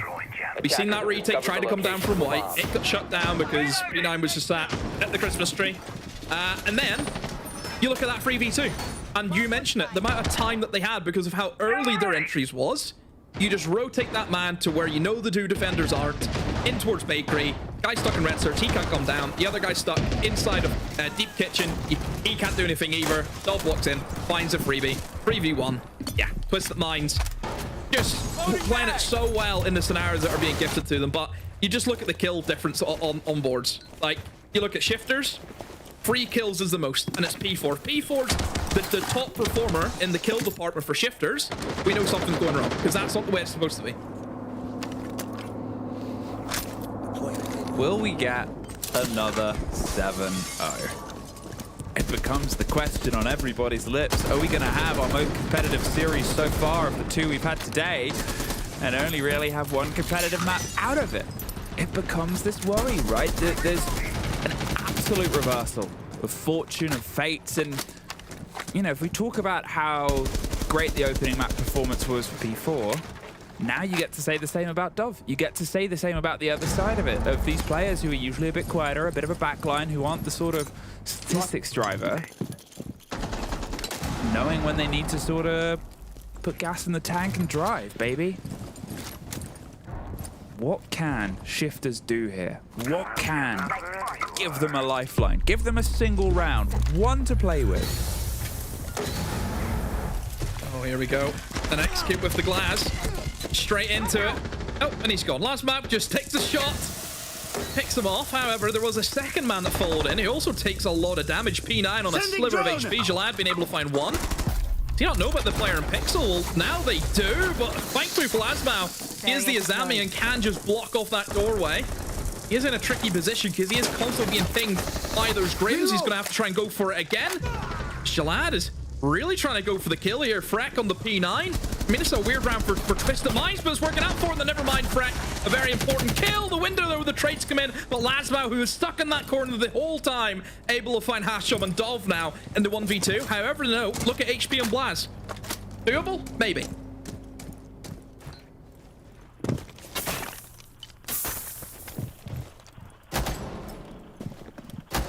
Dov, if I'm going to sort of talk about his skills and how he's been able to get himself in, this could just sort of be that icing on the cake, but Blaz is such a great series. Lasmo has pulled himself further back. He's ready to pop up as soon as they go round, and there it is. One round. One round is what they're able to have. One round is their lifeline. One round will be all they clutch onto before, well, 2 rounds might send them, I was going to say home, we'll send that to our studio. Thank you. Bit of an interesting half, I think we're seeing here from Shifters. A lot of struggles. But also, we were expecting them to do really well because they got to pick the starting side and they picked defense. They're still stunned. They're still stunned about the last map, and the momentum on the side of Twisted Minds is still very much there. It really is. So yeah, I mean, it's stress. It's ultimately stress. Twisted Minds are playing amazingly well, and we'll talk about that, but it's stress on the side. You can hear it, or not, you can't hear it. We could hear it in their communication, listening to them inside the game. There's a lot of stress in the way they're talking to each other. It's panic station. Even in the timeout, Laurie was saying to people, calm down. Yeah. Calm down because you're stressing too much. And actually, let's listen to the side of Twisted Minds and how crazy they are right now.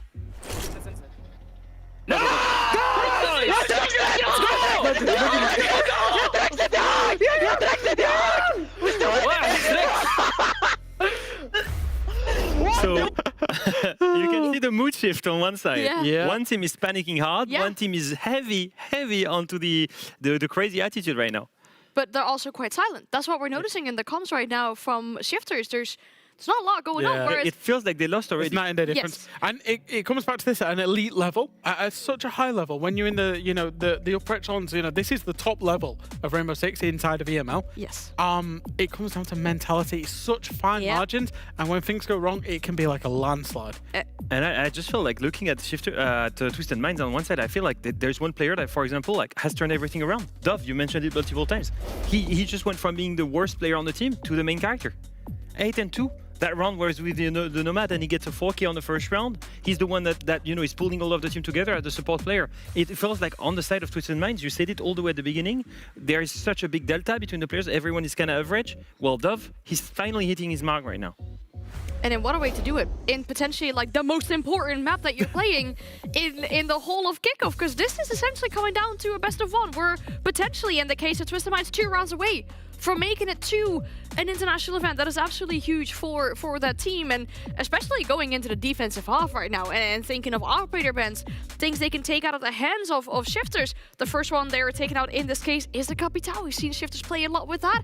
That's going to impact them for sure. Yeah, I think so. I think especially the executes, you think of the comfortable positions. Yes, his army's gone, but he's still going to want to be playing Pixel, maybe with a Mira. Clash is going to be involved as well. So taking that Capital out could be very effective. It could be. Well, potentially 2 rounds for Twisted Minds. As we said, that's between them and making it to an international event. Or do Shifters have something to say about that? Second half starts now.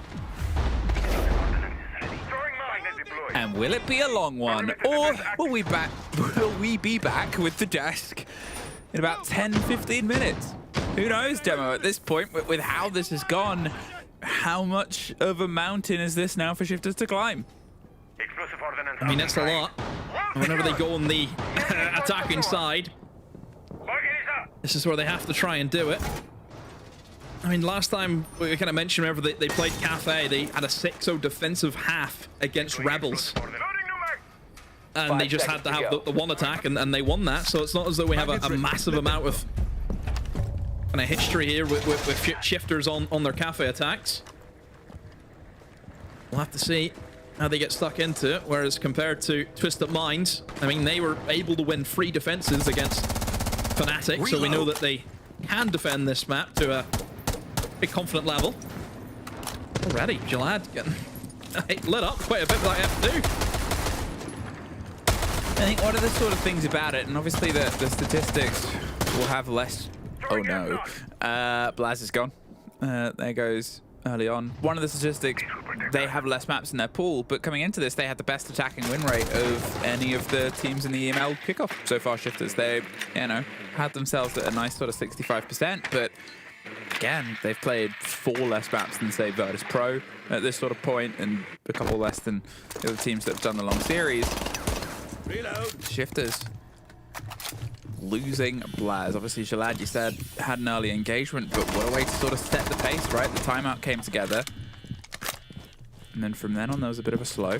Some would say, time to ring some They're still going to try and keep things going, and they're lucky they still have the boogie drones as well, that they can sort of get the control of the soft itself. It's not entirely pulled away. But imagine if they only had sort of one, right? Imagine if they'd lost the other bit of their drive.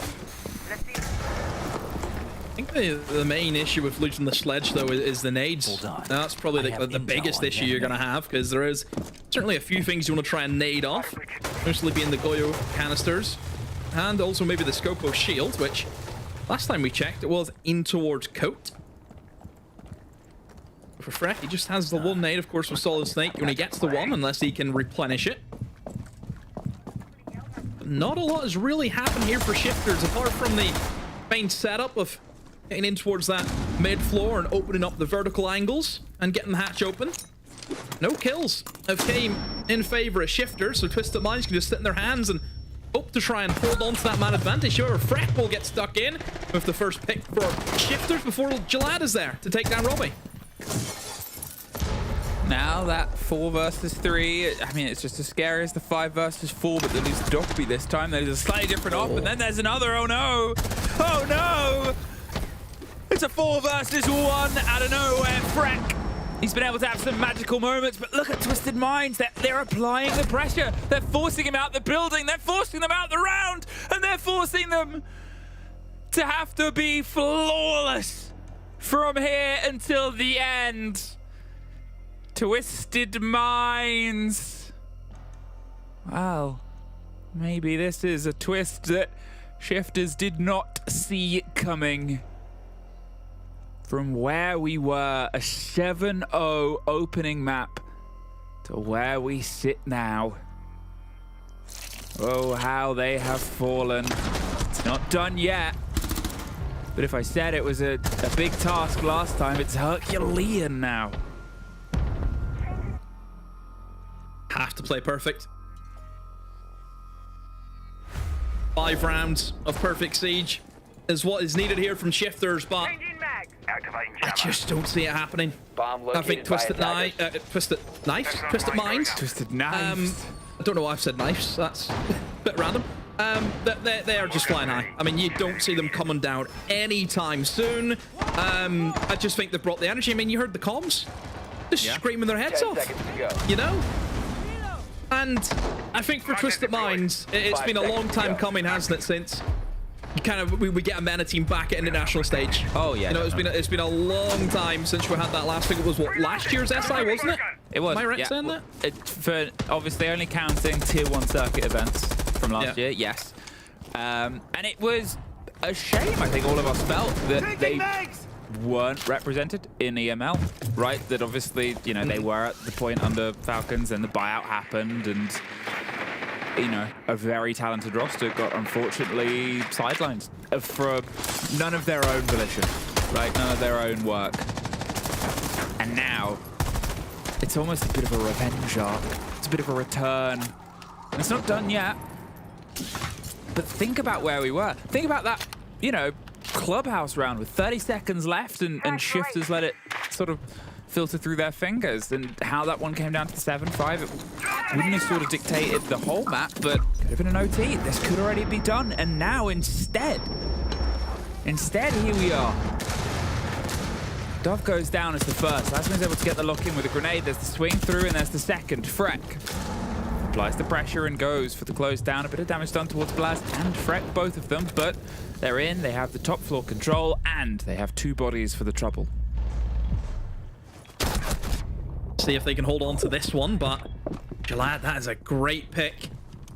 Makes it doable now as that 1 kill has came back in favor, but very swiftly. Robbie able to keep that man count at 2. I think at this point here for Shifters, they've got tons of time now to really make this happen. And P9 is trying a very aggressive peek up through the floorboards, but has been punished now. And Jalan, who did get that pick earlier, it's down to just a sliver of HP, and that's an easy one for Robbie. So Shifters, hey, there's one, but we need 4 more. That's one. Man, you know, technically at this point, the defenders only need to connect the one site they've already won. They only need another kitchen service to go into their sort of way. But the longer this goes on, remember there's still the Twisted Minds timeout that they can take. There's still room to grow. There'll be the bans that come through partially through. It was a nice approach in with all the pace that they had. That was a good take. But then just immediate responses here from the side of Shifters.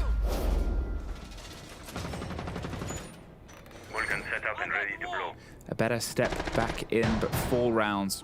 Still the distance. They'll get themselves here. They've got the pulse to potentially play below. Just give themselves that stretch, that pressure. It's all a lot of softs. But then also you can watch it from the verticality, right? You can force them to have to go for the clear. And when you're using the sort of a Rooney gate, when you've got the stretch there, you've obviously got the catch for the thorn traps and the quick entrance in case they do it again, as they did on the previous round. They're sort of just, you know, covering themselves. It's not quite 8 barbed wires again. 5 seconds to insertion. That's a chalet only strategy, I think.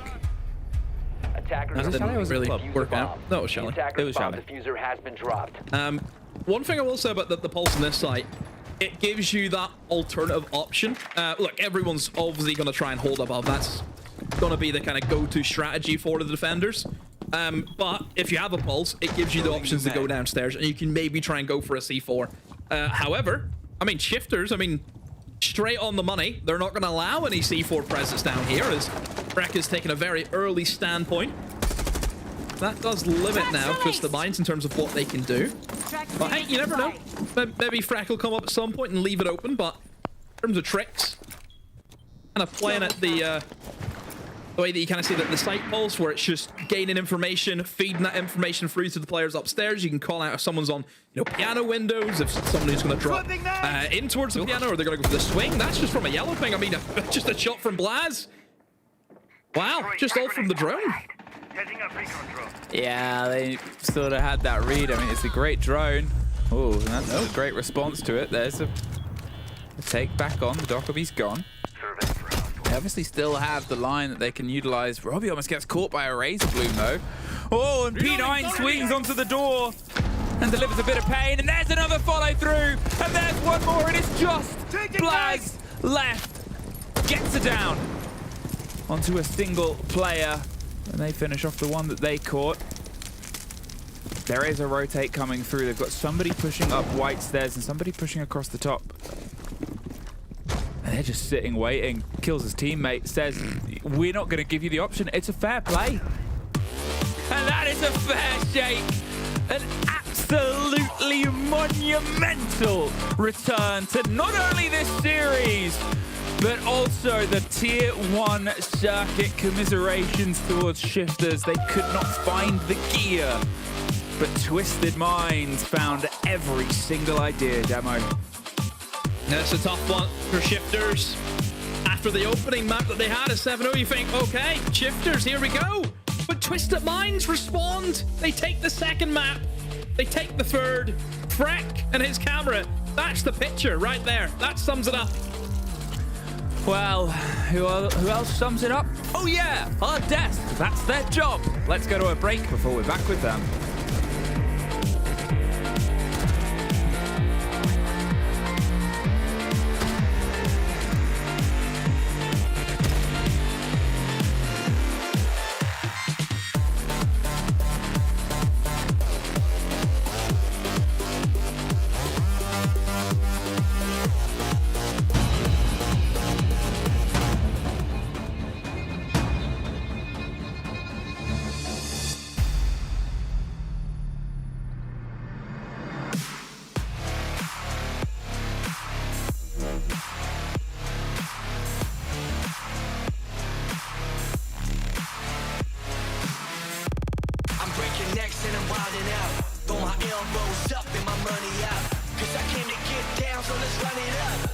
I'ma keep it going.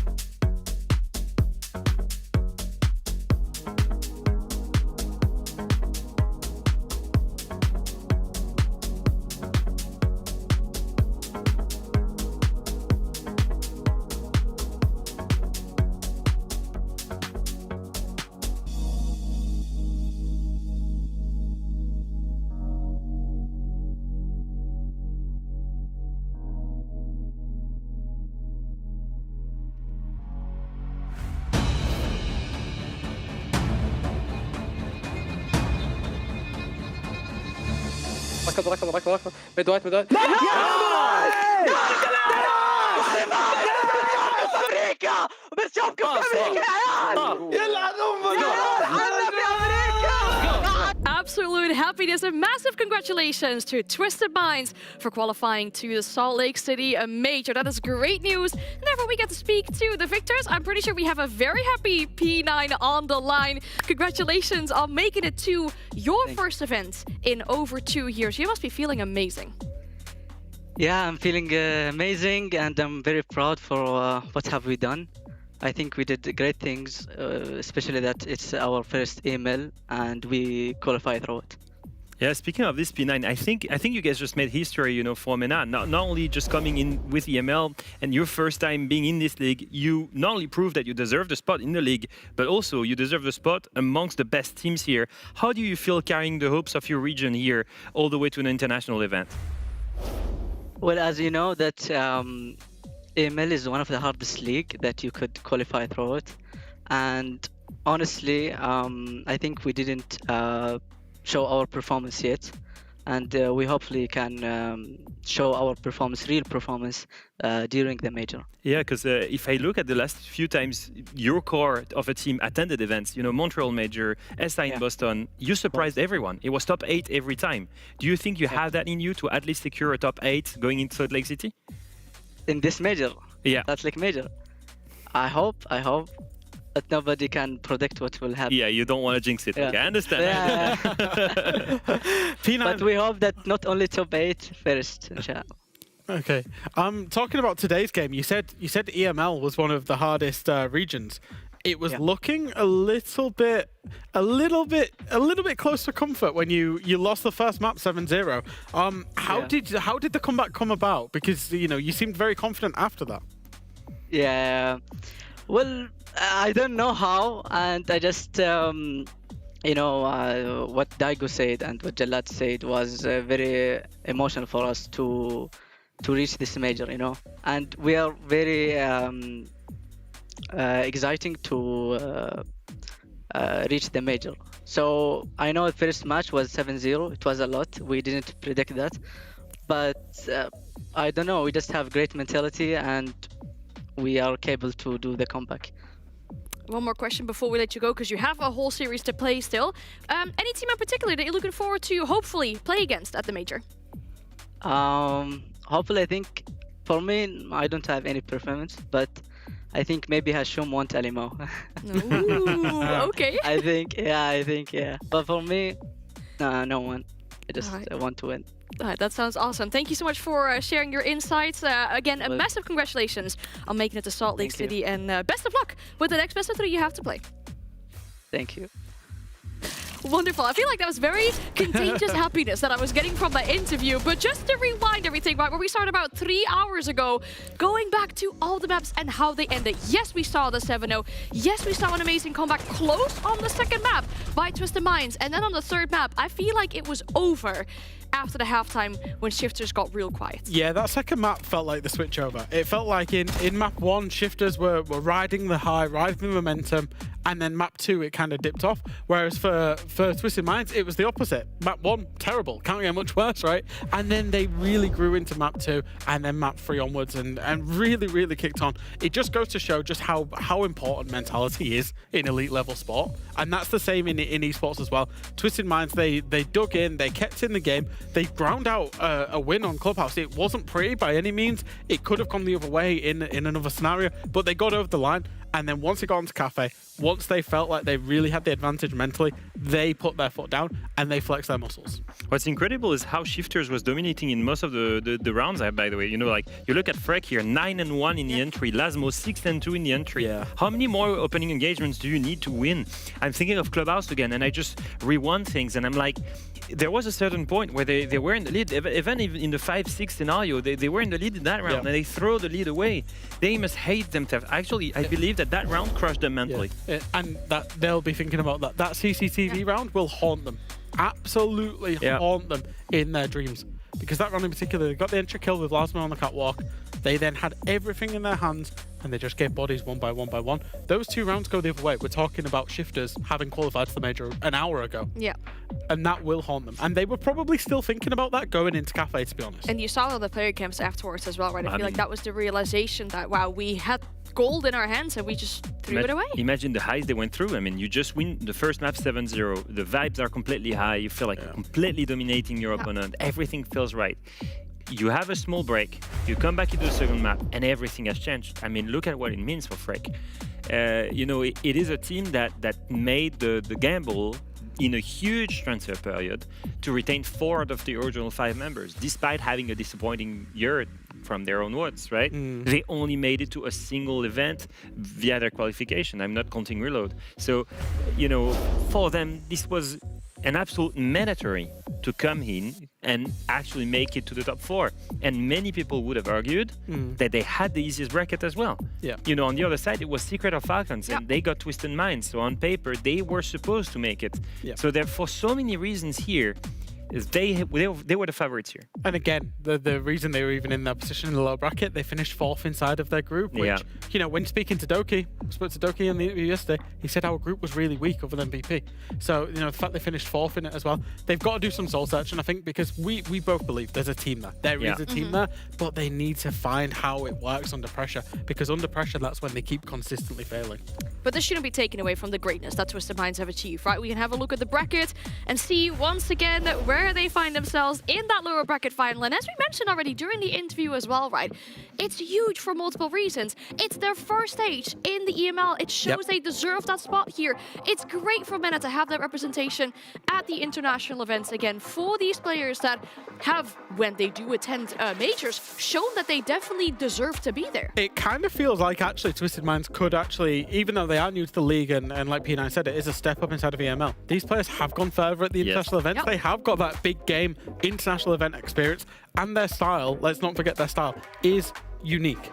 And it can be very, very punishing, especially to other regions who might not be as comfortable with it. You know, we were talking about Hasham and Alama, or P9 was, they scream those guys every day. They know what's coming. Some of the international teams are not really going to know. They're going to have heard about what's coming, but they're not going to have felt what's coming. So at this point, we know the 4 teams that made it to the major, representing EML.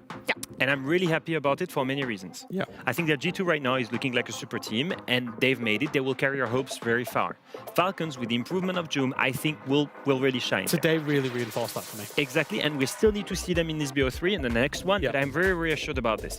Then let's focus on the 2 next ones, right? VP, the way they rebuilt, they deserve that top 2. They're going to be incredible, and they have a history with Dan and with Pasha to go very deep in every LAN event. Finally, and last but not least, with Twisted Minds making it, what I've said before, SI in Boston, top 8. Montreal Major, top 8. Defeating some top teams. Do you remember which was who were the 4th team in EML that we sent? It was Genji to EWC last year, and it was Shifters to Munich Major. None of them made main stage. I believe, personally, that Twisted Minds, with the quality that they showed today, and with their previous record, that they can go further that Genji or Shifters could have in the previous event. So overall, I believe we're sending the best 4 teams of EML possible at the major. That was my logical display. And how nice of a surprise is it that 2 of those teams are completely brand new to our league in terms of the core of the roster. VP materially changed away from what they want, and Twisted Minds new into the league as well. So it's so cool that we're not just sending our established 3 plus 1 other runner. We're actually sending teams that feel like they're going to be competitive. And there's a real chance for Twisted Minds to make a statement here as well, right? Because they're going to play a rematch now, which was a rematch of the best of 1 in the group stage. Mind you, against their former organization, right? The one time they made it to an international event was the final time they played for Falcons with that 6th Invitational in Boston. Falcons then picked up the roster that was BDS and is now evolved into the roster that they're currently playing with. But since they lost that initial matchup, there is the momentum in their hands right now. We see how lethal that can be for the side of Twisted Minds, and probably the hunger as well to take down their former organization. I actually believe they're the kind of team that plays best when they're unleashed. And currently, let's be real, the main target of making the major, it's been done. So they will be unleashed. They will go and go crazy. They will team kill their teammates when they're injured. You know, they don't care to make the major. They don't care. Killed him, and it was intentional. And you know what? I'm all here for it. We need entertaining teams. We need teams that have an entertaining playstyle. Let's go. These guys, they were playing to win when the others were playing not to lose. And there's something quite important on the line too, right? Something we talked about in the pregame. We're going to see either Twisted Minds or Falcons in phase 2 of the major. Yeah, absolutely. So this is the context of this best of 3. You might just think it's a third, fourth place game. It's not. The winner will be in phase 2 of the major. The loser of this best of 3 will be in phase 1. Now, Twisted Minds, the context of this is them making the major itself is absolutely massive. It is phenomenal inside of this league. For Falcons, if they have to stay down in phase 1 and go through the gauntlet, yes, they will be able to do it, but it's more games, it's more stress, it's more pressure. So they're going to be putting a lot of emphasis into this best of 3. Yeah, because especially Falcons are known to go into international events and struggle to warm up. They usually struggle. And as a reminder for everyone that's watching us, phase 1 is composed of 8 teams, and only 4 out of these 8 teams will go out. So it is very, very risky when you go in phase 1, because you know that half of the teams are going to be sent home after playing a few days. A lot of CNL teams in there as well that we don't really know a lot CNL of teams, yet, yeah. right? So it can make it really can throw a spanner in the works if we don't really know those teams yet and have all the information on them. But I feel like there's so much for us to talk. We can sit here and yap for an hour about this final match in the EML kickoff. But to make sure the players have a little bit of time as well, because Twisted Minds are coming off of a high, probably further than the ceiling at this point with their qualification to the major. We're going to give them some time to unwind, get ready for the final series of the EML against Falcons after this break.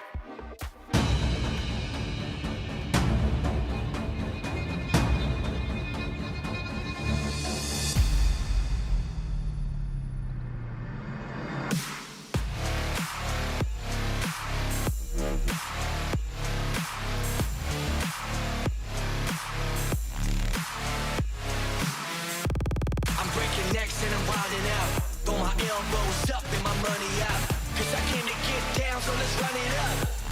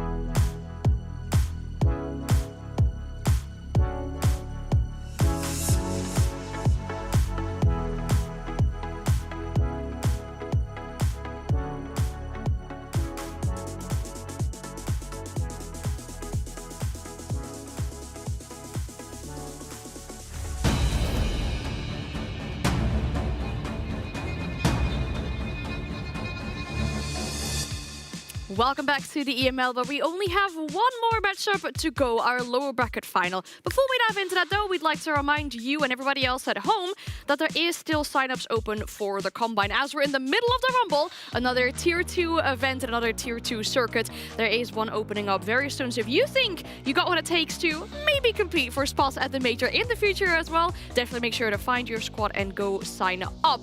And whilst you do that, we'll go get ready for our final match of the day here. We do have Falcons and Twisted Minds going up against each other. Falcons. We are going to do this again, are we? We're definitely gonna follow these words again. Okay, it's fine. Falcons have qualified to the Major earlier. Shifted Minds. Oh yes. Tell me that was intentional. No, tell me. I can tell me. I can see it in their eyes. It was intentional. It was not intentional. It was not intentional.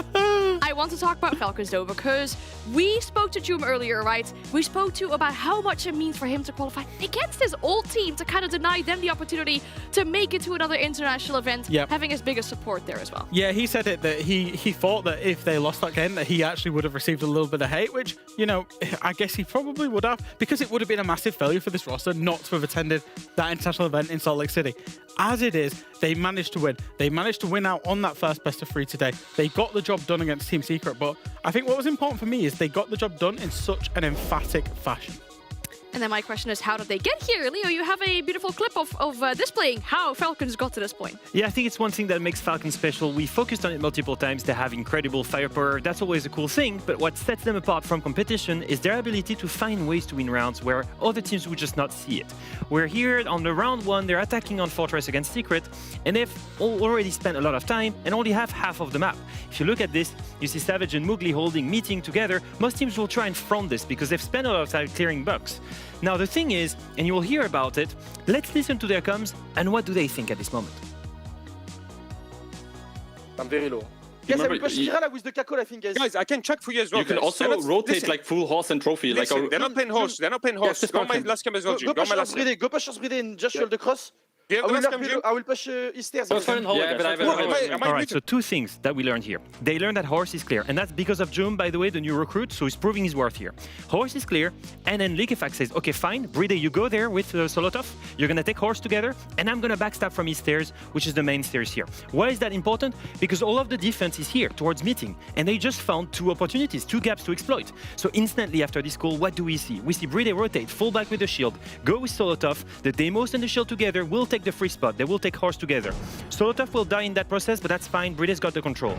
At the same moment, what is Liquefact doing? He backstabs from long. He's just went up main stairs. And finally, where is Uzus? Uzus is all the way still in meeting, and he's been baiting the other defenders the whole time, thinking, hey, I'm still here. This is where we are attacking. And in the meantime, they've got Horse control, they've got long control, and Liquefact can get aggressive on the bomb site. 3, 2, 1, let's get in. Gets the first kill on the anchor. At the same time, Uzus kills someone from meeting. Liquefact gets another trade. And in this moment, they can plant safely. And look at this. Even in a post plant, Liquefact can hold Savage and should Savage pick him. We have Uzus all the way safe from Horse, who can still get the trade. So when Savage gets into the rotation, he dies instantly. This is what sets them apart from competition. Falcons will not push and front something when they think there is a better opportunity to see it. They will find a gap that no one else would have thought about.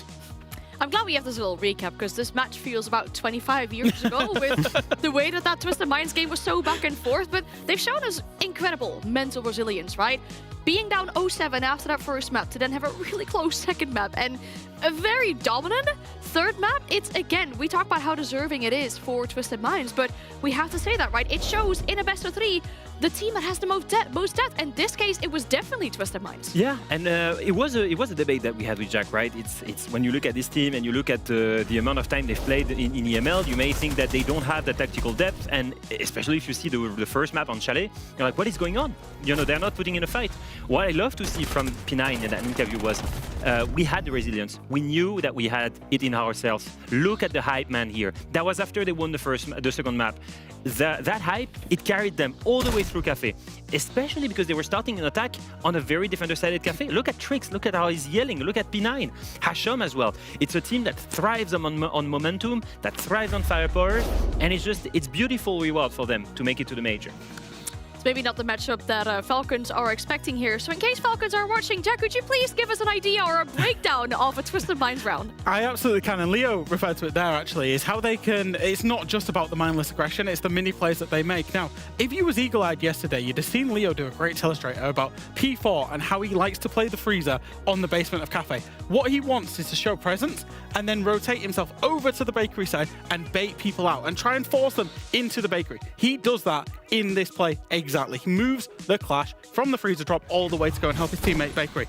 How do Twisted Minds respond to it? First and foremost, they use Capitao to make a little microplay. Capitao utility, that's not Twisted Minds, #1 way of playing, but they get the first kill. And now P4, he's stuck. He's got P9, J-Lide, and Trix all looking at him. That's 3 players, plus they have EMP'd the clash. So he is just completely stuck. You've got Hasham holding the red hallway for Robbie's shift as well. Here's how it plays out. It's absolutely perfect. They push him all at once. P4 goes down, and J-Lad picks up a second kill to set up a 5 versus 2. This is Twisted Minds playing free-flowing. It's very fast, it's decisive, and the best thing about it is it's all these mini-plays. It's not just mindless aggression, it's in sync, it's together, and this is what we need to see more of from them. Yeah, it's all 5 players coordinating a play. That was one of the things that we were thinking, like, yes, they're aggressive, yes, they're chaotic, and a lot of people will label them like this. Yeah. We say that and as why well. get leave it at times sometimes as well. Yeah, but still, their fundamentals are so good because they just came up with a way to breach a defense that many teams struggle against, a few times before when we look at shifters. Yeah, and attacks as well. I mean, that's what really helped them get this whole series over the line. We talked about that being a big, help for shifters to start out on defense, but Twisted said, we're having none of that. Absolutely not. I want to see what maps we have for this one, though, because when I look on my side, I'm seeing players load into a particular map, and I kind of hope that it is selected for this matchup, the first map that will be going to for the series. The first two bans make a lot of sense, by the way. From Twisted Minds, you think of Bank, you think of Flare. The two maps were like, Falcons are the absolute favorites. Yeah. Border, I like it. Yes. I like it. Although we liked it yesterday when they played up against G2 on it, I will say. But I do like it. It's going to be very, very aggressive. I like it, but wow, Falcons picked it? Because I was expecting to see Border. I thought Twisted Minds would be picking it. I was about to say, yeah. Yeah, it's a weird one to me because, like you said, like Twisted Minds, they made it super close the against style, G2. it feels like the style should suit Twisted Minds, but Falcons like it as well, and they have shown it a little bit. They have played it a lot. In fact, actually, Falcons picking it makes even less sense when you start thinking about it, and the Fortress coming in because Falcons lost its team secret. Yeah, okay. Makes sense. Why not? I think it's a gamble. Fortress... No, Falcons just destroyed Falcons just destroyed Team Secret on it. Might be a switch. Yeah. I think this is a bit weird. But whatsoever, I mean, from Falcon's standpoint, Fortress makes a lot of sense. They've been hiding the whole time, only played it today, and what a show of dominance. I've just done a illustration showing how they were able to come up with attacks on the fly and execute them properly. So yeah, I'm thinking that, the Border one makes a lot of sense for Twisted Minds, Fortress makes a lot of sense for Falcons, and for Chalet, the one map where Twisted Minds just got 7-0'd. Interesting. Do you know what? Good opportunity, should we get there, to redeem yourselves on the map in what is, for Twisted Minds, a relatively free hit as well. Yeah. I mean, maybe they just wanted to be nice to their opponent and wanted everybody to have a great match, given the maps we've seen. Need I remind you of the history between the two teams? The fact that since Falcons dropped their initial roster, who's now on Twisted Minds, they couldn't attend a single STR event. They had to grind their way to another event. That's it, they just made it, but that was after they were dropped by Falcons.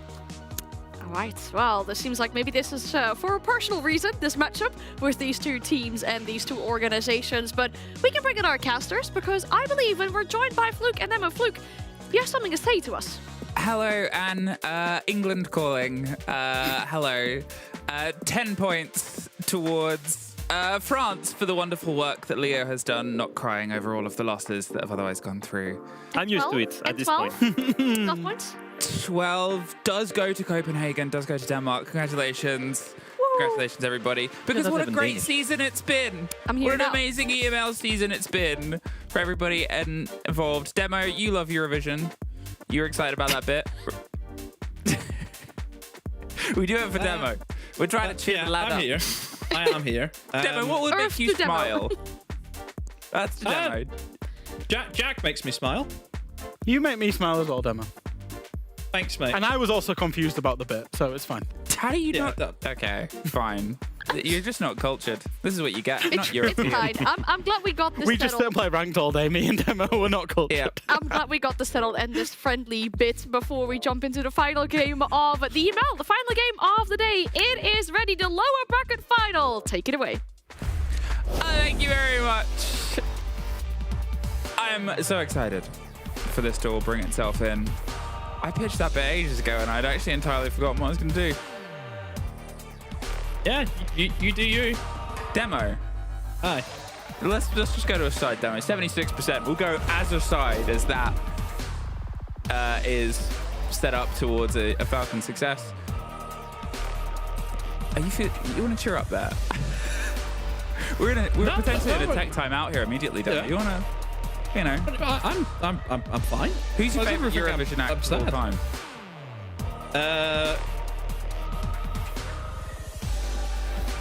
I know, Alexander Rybak. Okay. I am actually earnestly surprised you did name a real Eurovision artist. Yeah. Anyway, enough of that. Are you excited to find out the stakes? Well, you know the stakes. Are you excited to find out who actually gets to succeed? Yeah, I mean, as much as what you kind of think about, oh, it's only the third place, fourth place finish game, this is actually very, very important in terms of seeding going into the kickoff event. So overall, I think this is the game that you need to be kind of switched on for if you're Twisted Minds, if you're Falcons, because yes, both teams are going to the event, but you want to make sure you're in that phase 2 and give yourself as much of a chance to win the thing and get as deep as you can into it. Because like they mentioned on the desk, if you do get put into that phase 1, you're going up against some teams that we don't have a lot of information on, that mostly being our CNL teams. Yeah, well, I think that's sort of the exciting, like, you know, you can get some sneaky sights upon them. There's been some changes, but let's always remember that when you have a region that is isolated, that brings wonder, it brings mystery, and it brings a little bit danger, and apparently it brings Solotov stepping away from his computer. This might be a long one. It's always the thing that was actually grossed as sort of APAC as a whole, right, across the entirety of the history of Siege, was, now I'm hungry, great, was how when they get towards the international stages, because they play a different style, they've got a different sort of, you know, pot that things cook in that people don't really get the taste of until they hit the international stage.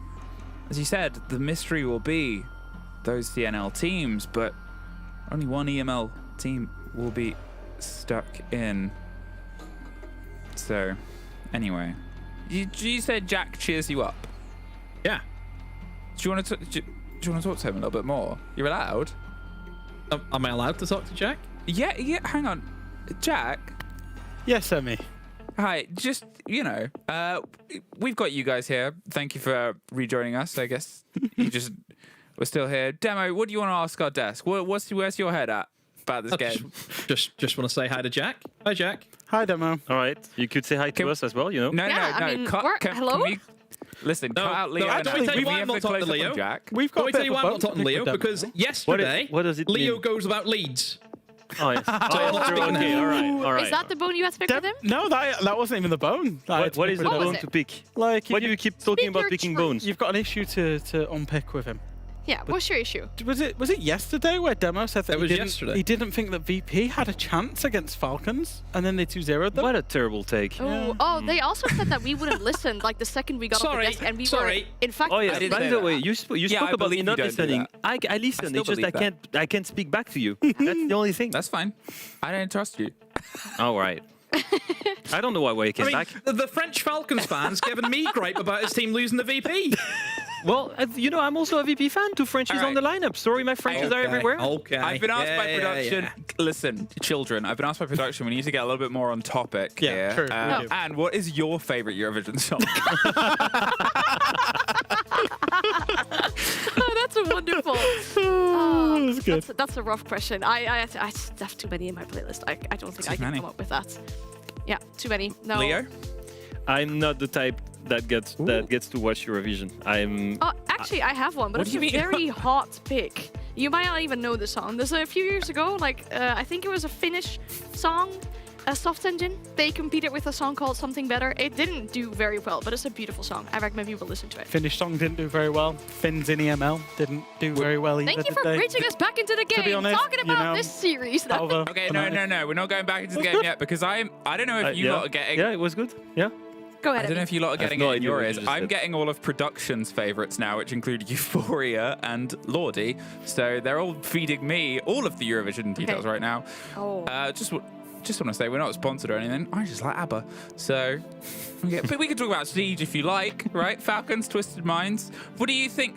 Which one, if you had to put one against the CNL teams as like a welcome to... actually, that's a really hard question. Oh my I actually days. think that Twisted Minds playstyle fit a bit more what CNL. I don't know if has any of you watched CNL? I have not. It is very chaotic, very aggressive, really skilled players, but I do think they lack a bit of tactical depth. So if you were to put them into a TDM matchup to welcome them to EML, either you send them to Falcon straight and they will learn the ropes the hard way. Yeah. Either you send them to Twisted Minds and it will be a banger of a game, which will be all about the TDM. Maybe what we're about to see on Border, by the way. Can you imagine that? Like, your choice is like, these guys are just going to outthink me and know everything I'm going to do if I play against Falcons. Oh, and they're pretty good as well in terms of that gun skill. To quote Corey, they don't know what you're doing if you don't know what you're doing, which would be the case of the CNL teams. That's true. Mastermind. Or you get to play against a team where randomly they are in corners and there's people on the floor and it's just people push you all the time and it's... Either way, it doesn't really sound Yeah, no, that's not a nice appealing, proposition either way. Have you heard about the Hasham Peak? Yeah. Let's give you Here's an introduction. Here's an introduction It's to funny the because Hasham Peak. when I asked him about it in Montreal, he was like, yeah, it kind of just happened. I asked him, like, how did it come about? He was just, yeah, like, I had my Pro on my mouse, and then it just happened. It's a crazy mechanic, though, isn't it? Like, can you imagine, in real life, like, real-life physics, going to a floor as you're going past a doorway?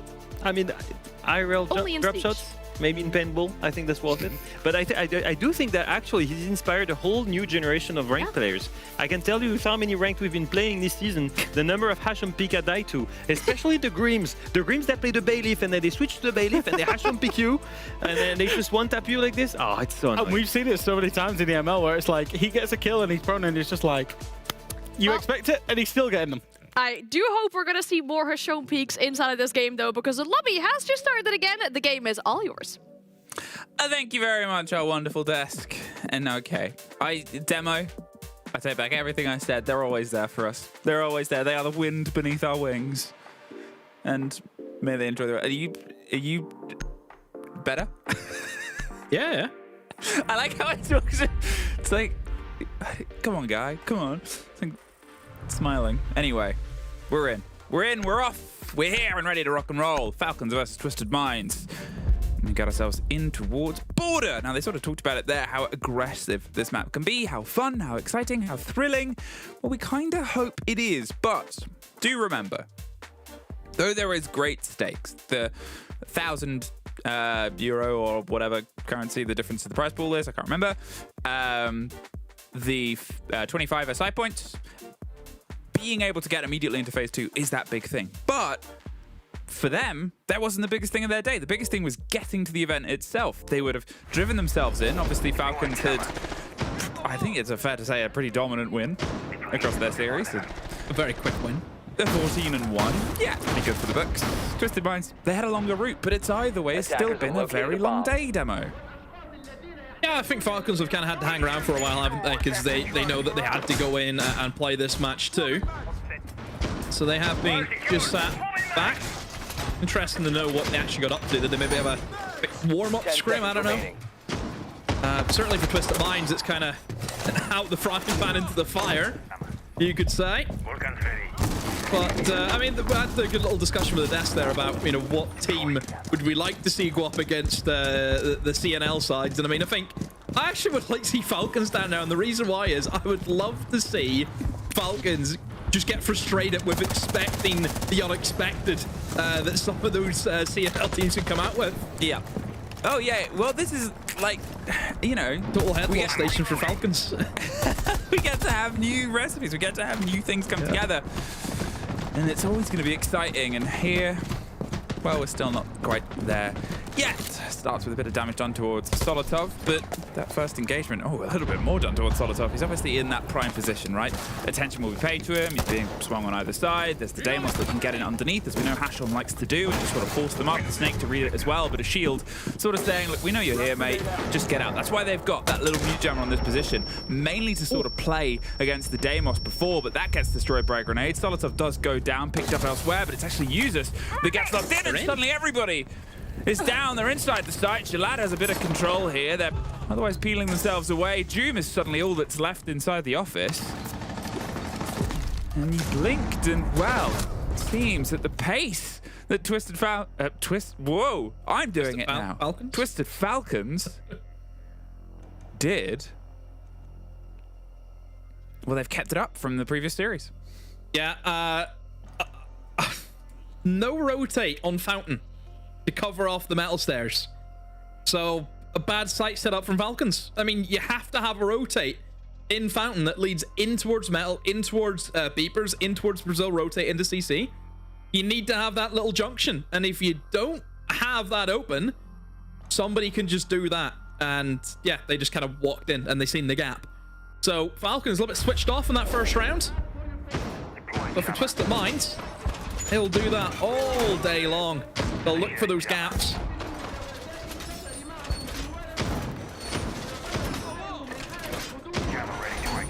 One round, and maybe a bit of an awakening for Falcons to be like, oh no, wait, they've just come off the back of a series. We need to lock ourselves in. I think the fact, obviously, that the push was so well orchestrated, the timing was so driven, even without the Dockerby, sort of shows the power of those intel ops, and they're going to double down once again. Oh, actually, no, they're going to swap out. 5 seconds left. Instead, nope, they're back. I'm going to stop talking. They get a Snake and a Lion, because those two animals, when you put them together, well, you've almost got a zoo. Not a very good one, but, well, still one that they want to try and bring towards border. Immediate entrance, and that's the power of the Snake gadget there.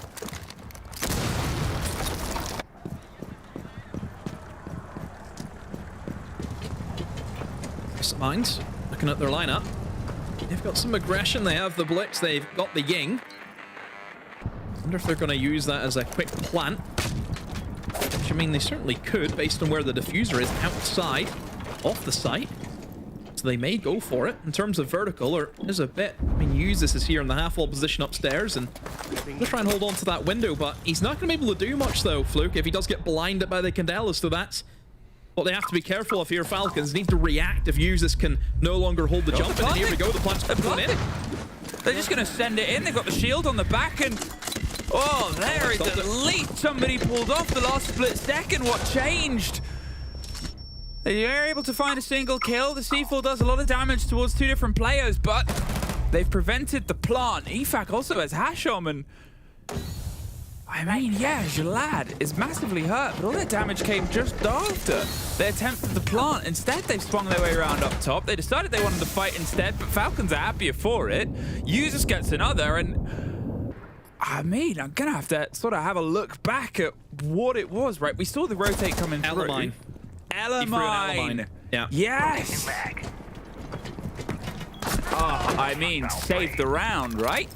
Yeah, it just they smoked the door. They tried to move in with the Blitz, put the shield on your back. Means you can't get shot from the vertical. Well, not very well anyway. Have to be some pretty lucky shots for the smoke to finish off the Blitz. And what did Usus do? Just froze the Grismot. I think the one kind of thing for Twisted Minds is they have the Ying, and the Ying was not used to flash the player on half-wall. That's what they should have done. There should have been a guy on the sandwich window, tossing in the Candelas, being able to stop users from lining up that Grismot mine, but it wasn't to be. And once that plant does not go down, once the plant doesn't get successfully planted, it's a dead round. You know, for Falcons, they're going to stabilize. A lot of util's going to be dumped. Like I said, just that yank didn't use it upstairs where it should have been used. And yeah, Falcons, very easy round for them. Oh, obviously another one. Can't believe I missed it. Damn. Brilliant, man. Brilliant, brilliant. Hold on. Single piece utility shows the importance of it. 10 seconds left. At this point, now one apiece. Falcons have a response, but Twisted Minds, they were very close, and it comes down to those single pieces, right? And how much of a puzzle can it form itself? Now, as they get themselves a stretch, obviously it's border. You're looking at teams enjoying themselves on the attack. You're looking at the pressure that they can sort of apply. It's the map that Falcons wanted to come to. So once again, Twisted Minds want to lead in here, but, well, technically, the amount of rounds that Falcons have lost today has doubled. That sort of talks about the success rate of their day so far. They might actually get themselves a bit more sort of pressure cooked in here. Here's the steady approach. One towards the top once again. Twitch, well, not able to quite get that, but instead going to find their way around, see what other utility they can take. And unfortunately, the only one taken is the first kill into Doom's pocket. There's a Twitch drone called out, dropped down towards Eyes on Passport, slowly being surrounded. Solotov suffers inside break as well at the same time and has to get out of there. Escapes the air jab and escapes back in towards long then short. Yep, minute gone. Oh, great start for Twisted Minds, because they have lost some players, and then goes another one. P9 is off the board. Jim just about survives that spray. There we go. Hashom is there to at least pick up the remains as he's downstairs inside of customs. But now for Twisted Minds, you're still playing with that man disadvantage. I've got that foothold in towards customs, as we've seen Hashom was able to pick up a kill from it, but other than that, there's not much else. I think Falcon's still in a very good position. A lot of top floor control. One player in the site. It's going to be Bride. Hashom has worked his way through now in towards Workshop, but surely this information that Bride can provide, letting them know that, yeah, Hashom's there. Never go EFAC, jumps onto it, helps his teammate. Dov now also going to be spotted out as he's picked up Bride, and just seems to be the information. It's not there for Twisted Minds, but Falcons have a pretty good read on what Twisted Minds are going for. Reloading, cover me. At this point, the 3 versus 2. A lot of utility that they can try and forwardly move in, but, well, they can't really forwardly move through bullets either. Almost gets things leveled there, Dov, and off to a great opener again. He had one of the best maps he's played as the closer of the previous series, so if he can sort of keep up his momentum, Twisted Minds find themselves driving forward, slips his way on past.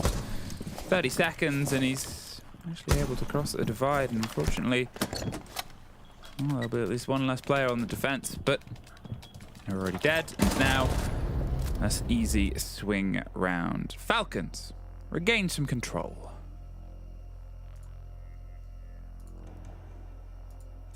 Yeah, not bad from Falcons. Again, never really looked out of sorts. I think they kept pretty good control and just kind of knew what Twisted Minds are going for. I mean, that early fight in towards East, that's always going to be expected on border whenever you do have a Doom who I think plays the East so well. But overall for Falcons, after that first round, things have went pretty well for them. But obviously, I think for Falcons, you know, it was like a very quick series. I mean, obviously very dominant and one-sided from Falcons up against Team Seeker earlier on. And I mean, it's just a case of can they get themselves going again after that big break?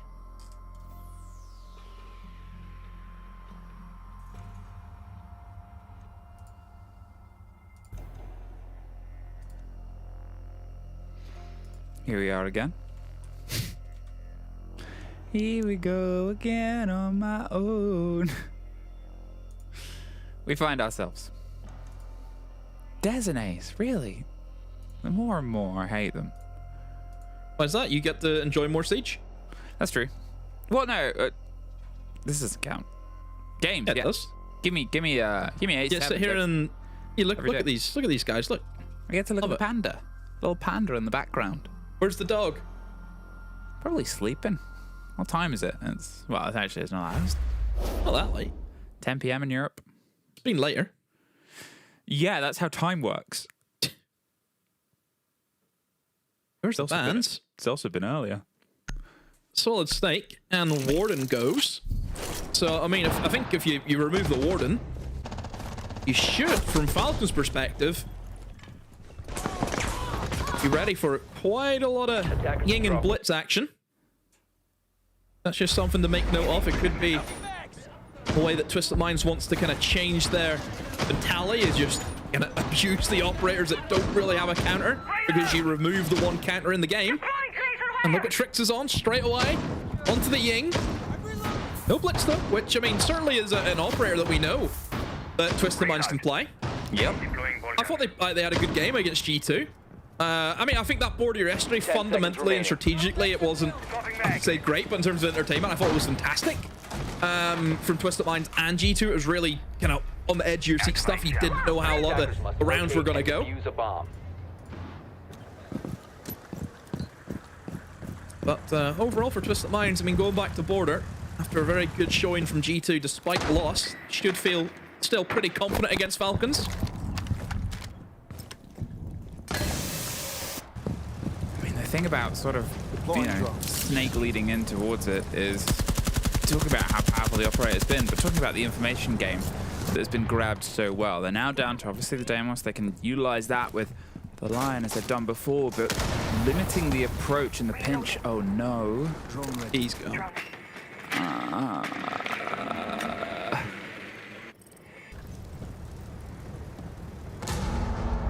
You know, actually, confirm.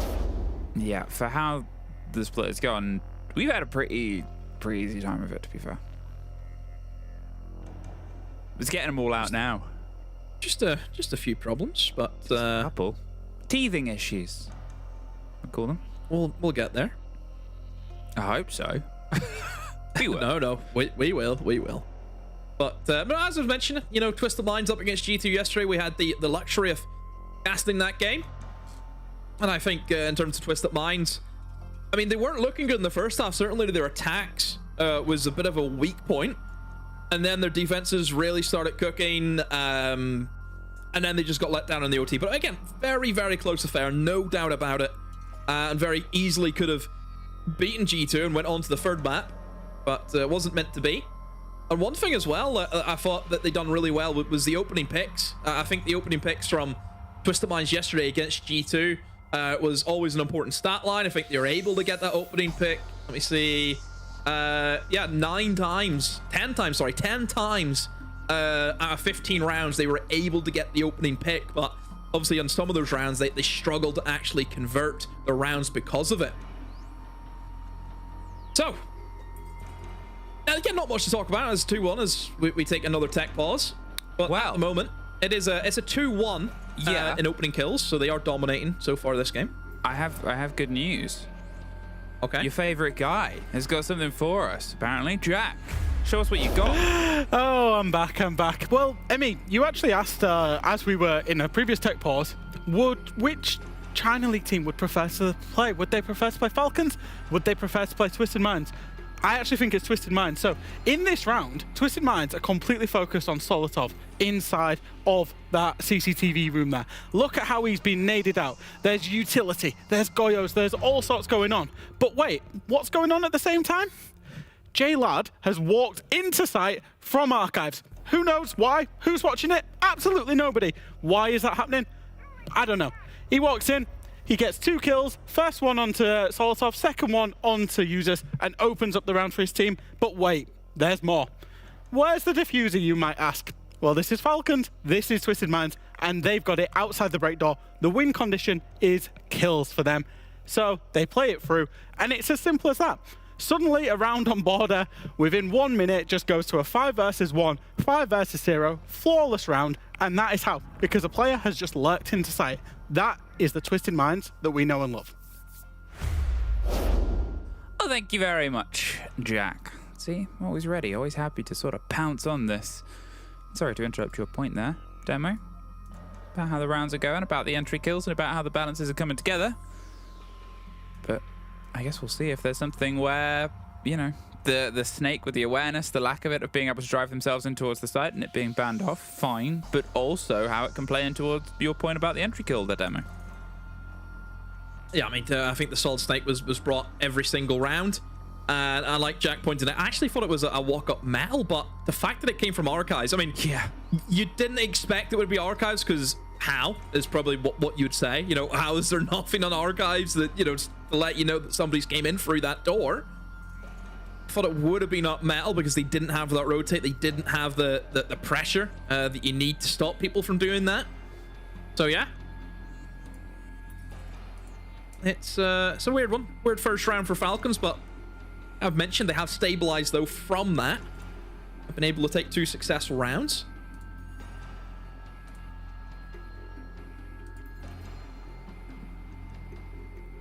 All of these moments will obviously take even more out of players that have been playing. What? How long ago was the Falcons game at this point, the first one? Oh, they finished it. What was that? Maybe 3.5 hours ago? Yeah.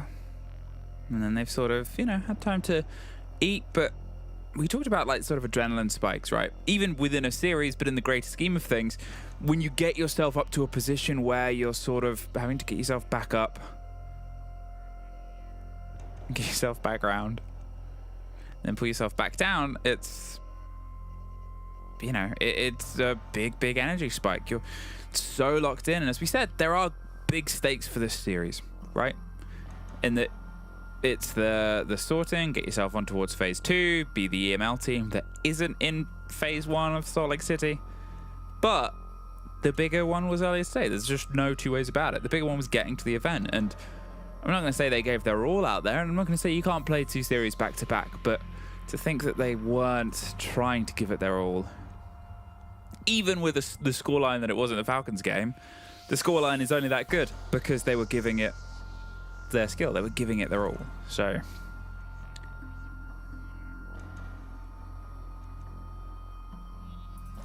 we'll hopefully be back in sooner rather than later. If you've only just joined us, welcome. 2-1 at this point. Both these teams are in Salt Lake City, as I just made the point to. This is the deciding factor of who gets 3rd place and who gets 4th place. 25 aside points, $1,000, and 1st or 2nd phase bye for Salt Lake is the stakes here. And then, last game of EML. Kickoff, at least. Yeah, it's the phase 1, phase 2. That's the more important thing that you kind of get out of this game. So, yeah, you want to try and avoid that phase 1. And again, I mean, I also think whenever we kind of talk about the CNL teams that we're going to have the luxury of seeing at the kickoff event, is I don't think you want to be one of the first teams that go up against them. I think you'd much rather be in the phase 2, and then you can kind of get an idea of what they're like if you do meet them in phase 2, rather than the kind of unknown quality that you maybe get in phase 1, because I think there are certainly elements of that whenever we kind of seen the MENA region be introduced, whenever they got spots, and the same could have been also said about the Mexican sides too. There was always that unknown element of, okay, what are they going to be like?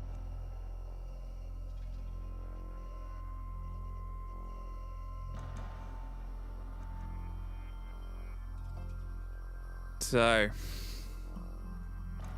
knowing what they're going to be like, understanding how things can pressure, also in a way could translate into this, right? We've talked a lot and at length about MENA teams stepping back in. It's fantastic that they're able to sort of re-establish themselves. Great to see them going towards the first circuit tier 1 event, an international event, since they are unfortunately not able to make it on the league. But here, imagine them being able to go in as the team that sent Falcons to the first phase, right? Imagine being the ones to sort of ride higher than what is A, one of the super teams in the world, one of the greatest teams ever, but B, the team that sort of replaced you on this org. Yes, the bragging rights, isn't it, too? Yeah. I think for Twisted Minds, obviously getting to the major is key for them. We know that. And certainly whenever you look at Twisted Minds, and I think you kind of mentioned it as well, they had to go and play in the Tier 2 circuit, you know, because we had the spots locked in last year. They were unfortunate to get one, and they had to grind their way. And, well, they have been able to get themselves to this point. But they have been worthy of a spot, and yeah, straight away they're back and they get into that top 4 position. They kind of debunk, I would say, Team Secret, wouldn't they? Is certainly a team we would expect to have seen being qualified for the events. Attackers have located a bomb. We're back in. Hooray! 2-1. We are back in. We're back towards the site where Twisted Minds were able to take the round that they did take. This was obviously the place where they snuck their way in towards the site on the back of the snake. And here, well, we saw them starting an approach that involved going up towards, you know, the sort of archive side, on towards the window, get themselves out. Could be different this time round. Deimos getting in underneath. It's not that sort of surprising for them.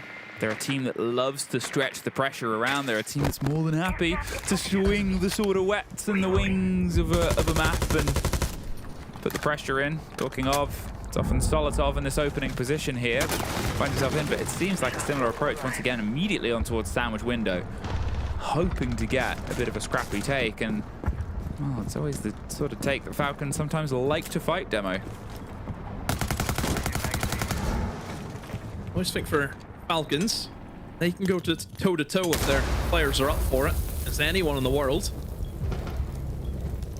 No, there's certainly a player who we know can just take control of the game during of the opening pick, but he has been traded back very swiftly.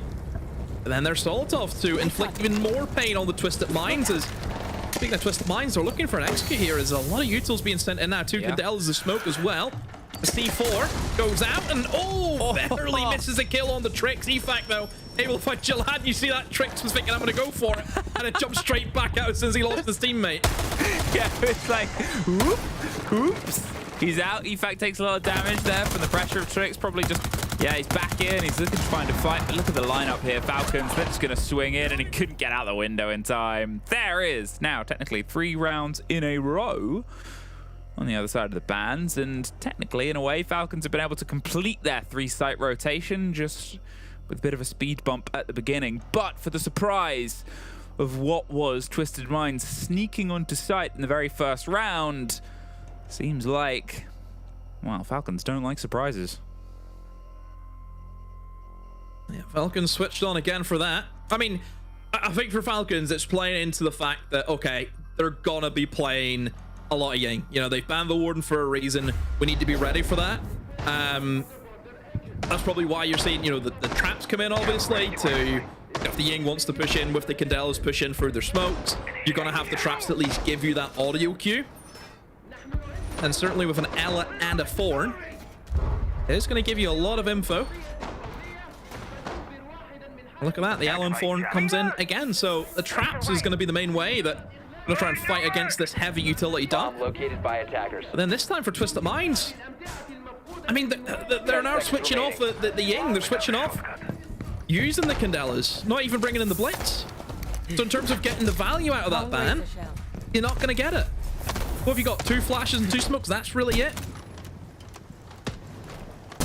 I guess we'll see if they can try and form something out of it, right? Maybe it's those problems that we had a little bit early on in Chalet, where for everything that they tried, they did try everything. They tried multiple different approaches, multiple different takes. They just couldn't get it to stick. It seemed like the defenders were always a step ahead, and you know, it could be the worry that it's a sort of similar story, especially when we have Chalet as our 3rd map if Border gets away from them. And they end up on the map that they were 7-0'd on earlier today. Wow. Also, I think it's the fact that the next map is a map that the Falcons 7-0 Secret on. Yeah. To get the reverse. Yeah. I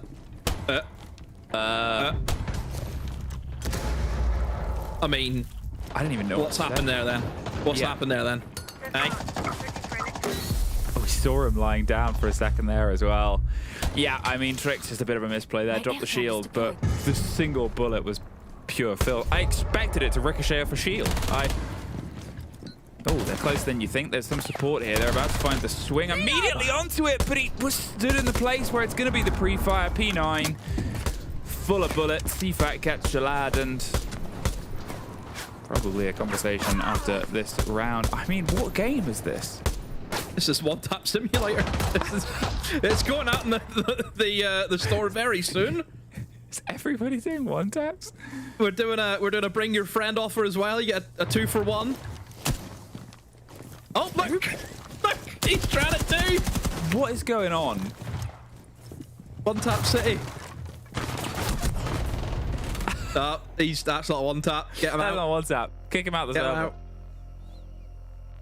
All right. Wow. Falcons have sort of, I guess, reminded the lobby and themselves who they are. That is 4-1, 4 rounds in a row. On the defensive border, it is obviously their map, but with a round that played out like that, I mean, I'm still a little bit lost about that bad bid kill at the beginning, but it happened. I want to see it. Let's see it. Okay, am I crazy? It looked like his shield was up. Yeah, I don't know if it's one of those siege moments. It might be. All right. There's been a lot of times where I've died, where I thought, how have I died through my shield? So I do feel the pain. We'll see. Yeah. Okay, so that is what we call a moment. Oh no. And I've experienced that a few times. Cut that. And I'm just not going to say any more on there. Jammer ready. There's going to be so many people that were like, see, I took like to their rank. Yeah, we're not crazy. Yeah. Like I told you. It's like the alien has so revealed itself. Because at first I was like, I tried to play it off, but no. Oops. Oopsie. Oh well, I mean the rest of the round was still very handily.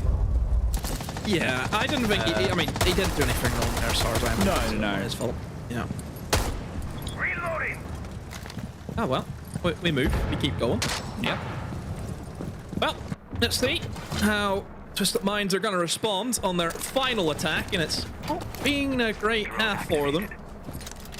They're going to go into the blitz now, back to the blitz again. P9 with a Grim here. Seems to be a lot of the focal point, I feel, for Twisted Minds has been trying to take in towards kind of break room into CC, but I mean, Solotov right now is having none of it. He's 5-0. Yeah, I mean, Border sort of rise from the problems before. He's made himself step in. He was obviously under a lot of pressure. He was almost the opening death in the opening round, but he's 7-2 over the entirety of the map as well. So I think that puts him like 7-1 over the past 4 or 5 rounds, or 4 rounds even. Shalad though will stem some of the problems, gets the opener, and EFAC gets a response. And there's another one. Shotguns at dawn is apparently the back and forth here. Classic shotgun sledge as the Razor Bloom forces the shield deeper than they would have liked. Solotov adds another one. Oh, in fact, doesn't. It was downed by users. Confirmed by Solotov. And now the 3 versus 3 demo. Yeah, Dolph tries to go off by himself, and he's going to get punished because of that. Nobody with him to help him out. That double up from Falcons. Look where all 3 of them are, by the way. They're all upstairs, and I mean, Twisted Minds, they're aware of 2 of them. I mean, would they be expecting a third player? This may be what catches them by surprise. A minute left. Nate goes over the top. They've got no form of hard bridge to open up that fountain wall, so they are just going to have to push in through doorways. Oh, Jupe. Absolutely was being cooked for a second there, but they're able to fight their way out. Solotov's able to find his kill, and there's users getting Hashom. P9 all alone. In a 1 versus 3 situation, 40 seconds. They've dropped their way down towards the site itself. The kit is unfortunately under a hatch where somebody was punished for trying to take the drop before, so he's got to go even further and further out just to find a safe entrance point. But as soon as he does, I mean, you can see they've set themselves up there to play on contact. They're all within sort of range of it. Does find an opportunity to get Solotov. It's a good first for 10 seconds. Can't get the kit and get to the site in time. Well, can't even get in the room. So that is a 5-1 half. But what do our desk have to say about it? I feel like it was very much testing the waters in that first round, which you also illustrated, of course. And then after that, it seems really clear that Falcons have figured out the recipe to success. Yeah, well, the way Falcons lost that round flawlessly should have been a massive wake-up call, and it was. Do you know what they did after that? They played 5 rounds of Ella. They played Fawn every single round. They jumped on the Legion. Every single gap they could possibly think of, they closed it up with all the trap operators. They got condensed in terms of the locations near each other. If anyone was dying, they were getting traded instantly. And from there on out, Twisted Minds really had no answer. Yeah, if you just look at this round, it's a perfect example of like, hey, we extended, then we got close together, then we peeled off, we play close to the bomb site, and we're forcing Twisted Minds to try and problem solve. Put simply, Twisted Minds, they want to play the TDM game. Falcons, they want to play Siege. They want to play utility, they want to play gadgets. They are layering their defense in a way that Twisted Minds, well, yes, you have to clear a barbed wire. Oh no, you have to clear another trap. Oh wait, there was an Ella mine here. And in that way, they cannot surprise anyone because they cannot find gaps. And if they cannot find the gaps, they have to problem solve, and they don't know how to do it. But they can't do that on attack. The second half has to be different from the side of Falcons, at least. Well, yeah, this is what I would do on their side, right? You know that they're going to be extremely aggressive towards you. So what you do is you bring a shield if it does not get banned. We're about to see the operator bans now. So we're going to see what is at their disposal. Yeah. But what I would do is I get a shield. Yeah. I get behind Bride. I spend most of my guys on one side.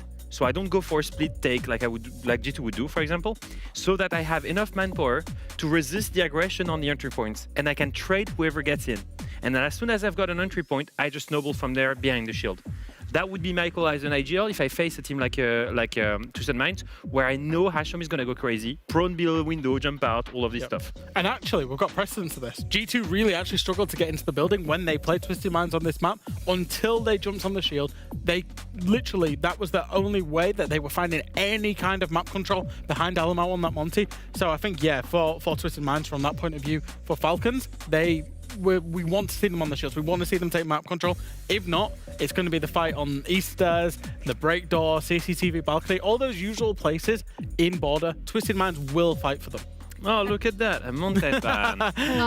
Very expected. It's literally how they lost the last game. Very, very look at that. Maybe a Blitz of Blackbird ban. Lucky there's like, what, 36 other shields in the game at this point, I feel like? No. Yeah. And good. Solid Snake. Do you know what? Solid Snake, that's really good. Because of just how well Falcons were playing it earlier on. I was setting myself up, but if it was a Blitz or a Blackbeard, we saw earlier just how good Falcons were on the Dokkaebi, on the Solid Snake, of taking map control using those operators for free. So they got rid of one of each. Calling the lineup, Blackbird or Blitz, and then you bring a Lion, you bring a Dokkaebi, and then you bring a Grim.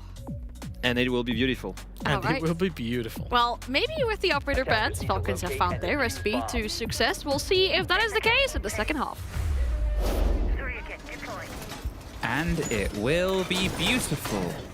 Things said about the potential lineup. Things said about our desk when we throw to their wonderful pieces and segments demo. I'm so positive now. Great outlook to have. Yeah, you know, they saved our bacon. I think, you know, maybe I was wrong about them. No, it is the sort of setup. Yeah, there you go. There has been. Obviously, what do you ban against Falcons? It becomes the question. You talk about the shield covered, remove the Monty. You talk about how they can sort of breed in. But Snake is Solid Snake. I think it's, you know, unless there's changes before or amongst the sort of lead into the kickoff event, gonna be one of the top bans surely across the board. He's been brilliant in additions for strong teams. Yeah, it does make things very difficult though, because we know there's still like really strong operators like your Grim, which has sneaked on through for Falcons because Twisted Minds, they've went for that snake ban. And I mean, Grim on border, where it's already like quite a claustrophobic map, where there ain't a lot of room for maneuver. That Grim can be very potent in the right hands. So it is something that certainly Twisted Minds need to keep a check on. Solotov for the opening pick. I mean, as much as what they have banned out the Solid Snake, there is kind of, I would say, a one-for-one replacement in terms of information. That's what the Dokkaebi can give you, a very similar idea to what Solid Snake gives you. Well, the fire is going to put all the pressure on towards Jalad. P9's obviously been caught. They've got themselves a 5 vs 4, and the call comes out. Maybe Leo finds this beautiful to watch, but I think Twisted Minds are in a horror film right now, and they're going to see if they can try and get themselves out to green a pass. I like down this. below. What do you like, Demo? Yeah, he's got the Thatcher ready to go. It's going to remove any of the traps, the Aruni gate, which I believe has already maybe been burned through. And here they go. It's a bait and switch. They think they're going to go for an obvious default, but no, it's going to be the quick one. Oh, the C4 is just caught out in perfect time. And that is a demonstration of the power of the Thatcher. And now the shield, well, they can hold themselves close. You've got the lying down prone player watching for Jalad's jump out, which happens now. And now it's a 4 versus 2 with somebody on the vent window as well, ready to sort of pop up as soon as they get themselves wide. I mean, Usus, he's everywhere you want him to be. There's the cover. There is 6-1 demo. Yeah, so good from Falcons. Starting off with that east into office take. It kind of forces players to kind of gig their heels in towards Fountain. Leave Armory, try and support those players inside of Fountain. Now, once that happens, you hit them with the old archives straight in, using the Thatcher to great effect. Removes any potential traps that could have been there. And obviously, as we've seen, it's there for the kind of clay pigeon shot. Nails the C4. And yeah, that's all she wrote. Very easy post-plant too for Falcons, as we've seen. So just need one more round and that's border locked out. I mean, then you start to look obviously towards Fortress. And I guess you're always worried if you go into a series against Falcons, right? Because of how smooth they play this game. Just look at how like effortless this is. Like, you know, it's everything you need it to be, but just boop, done. The pace of that application, the surety, it looks simple. And it really isn't anywhere near as easy as they make it look. And that's the beauty of the way that they play Siege. It's such a well-oiled machine. Oh, excuse me. You're late night. Thank you. It's a cheeky late night yawn.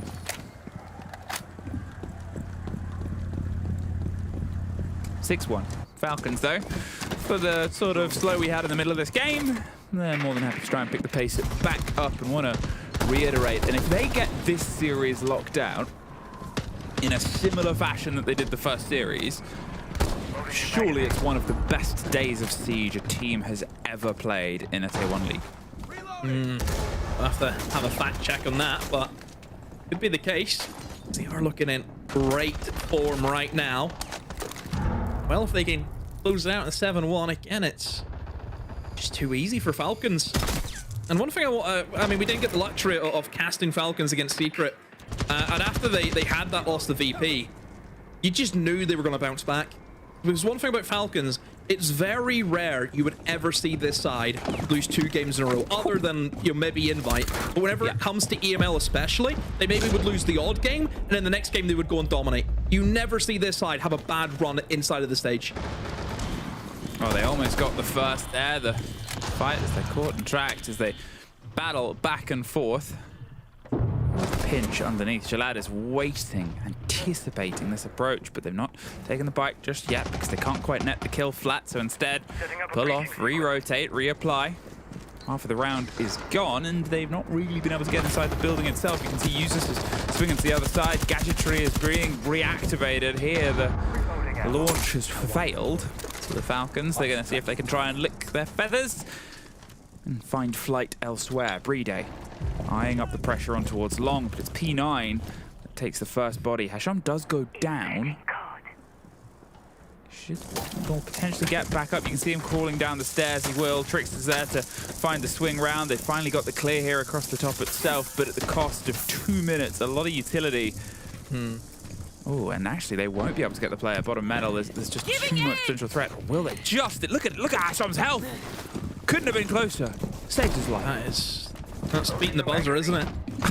I mean, you made a good point. The time now is really up against Falcons, and there could still be Goyos hidden around the site, which could really be a bit of a nightmare for Falcons. They don't have really any soft destruction, so yes, they have the top floor, but they can't really use it to great effect. That's a great pick, though, being able to pick off somebody inside the bomb site. And they're just going to try and eye up the planet here from Brede. A very important kill from Dov. Takes down Solotov, and they can maybe retake up if they wanted to. Hammering that DMR home, gets the down and the drop into the player, swings their way in, but there's a shield with cover, and they're able to take him down as well. A 1 versus 3. Usus, not enough time to find anybody else, and they are not done yet. I mean, that is a bit of magic from Dov, isn't it? Yep. needed to step up in a very, very important kill onto that metal player. Forced Effect to have to go in for the swing. He wins that too. Gets the Blackbeard, gets the last. Wow. Well, it does give Falcons something to kind of look at and think, well, maybe that didn't go to plan, because they did get the opening pick, but they were not able to convert that round.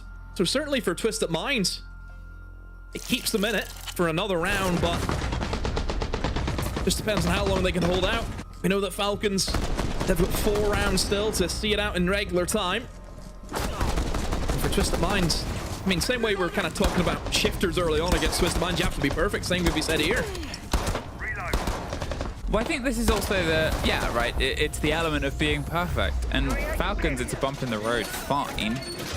But that's one site, that's one defense. They've got to find themselves looping background. They've got to find themselves on ones that they've orchestrated brilliantly. And they might have to go back to Armory Lockers. And there's always the thing, right? Armory Lockers, as we found ourselves back on, it sort of goes the way of, say, you know, CCTV on Clubhouse once upon a time, Top Floor on Cafe. These sites, because they are the strongest, because they're the first preference in the meta at the time, and because teams have to learn to attack them, they learn to attack them very well at trade. I think they'll both be happy with that, but also kind of sad at the same time. That's a good pick, though. Realistically, for Twisted Minds, you take down the Deimos. Yeah. Who, as we know, is a very heavy impact operator if you can get the right track at the right time. Griddy. Just have a laser Griddy has to try and deal with, and also a bit of flames coming in with the Djanka. Oh, that's fantastic. Using the Molotovs to get the shield bash onto Griddy, and Hashom swings for all he's worth. Well, now as they get themselves the control of the shield, they're putting pressure on towards Liquefac, and you think about the 2 big points at the start of this push that have been removed. Fine, you've got 3 great players as the final thread, but now you've got no Deimos for that area pressure, and now you've got no Blackbeard to play over the top of everything that was talked about Desk before. So at this point, well, against the air, not the air jabs, against the Shimika launcher, against the other pressure, and the chance at a C4 and this mirror window, well, with 1 Ash charge left, how can you confidently swing out towards it as they're still happy to put the pressure on? There's a C4 caught, there's some, whoa, a player as well. Big risk, no reward. 3 versus 3 other than some sort of side damage, but EFAC is almost caught out as the Ash. And they're just struggling to find a route in here, Demo. Yeah, that pick. Let's give Falcons a bit of a lifeline. You can see the rotate with Solotop being able to find that pick. I mean, maybe Armory could just be a freebie here if Falcons are quick enough. Maybe it's a little bit too slow, and well, Tricks could have had an opportunity maybe to rotate back onto that mirror window, but just fought against it. Well, it's going to be opened up by that Ash, and a quick pre-fire, almost a bit of a no-one action there. Ronaldo still gets it though with a swing, but Jalad retakes in towards Lockers and has the trade. How important is this position, and how great is this gun, and how good has Jalad been? EFAC, barely any health. You can see they've come to offer some support. Hashom sort of fires a couple of shots over the bow, but 30 seconds. Oh, he sees and downs Jalad. The support has come in. He stepped into that important position I said before. And, oh, so doesn't know that Hashom slipped his way past. There's the finish on the player, and he's about to find a shocking reveal. Oh, EFAC went for the plant rather than try to play heads up, but he just didn't have the information. Sean played it well. Just sat on his dead teammate, almost used him as a kind of live bait, thinking, oh, if he shoots him, then I'll know where he is, and that was certainly the case. I mean, Falcons wasn't a great start, obviously lost that shield, and they had to pivot, had to rotate in towards Armory. But for Twisted Minds, it was very important that they stood tall and they were retaking positions which weren't occupied. You know, very strong positions. Nobody was inside Armory. They needed to get in there and make sure they defend that side as soon as they realized that that's where Falcons are coming from. Hey, time to talk. Falcons timeout. They just need 1. We just need 1. But now they've had 2. Now that 6-1 has become 6-3, and well, we know that they're a team that can get energized, put this one to bed. There's still one map, maybe two, ahead of us. The day is not going to get any shorter. Time to sort of get themselves potentially pieced back together, and, you know, maybe they're talking about the direct site take. Maybe they're talking about how they can just sort of approach wherever they're going to find themselves on towards next. That's Armory done, the one that they won pretty cleanly before. And here it was close. It was a 1 versus 1, but the fact that Twisted Minds are still doing that game style, that plan that frustrates so many teams they're up against, being outside the building, being aggressors. I mean, there again, losing the Deimos that early, then losing the Blackbeard as well. Oof. 6-3. I think for Falcons, it's timeout. I wouldn't say necessarily to kind of check their own mental, but maybe it's a case of trying to slow down the momentum now that Twisted Minds has maybe gained and try and cool them off a little bit. But for Falcons, they want to do it here and now and don't let this run any further. Because if a side like Twisted Minds can pick up that momentum, they are terrifying to play against. Whenever their players are just hitting those nasty shots that we know they can deliver. 5 seconds left. Falcons, see the bomb site's going to be the bathroom and tellers that they go up against. It hasn't been a bomb site that we've seen defended by Twisted Minds here, so it will be a new experience for them. Not in general. I'm sure they've played this bomb site before in their careers, but in this map, in this current series, it will be the first time. See how Falcons want to probe at it. Flores being brought in. Going to be a good counter to those castle barricades, and Jim will do just that.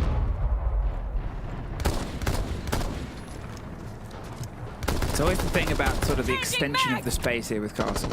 On border where things are so dangerous from so many different places, and we know how well things can sort of connect, it sort of offers itself in two ways. One, Twisted Minds, a team that loves to be sort of explorers on their defense, can get themselves a little bit of a route and give themselves extra pockets to swing behind. But two, it allows teams like Falcons space to set up in some regards, right? They can get themselves some boots inside the building, which maybe it could be bait, maybe it could be a lead-in. You've got one C4 to throw against. You've got otherwise support coming through. There's that one. On towards the BP, but they still haven't got this man out. He's just going to go outside the building, but it's a shield he meets, and Brede, well, he's not going to find a fight that immediately. Yeah, this is going to be the problem solved. For Falcons, it's taking east and clearing out that castle. With that castle barricade being taken down from Waiting, it will just put Gilad in a bit of a situation where he can't really retreat back to the site, as EFAC has went on a wander and been picked off here by Trix, and maybe Trix is going to be eyeing up another swing. Doom is right beside him inside of Waiting, but this is not the start the Falcons wanted. I mean, the fact that it's sort of come on the back of the timeout as well. Obviously, we talked about how this stuff can play itself in. They do find two, though. Great kills back in. They still have the shield up this time round as well. No hard breach, no more calls that come through from Solotov, and Doom's massively hurt and in a bit of an awkward space here. He's so worried about being picked. The limitation of the hard breach in this approach could be that sort of question, right? They've obviously got what they've got open. They have this rotate that's otherwise been put through, but it's been put through by the defenders. They've prepared for this angle, this engagement, close up. Trix ready to want to swing onto Passport and takes the engagement against Usus. Can't quite cement in the kill, but to be honest, you know, 40 seconds, if they rotate, can they? It's a big ask. They're already at the bottom of the sort of seating area. Instead, go for the plant. Brede is going to lock it in. They're just going to try and make sure they have the single cover power. Up on towards the top. Great rotate. There's the take on the shield. And there's the take on the last man, Hasham. Really quick switch. I thought Doom would have had him dead there, but no, Hasham walks onto him. That's another one. That's 3 in a row for Twisted Minds, and Falcons had just used the timeout also. But I mean, the opening just did not work out. You can see EFAC, he tried a kind of signature crouch walk. I mean, he does so well, isn't he? Whenever you can find that gap, we know what EFAC can do to bomb sites. It's not working out for him here, as Twisted Minds seem to have things on lock. 2 rounds away. I guess just when we sort of thought that maybe it was going to be a bit of a quick game. Incorrect. Seems to be the sort of response that they've really just lent themselves back in round by round, brick by brick, for all the results where we've had a game entirely scream in one direction to now get ourselves to here. Now you see me? Now raise your way. We've had everything today. We've had 7-0s, 7-1s. We've had all the ways. We haven't had an overtime yet, but I mean, Twisted Minds, they look like they want to change that demo. Jammer ready to activate. And this is where it gets pretty scary for Falcons because, I mean, if Twisted Minds has already taken 3 in a row, who's to say they can't take 4 and take 5? It is doable. Falcons need to find a solution ASAP.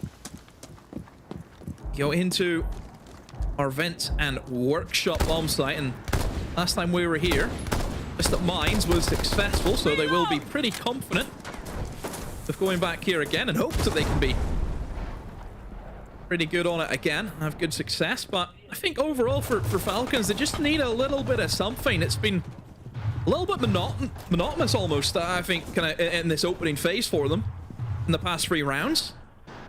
Been very slow. Tried to look for kind of these little gaps that EFAC has tried to spot, but it just hasn't worked for them. And also, this is the first time that they've dropped the shield. Brita is on an actual gun this time.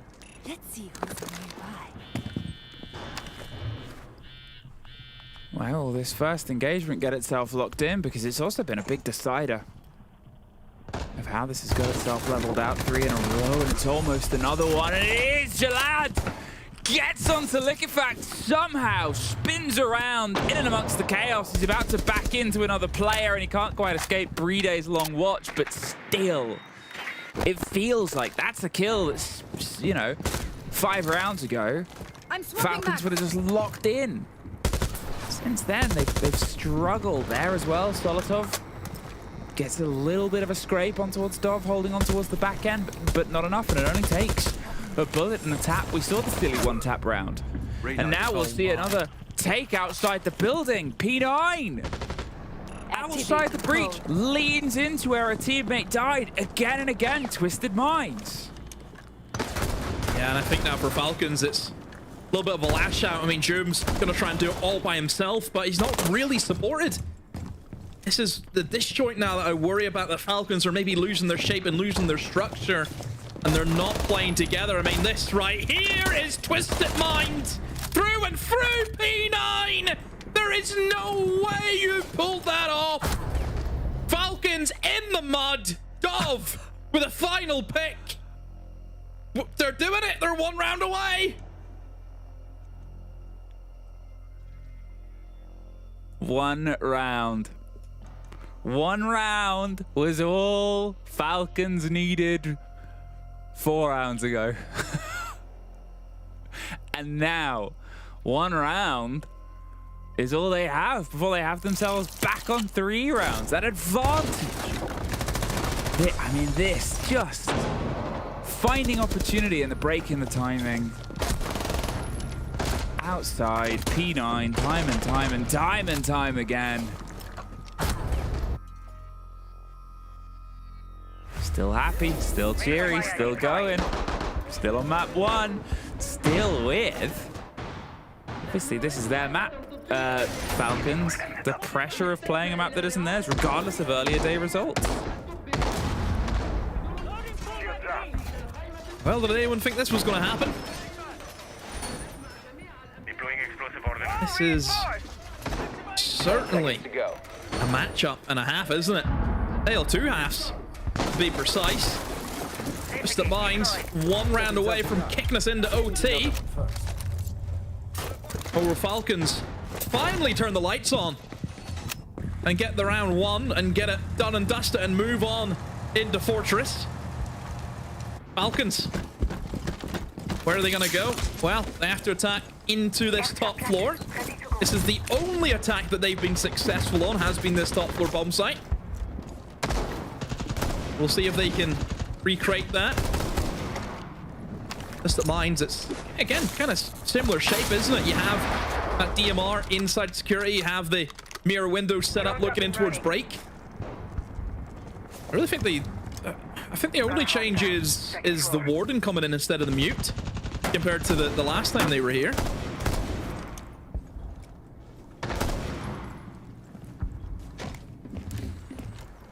How will this first fight go? It's dictated every round but 2. The caution that has to be in a way applied here by Falcons on their approach. I mean, it's just been taken away, and it's not even really been multi-kills. Fine, you know, you had a big round there from P9, but otherwise it's been just a steady sort of cross. It's been a great combination. Solotov finally breaks the ice, breaks the threshold. And there's the second. Solotov catches P9. A 5 versus 3. Falcons finally remember how to operate here, and Twisted Minds have been punished. With a broken mirror window, they can't quite find a route round. If it ends up being Armory Lockers that they lock in for 2 attacks, they'll take it at this point. There's a run out though. Hashom outside the building finds one. He's maybe going to find a fight with the Deimos, but both of them are a bit nervous. It's a heck of a pistol, but it's an awkward place to take it when you know you can feed in teammates, and that's exactly why he gets out of there. He's a player happy for an engagement, but the longer he sits, the more likely another Falcons player is to show up.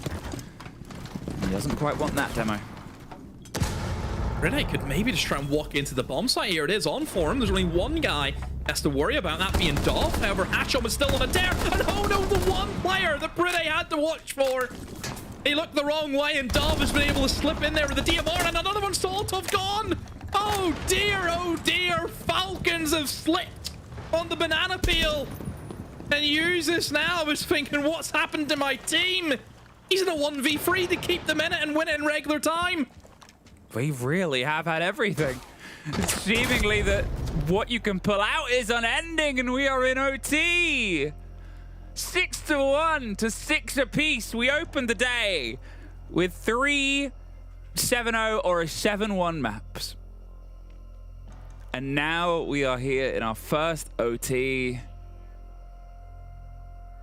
Prepare for a late one, gang. We're in it for the long haul. Falcons.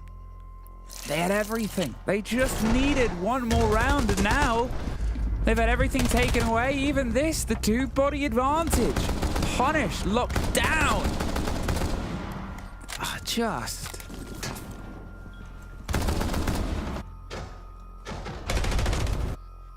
I mean, you cannot fault them never giving up. It's the sort of story about this Twisted Minds roster.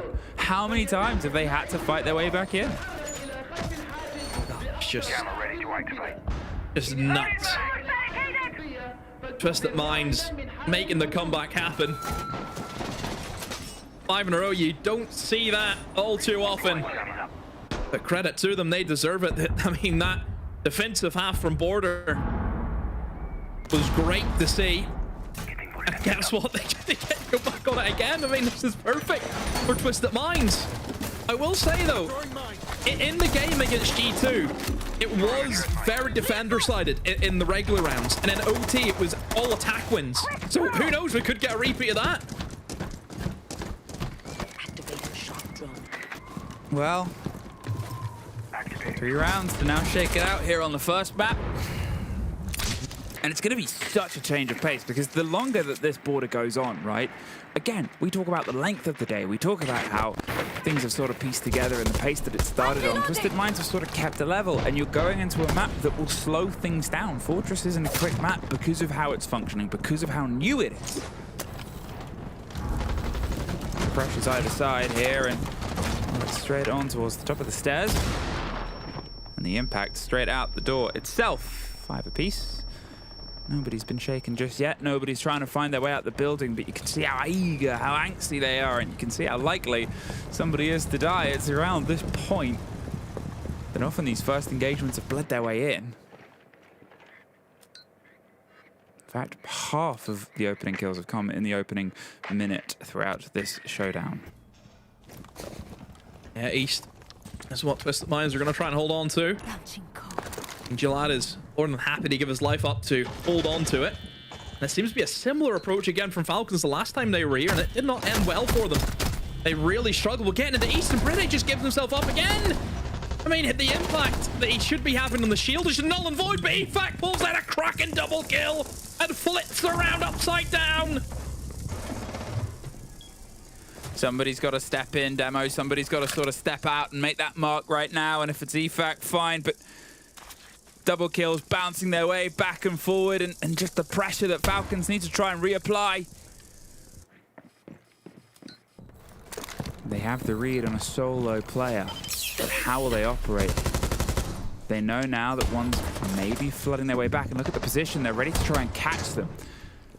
Slipping their way on towards the hatch, but then they're a bit worried about entering all the way. And Hashom, well, he's not going to take the hatch drop. Maybe they'll think they forced him further down. Maybe they'll think he's taken the drop, but instead, we can go for the plant itself through the drone hole. You're not quite going to get the full catch here. And oh, there's the toes in there. What is going on here? Missed the player immediately on the site. Hashom's now back on the move and has retaken the verticality. They flooded themselves in, but P9 doesn't care. Unbelievable return to form. Unbelievable setup. 7-6. From 6-1, this is where Twisted Minds sit. 1 round away from taking a map that felt so lost. This is just unbelievable. Wow. Again, Falcons, you think, okay, looks good, 3v2, Doom trying to go for the plant, and just simple things in life, isn't it? A drone hole, so simple. But even Solotov not being able to kill P9 there, too. I mean, that should be dead to rights, but he's not. Somehow Twisted Minds are getting away with kills that they never should. Oh, what a game. Falcons on the defense. Oh my, it's been a while. Welcome back. I guess how is this gonna sort of be remembered for them, because they were so good on their defense. They only dropped 1, but then they couldn't buy a round, you know, in the sort of previous half. And now all that momentum, all that energy, think about the opening round for Twisted Minds. Think about how they won their attack. It was by being bold, by being brash, and by just sort of getting themselves in there and finding the fight. And, well, if they can try and utilize some of the energy of the previous 6 rounds, I mean, what a comeback it would be. Obviously now they've still got to try and get themselves formed up. Falcons, they're very good on their defense. We've had one of the most defensive-sided borders in a very long time. But they do often open with this. Hashom on the Deimos underneath. The Mute should offer potentially some protection here. For Brede can just sort of feed that in towards the position of Solotov. You can see that they've got themselves this aggressive take before. Obviously they had some big moments and some losses. He's trying to find himself these engagements, take the utility, take the pressure, take the players, and lead them bit by bit. Gonna just pop himself out the door, but he can't win against the cover. P9 just keeps going and going. The Razor Bloom won't quite get the catch on towards the player, but they now have CC. Oh, the C4 misses though, and now Doom is a very sticky situation, and the nade is going to be enough to force them out of 2v4. Falcons, oh, they're gone. They're shattered at the helm. Twisted Minds with one of the best comebacks you'll see in a long time. 8-6, they take it. My, oh my. It might be very late where they are, but they show you've still got up earlier in the morning to stop them. We have our break before we're back with map 2.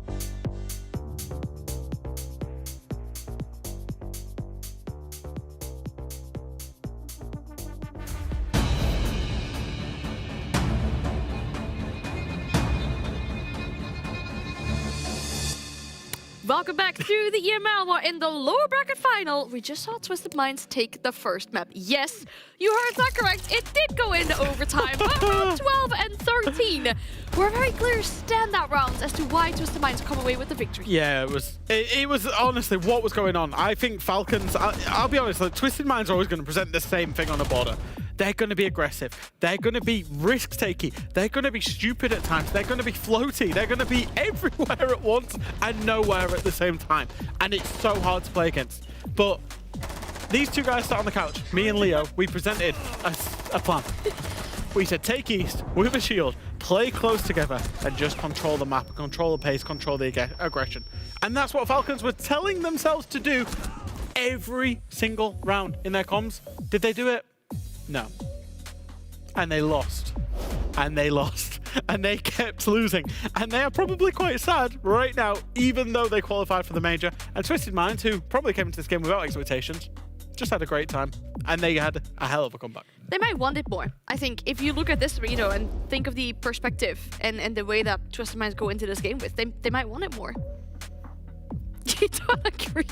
I would you know say you if have anything, a mouth, Leo, and you can speak. I am still angry about what happened. I would say if anything. We literally said it 4 or 5 times. What's the win condition? You take a shield, you take his stairs, and you Leo, follow you're the getting shield. red. Are you okay? It's literally the same thing happened. Okay. They're in a 6-5 lead. They're 5v3. They're The coach still all told over the them. map.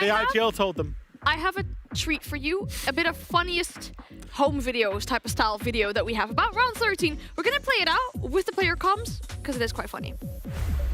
I'm going catwalk now. I'm going down to Eyes rotate. There's no rotate. He's prone. It's gonna be down. He can't deny. Shoot. They shot me through the drone hole. He shot me through his journal. They were just, honestly, they were heads gone. They were absolutely heads gone. The coach Everything. told them in the timeout. The IGL told them. They just knew to stay close together, and they kept saying it the start of the round. Guys, stop trolling, stop going everywhere. We'll take East stairs. What did they try and do? There's 3 days to East stairs. One guy's Archives window, one guy's in Narnia, one guy's Teller's window. It was so easy to fix. It was so easy to fix. And I swear they will hate themselves when they rewatch the world. And that's somewhat worrying, because that is, in theory, our best team in EML, not being able to adapt, not even, especially when they're being told. But just coming back to that pressure point, I actually think Falcons are putting more pressure on themselves because they want to win, because they know Stage 2 is important. Yeah, that's the important thing, right? And so far it seems that Twisted Minds are absolutely floating, at least through this first map here. But we'll talk about the second map after break.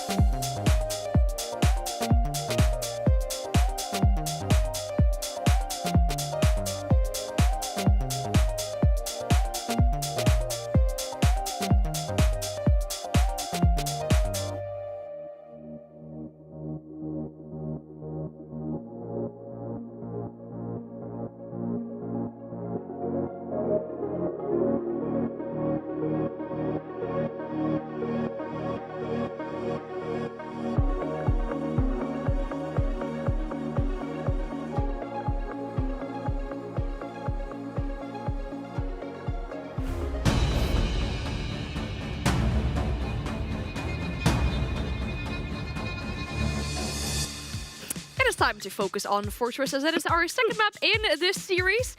It is important that we know that phase 2 of the major is on the line, right? That is essentially what these two teams are playing for. I think if we speak about stakes, that is probably the most important one inside this matchup. Yeah, because if you're Falcons, you don't want to go to the major via the small door, not the big door, right? Exactly. Right? You don't want to go into phase 1.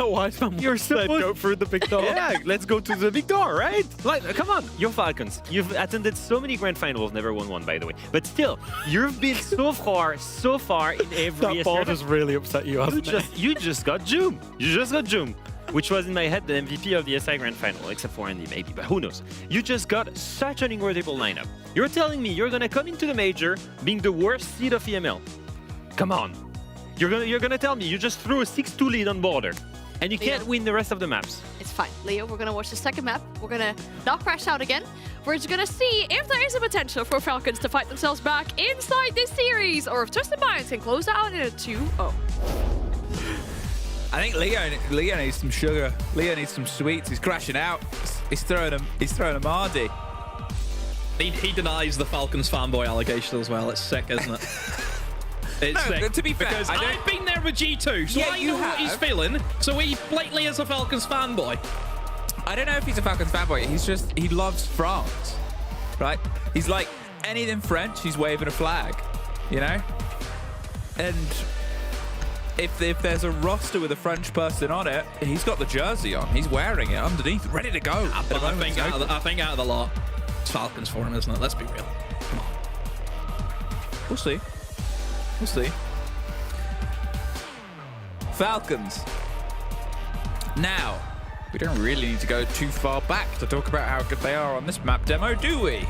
Nope, 7-0 against Secret. Not much else to say apart from just a perfect game of Siege from Falcons. Not so much for Secret, but for Twisted Minds, I think going to Fortress, picking it into obviously Falcons, who just played it today. I don't know how good the staff are for Twisted Minds and how quickly they could pump out the data to kind of help them and do a VOD review. I don't think that would have been something that was available to Twisted Minds today, but I mean, they're going to go for it. I mean, I don't mind. I don't mind going to a map like Fortress for them, especially whenever they have also beat Team Secret on it. It was 7-4 all the way back. I think was it our opening play day, wasn't it? It was Twisted Minds took down Secret. So, I mean, for Twisted Minds, it's not as though there are no slouches in the map. They know how to play it. We also had, obviously, you know, a sort of bit of pressure that they could apply themselves here. It's a 1-0, and technically outside of the 7-0, recent history in terms of how Falcons have been on it when they've had other sort of international games, not so great. So many sort of bits of pressure. Reloading!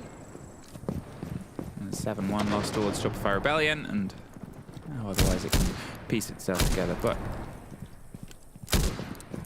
we'll see if this is something where they start as they mean to go on. Obviously, the first couple of rounds are going to be pretty big. They're starting on their attack. It's not going to be the biggest sort of read-through here for the side of Twisted Minds if they can't quite get this first attack over the line, maybe not even the second. But if they can get the pressure on, if they can make sure that Falcons are still a bit sweaty, then they'll suddenly find themselves back on border, right? They'll find themselves on the map that they've already sort of passed their way through, where they should have been able to lock it in.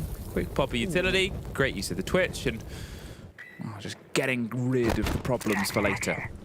Yeah, big value. Popping the Goyos, getting rid of the trip mines as well.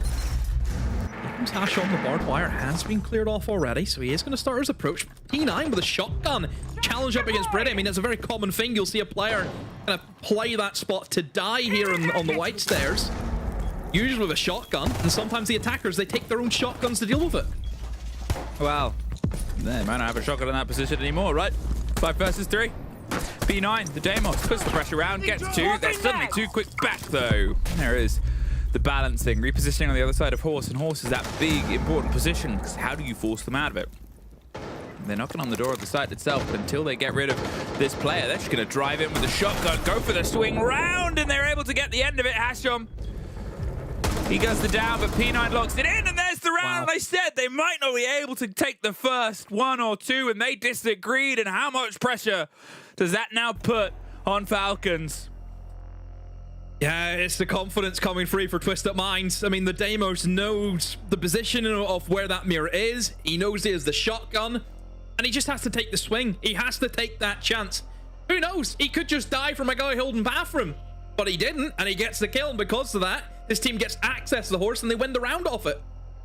I mean, overall for Twisted Minds, it was a really solid attacking strategy, using that Deimos, using that shotgun, making sure that they can kind of assess the power positions for Falcons. Obviously, the power positions and the setup for the defense was you're looking at White Stairs, you're looking at where Bride was, and then you're also looking in towards Horse.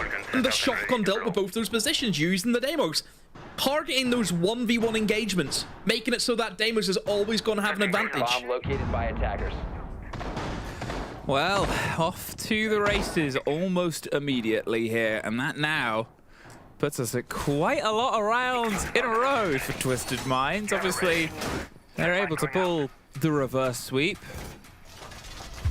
Now from that, that's 8. They might even be able to find themselves as many rounds in a row as Falcons got earlier in their dispatching of an opponent. And it just shows the sort of distance that we've come from that 8th round, that monumental 8th round in Border. Everything really sort of turned on its head here. Twisted Minds and the limitations on their approach is obviously down between that Dockerbee, between that Snake. You assume Deimos is going to be the third to join them after round 3, but we still have to get there, Demo. We still got a bit of distance to go.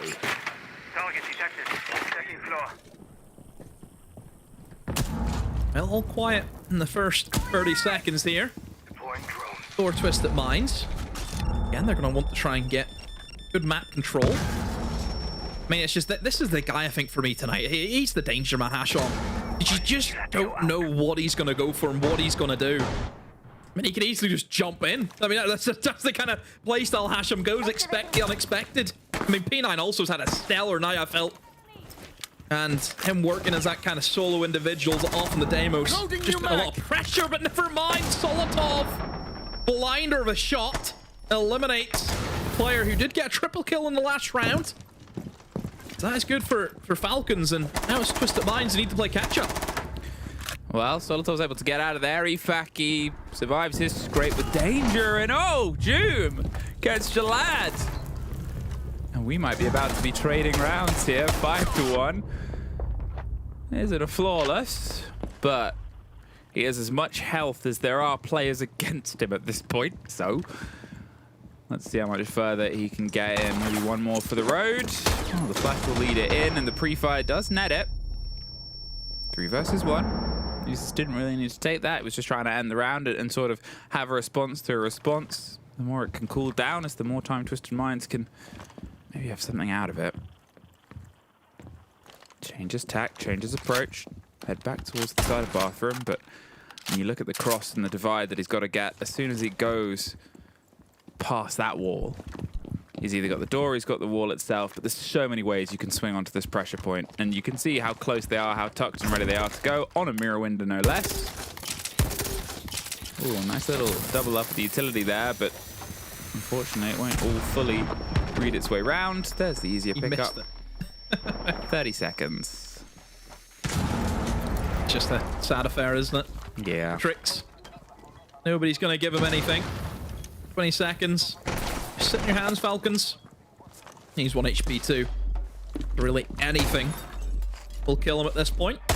And yep, just going to run down the clock. I mean, overall from Falcons, a lot more confidence, I think, whenever it comes into those gunfights. Obviously, you've seen from Solotov having confidence that he can swing onto that long corridor and win that engagement. He does so.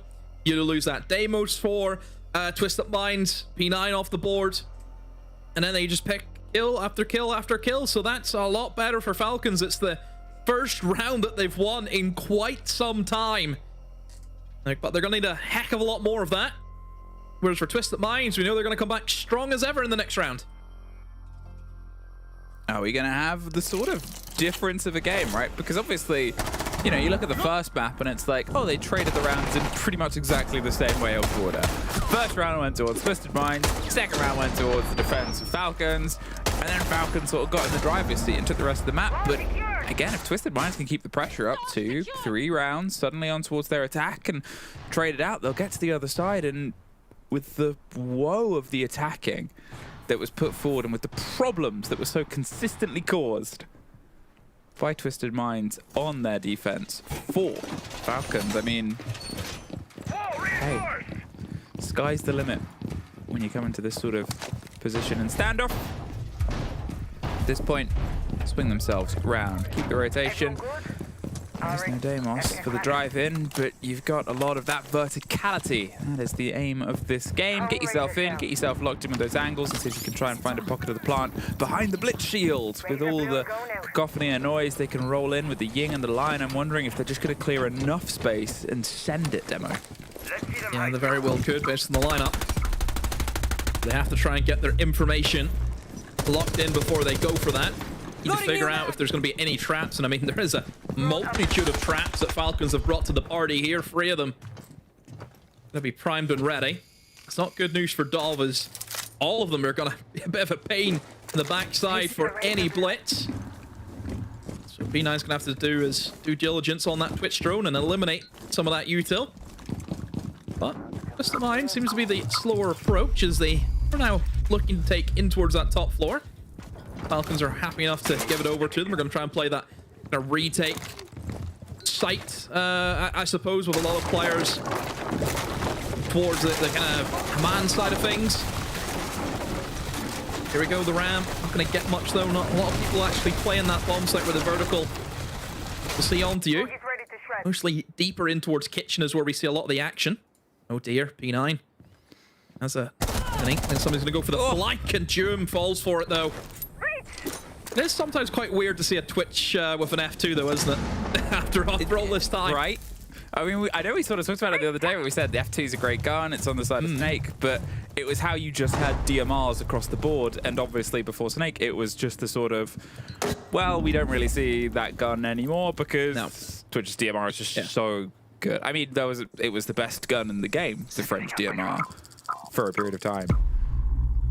And now you get it back. Arguably still is. Yeah. Maybe not Hasham, though. Yeah. No. He goes down. I also think that the Scorpion's in a very good spot, too. I think it's a very good gun in the meta. But here we go with the blitz stuff. Go straight in alongside the Cadell's Bears. The traps that I talked about, that is always going to be the issue for the blitz. And oh dear, out of everyone you would like to try and find as the blitz, it's going to be the one. B9 tried to come in and say, I'll back you up. He gets sat down, but it has spun though on its head, though, as Twisted Minds finds a double, and it's just EFAC, and look where he is, all the way upstairs. But I don't think he's going to be in a position to stop this diffuser going down, as they've now rotated in towards kitchen, and they can simply plant where he can't see him. That's it. Do they know? Do they know about his position? The plant is being attempted. He's trying to operate on the angles that were open for him, but yeah, they know. Traded rounds. We are not in the map that we were before. In fact, we're not in most of the maps we've seen today, where it's been big lump sums of rounds. This one, however, this map opens back and forth. Well, Twisted Minds straight on the money with what they wanted to go for. I mean, a very important trade, though, I thought that Dov needed to have in the blitz, wasn't it? P9 tries to come in, tries to burn his way through that Warden, but users very quickly took him out. But then that well-needed trade on the blitz, though, that was key. That was the important kill. It gave them the bomb site control. And from there, as we've seen, EFAC was upstairs and nowhere else to go. So a good opening start, I feel, for Twisted Minds here at the moment. This too, I mean, Doom trying a very early flank halfway through the round. He tries to go for it. This is the moment. Very important kill. You can use this difficult gun, that SMG-12, at that kind of distance. A lot better close up. You do get punished for missing those shots. That's the way it goes. Falcons need this one back, though. They cannot allow Twisted Minds to get momentum, because we've seen what momentum does to this Demon Border. Yeah, I guess it's always the element of how, you know, how long has the day been? How many hours ago did Falcons start playing? And the fact that Twisted Minds have sort of stayed at a level. They've stayed at the sort of piece. It's one of those old questions, to be honest, of how, or would you prefer in a day like today to have the break game, or would you prefer to back-to-back? It's an impossible sort of thing to decide because of, you know, you don't know how long that middle series is going to go. And if it's a quick one, fine, it sort of warms you up. If it's a long one, you might be exhausted by the end of it. But at this point, Falcons, as you said, we know what Twisted Minds can do with momentum. We know what they can do when they get some of that pace applied towards themselves. And as the Flores drone starts the destruction of utility, opens up the door, gives them an option to swing in. And the user's always going to be tempted to swing back in. Problems in those plants as par for the course. We've seen some very dangerous razor blooms in there, the scariest flower of all. Out of the many dangerous flowers? Yeah, the giant ones that can eat people I saw on The Simpsons. Yeah. Okay. Don't know if that applies to real life. What? Yeah. Not, no, we're not dealing with any man-eating plants from outer space. That's not what we're dealing with here. Certainly, I think for Twisted Minds, that kind of opening for them has been pretty passive. I mean, it's mostly P9 who's been involved in all of the entries. He's won 2 and lost 1. So I wouldn't be surprised if P9 is going to be the first to appear on the scoreboard. Don't know which way it's going to go, though. But I'm sure he will be there. Solotov, always someone that we see in the opening kill department also for Falcons. Comes into a bit of bother and pops a Goyo to let himself just retreat back for the meantime. And it's not bad play. Whenever you look at the timer, and the Twisted Minds haven't really done much. They've only just got their way into their kind of top 4 control in toward bunks now. They still have that util dump that they need to deal with. There's a player lurking on the staircase. Is P9 a knower? Is he a knower? Yes, he is, but Jum wins it out. Instead, P9 will probably show up on the scoreboard first, and, well, it's on the wrong side for Twisted Minds, and Jum with a double kill, maybe a third. No, Hashom is there to shut him down that DMR, but I think Jum's done a pretty good job of getting those 2. 3 apiece. At this point, they're going to see if they can try and just drive on the back of it. There's users caught out. Another one from that gun. Do they know? They know. They're ready for it. Dove on a dime drops them. And I said it might be traded rounds, but this, with the pressure coming in from Horse, the double up either side, they're surrounding the man. It's now a distance. That's 3 attacks over the opening 4.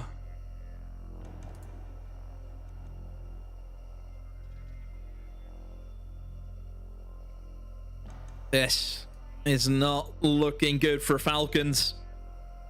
I mean, for Falcons, Jum has went big. Big old double kill, open things up. And EFAC forcing that flank again. I mean, Jum's already went for a flank. He's got 2 kills from it. And then EFAC tries another flank on top of that. And he gets caught out. Gives himself up. Whereas maybe if they played more control on site, who's to say that EFAC could have been there that maybe tried to kill out onto users who died? It's the synergy. It feels like individuals are playing the game for Falcons right now, rather than everyone being on the same wavelength. It's something that I noticed at Border. People trying to go in and make their hero plays. That's not what's needed here from Falcons. The pressure is getting to them immensely, and they need to snap out of it. Imagine you are those players on Twisted Minds. You're the players who, unfortunately, after an SI performance, find yourself without an AUG, find yourself having to fight back round on T2, find yourself having to reaffirm and reassert yourself in the top echelons. And you find yourself 6-1 down on the opening map of the final series of a very long split. And then the team that replaced you, the AUG that left you, you get to be the ones that, I mean, yeah, you're going to Salt Lake, but you send them to the first phase, you leapfrog them? Could there be any sweeter revenge in such a way? Falcons, they're always capable, they're always possible, but last map, the timeout did nothing. Twisted Minds just kept the pressure on, and, well, it was an attack half that they were struggling with before, but at this point, would you say Twisted Minds have already done enough on this opening half?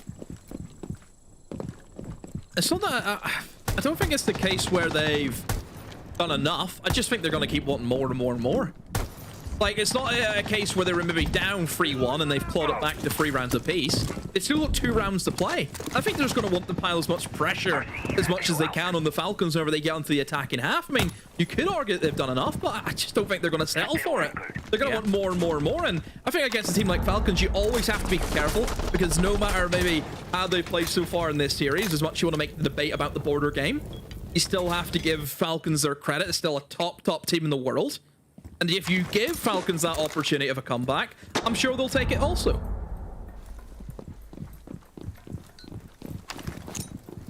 Now, there was the temptation to potentially go quick. We've seen how they can sort of adapt their approaches, Twisted Minds, sometimes when they're working and sometimes when they're not. To cover the blind, they hope that they can get a quick grab onto the player tucked around the corner, but Pre-Day isn't offering themselves as a fight just yet. The half reinforcement means that they are free to sort of play this position for now. But otherwise, a bit more destruction will come.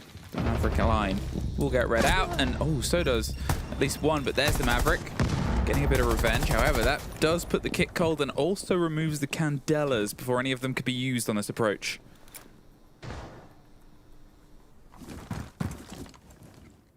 Things are just going to slow down ever so slightly as Twisted Minds are rotating now into their site execution, where they want to start moving in towards those reinforced walls, but they need to get a bit of a move on because there's still quite a lot of denial on board for Falcons. They've got the Goyo, also got that Tachanka from Usis, so need to try and make quick work of that. They're also dealing with a bandit trick in towards meeting. I mean, they have the Mavericks, so it shouldn't be too much of an issue, but still, it's something they need to be careful of.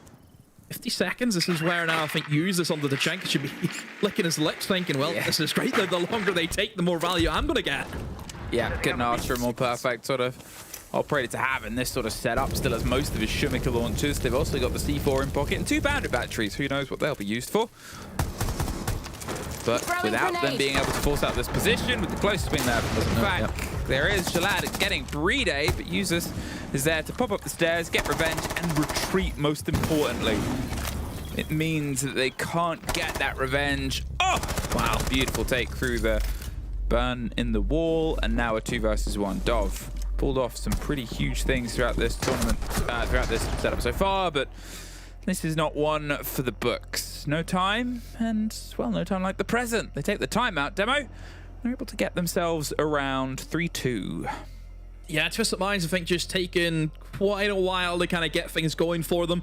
I mean, EFAC made a very risky play because he had to have rotated from meeting in 3 bunks to get very close to the site door, and there was Maverick holes drilled, so he just got the perfect opportunity where nobody was watching the Maverick holes, and he takes advantage of that.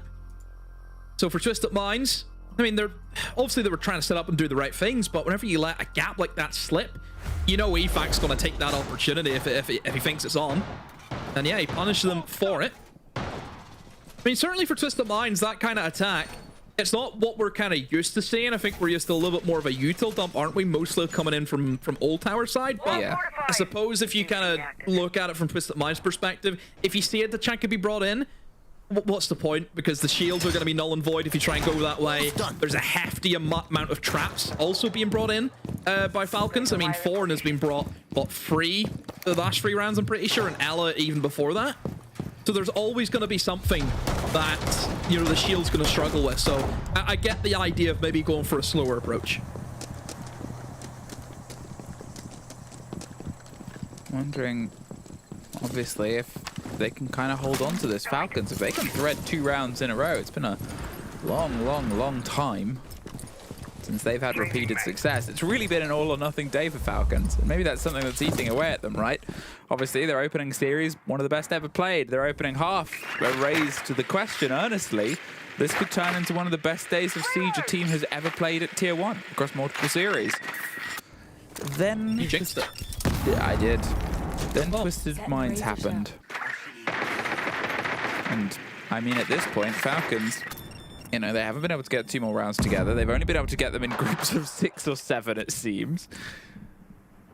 Now, little pieces, little bites. If they can get themselves an even half, they get to re-establish themselves a bit. They get to sort of say, look, okay, we can play these back and forth games of Siege. We know they can, but you know, sometimes you have to look yourself in the mirror and go, we can do this. Today will be a good day. Twisted Minds haven't found the opening pick just yet. Again, it's a very slow approach. You see, once more for Falcons, they're happy enough to give away that top floor. There's a bit of soft destruction still being brought in by Twisted Minds. They have tricks on the sledge. C4. We did spot the Valkyrie camera upstairs, so maybe C4s to try and deal with those soft destruction operators could be on here for Falcons, and use as well. He is able to drop down the C4 and recollect it. Gonna keep it in the back pocket for now. But that's the out-of-date ping on the old C4. Yeah. Still, no pick as of yet, so it certainly has been the longest round that we've had without somebody dying. Yeah, I mean, the final minute now, it's really going to be all guns blazing. They get themselves propped up and sort of proposing the idea of the pressure. It's obviously down on towards the ground floor. That first C4, it's all caught out. And Jalad actually catches on towards Doom. First body gone. The Valkyrie caught out entirely right on towards the camera. The position was there, and now what can they make on the end of it? 30 seconds, eyes on towards the site itself. Slow and steady progress from the side of Hammam on towards the wall of the site. They're going to try the different approach, obviously, without the verticality, without that immediate pressure as they did before. They still need to try and get the cover of the plant, and Solotov pops up, pops 2 down, and serves them up on a plate inside the dining room. Hit the Razor Bloom, can't quite get the surprise swing they wanted. Users get full stop towards that. It is a 3 versus 2. 3 versus 1 though, and leaving Hisham with just a pistol and a dream, and one more body. We get ourselves an even half, and we get ourselves a wonderful lesson from our desk. Thank you very much. Even Stevens at the half, but still, I feel like this is very convincing from Twisted Minds. Leo, are you already starting to I was lose just it? not expecting that old-fashioned expression. Even Stevens. Sorry, Anne. Yeah. Now please do your job. Thank you. Yes, I mean, so Do far. your job, Leo. Yes, Come on. okay, I will do my job. Yes, I will entertain you. That is my job. I will say this. I think that that Falcons have been flustered. Or is that the right word? What did you say? Flustered? Flustered? Flustered. Flustered. Because of border. I think that their confidence has been shattered. I'm looking at a side where they should start defense, right? They're in control. They get the opening pick most of the time. They understand the playstyle of Twisted Minds, and yet somehow Twisted Minds always make it close. Whenever Twisted Minds attack, you can see it most of the time. They're actually very split, right? Yeah. And despite that, the trading game on Twisted Minds is very impressive. The most critical kills happen and arrive on their side. Their energy is still there. You can see it with Trick Scam here. And I think that it works so well for them. This was a 3v5, by the way. Not 5v3. Another one that Falcons throw away, Jack. It is a consistent issue for them to lose huge rounds in man advantage, something that was not a weakness before. It's like they're nervous, anxious almost, just to try and get the rounds over the line. There was a couple of them, realistically, where they were just moving way too much on the defense from Falcon's side of things. And Twisted Minds were, like you said, playing slow, playing a little bit more, I would say, methodical than we're used to maybe seeing. Not as crazy, certainly not as crazy as Border, but it's effective. But it creates an overreaction on the side of Falcons. Yeah. They're so flustered by what happened on Border. Then whenever something happens, whenever they hear a call out, they're stressed in the comms, they're over-rotating, over-moving, and then they get punished by someone who's just waiting at a window. I wonder why. I mean, sure, we put a bit of pressure on this matchup, right, given that you qualify into phase 2 of the major when you make it, but surely they can't be feeling this much pressure from just well, best 3, you could call it. You go from beating your opponent 14-1 to losing a 6-2 lead. I think that will shatter any man's confidence. Yeah, I agree. And also, let's not forget the way the best of 3s are set up. It's a free best of 3 day. Your first best of 3, you can make it to the major. Yeah. I don't know if that would be joy or relief for Falcons. Maybe a little bit of both, in all honesty, given the situation they were in. With such dominant performance, by the way, then they sit down and have to watch the second best of 3, and then they have to get themselves back up. Yeah. And then they got rocked again. It's been a real roller coaster for them, I think, emotionally, mentally. That being said, they are a top team. They should have enough to get through this. But yeah, even on their map pick, it's not looking too hot. And then maybe playing an opponent that they weren't so much expecting, given that maybe we were thinking that Shifters were going to make it through. And one more thing, they're playing on this side this time, Twisted Minds. They're going in defense. Okay, Flex. You've lost the ball. They're going in defense. They no, but you might be joking, but it is the one side where they're super strong. They can express their playstyle the most. So they're and on a newer map. Exactly, they have the advantage here. All right, well, let's hope that that turns out positive for them with the advantage here going into the second half of this map. Have they lost the plot, do you think, Demo? He's doing English lessons with Leo, so you know what has. To be fair, English lessons with Leo are one of my favorite things about when we're all together. Ollie's the best for it. Ollie teaches him some cracking words. Really shouldn't, though. Yeah.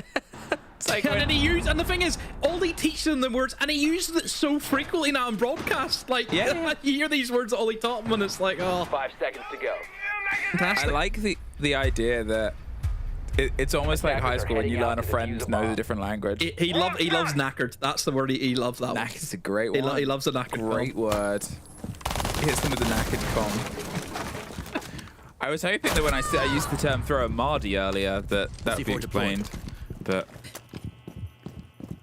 there goes the first. June gone. No Dockerby. Yeah, big hit. Big old hit. And I think whenever we kind of highlighted, I think in the pre-desk, they mentioned Falcons on Fortress against Team Secret. They were using the Secret Snake. They were using Secret Snake, Solid Snake against Secret. They were using the Dokkaebi. They were using these very strong information operators to their advantage.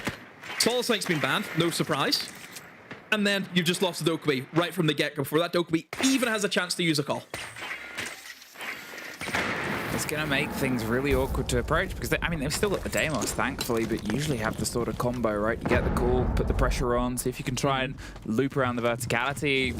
You know, they also have Brede on the shield that's leading in, but he's unfortunately struggled to get into. He hasn't been great in the shields today. You know, I think his Blackbeard on border was very weak. I think it's a big reason why Falcons struggled in those attacks. I mean, the shields are so pivotal. You know, we talk about it all the time. You know, it is part of the meta, it's part of the game, and you need to have that shield player ready to go, knowing exactly what they need to do. You look at a team like VP and how good they have gotten with the shields with having Nako. But certainly for Brede, yeah, he's had a rough day at the office. Ashon, let's make the drop. I was thinking maybe he's going to try and go aggressive with the shotgun, but thinks against it. Solotov will find the first pick for Falcons in the round. Down goes P9. Maybe he's going to look to try and enter in towards Horse now. Brede instead struggling on the shield. Almost got from look at that. Drone hole. Oh, that was almost a tragedy. You can also see the player locked in with the shotgun underneath to try and rotate on towards the door from the other side. So how aware are they of this position?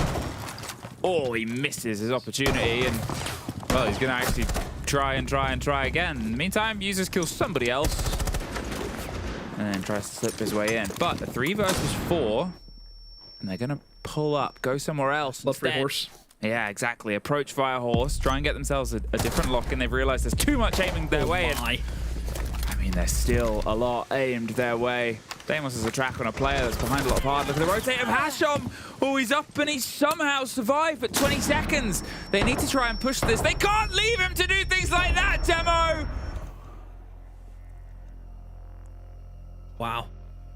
Wow. Twisted Minds. Superb round from them. Couple of things I want to note. As they kind of couldn't get through into meeting, mostly because their shield player takes a lot of HP. So Bride's kind of useless for pushing into meeting at that point. Then they think, okay, let's flood through Horse. One, EFAC rotated towards the exterior window.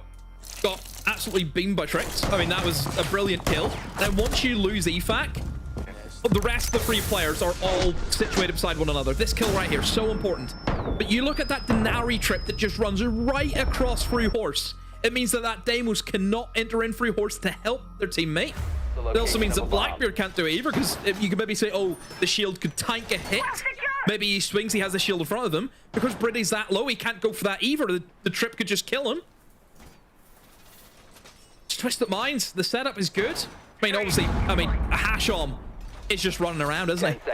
This is what Hashom does. This is what I think. He's a terrifying player to go against. Must be a nightmare. I hate to play against them. People do. People openly have said that. We've had bits on our desk about shotgun running around. It's just the thing is, okay. Torture. Think about the plays he was making there, right? It was holding that position. He missed the opportunity, made a lot of noise. They know he's looking for the fight. He's up against users, and he's still like, yeah, I could try and get 2 or 3 more attempts in on this engagement. Goes for it, sends it, falls apart, fine. Then rotates his way up the stairs, comes face to face with a shield, pulls back slightly, realizes the shield isn't chasing him. There's 20 seconds and is like, they'll be watching me, but I have a little shotgun. And just sends himself back in. He knows when to apply the pressure. And yeah, okay, he can do it in the opening 30 seconds, and sometimes it doesn't always go his way. Fine. But you need a player that is able to make those split-second decisions, whether it's 30 seconds in or 30 seconds out from the end. And he does it so repeatedly. 4-3, though. Bad day at the office. Gets a little bit worse for Breede. 0-6 now. Across all, obviously playing shield ops, playing the sort of support structure, but you do, you know, if it's the things that we actually talked about, Twisted Minds struggling when they went up against G2 of not quite having all of them firing in, look at them now, right? Look at the balance that they've been able to have today. What a return today it's been for this roster versus the day they had yesterday, Demo. Yeah.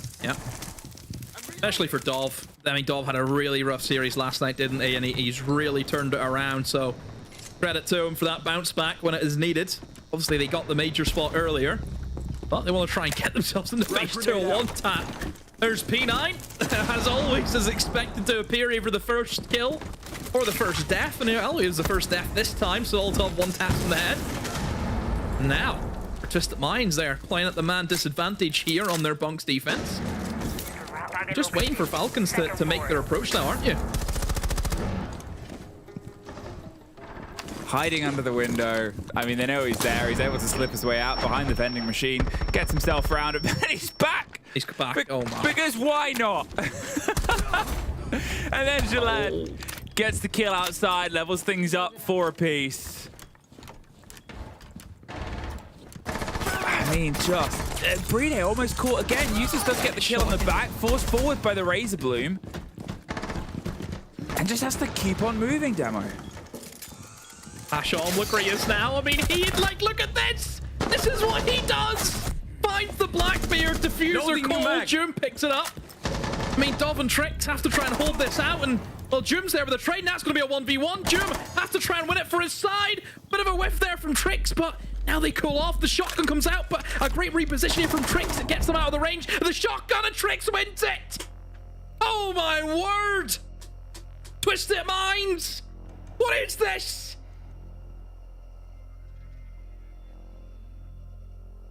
Just basking in it.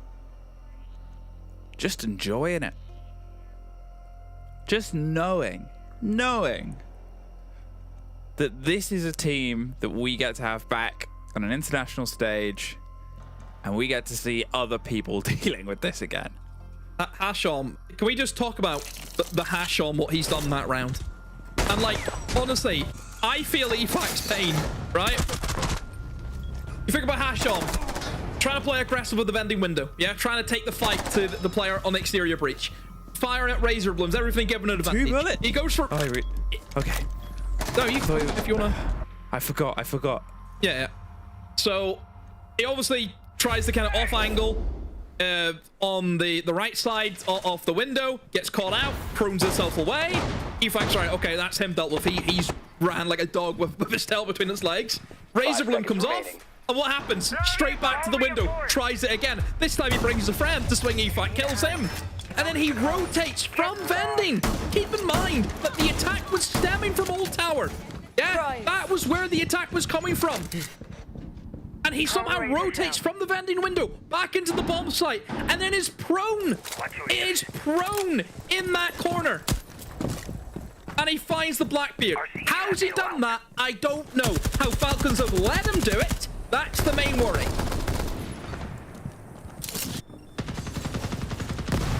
We've had pairs of traded rounds for most of this now, and maybe that pattern will continue. But they're on the back foot of it, Falcons. So whatever they need to try and get, they need to try and not let go of it. And that's sort of that problem, as you just sort of said. How have Falcons had this happen to them? How have they let this go through? Or how has Twisted Minds been able to steal it? Well, steal it back. Put your own mark on it, wrap your fingers around and refuse to let them have the pace. The said Hashom's play style, sometimes he'll go out in the opening 30, sometimes he won't. This time is one of those negative ones. Actually, the first time it's been the opening death and the opening killer throughout this entire map. Yeah, it's mostly been P9 and Juma, isn't it? That's our main culprits for the opening kills and opening deaths. It's nice to have a different name on the scoreboard, I suppose. Pretty. I mean, the Blackbeard certainly not working out for him today. He's now on the blitz, and we're going to see if he can get himself in through this window. The Grim going to ping out some marks for him. No, almost. I thought it's going to be a nice little pick as well for Falcons, but there is a bit of a cover there. It's going to be a down. Tricks anyone in the vicinity to go for the revive. Doesn't look like as they're dealing with this Deimos and Blitz who have jumped into Infirmary. Laying down smoke.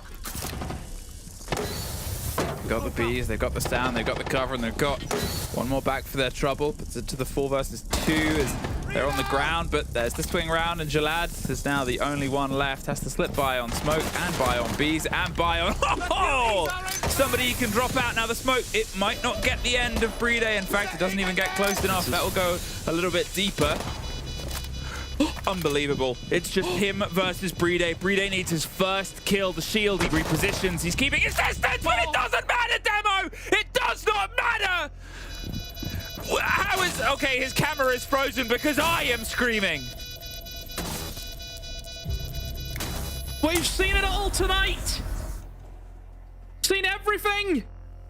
And there's the ace. Twisted Minds. Do it again. A round which they have no right winning. How? Who? What? Where? When and why? It all gets asked. Where do we go? Where do we go now? It's an ace clutch. Don't have the words. An ace clutch. We have had everything.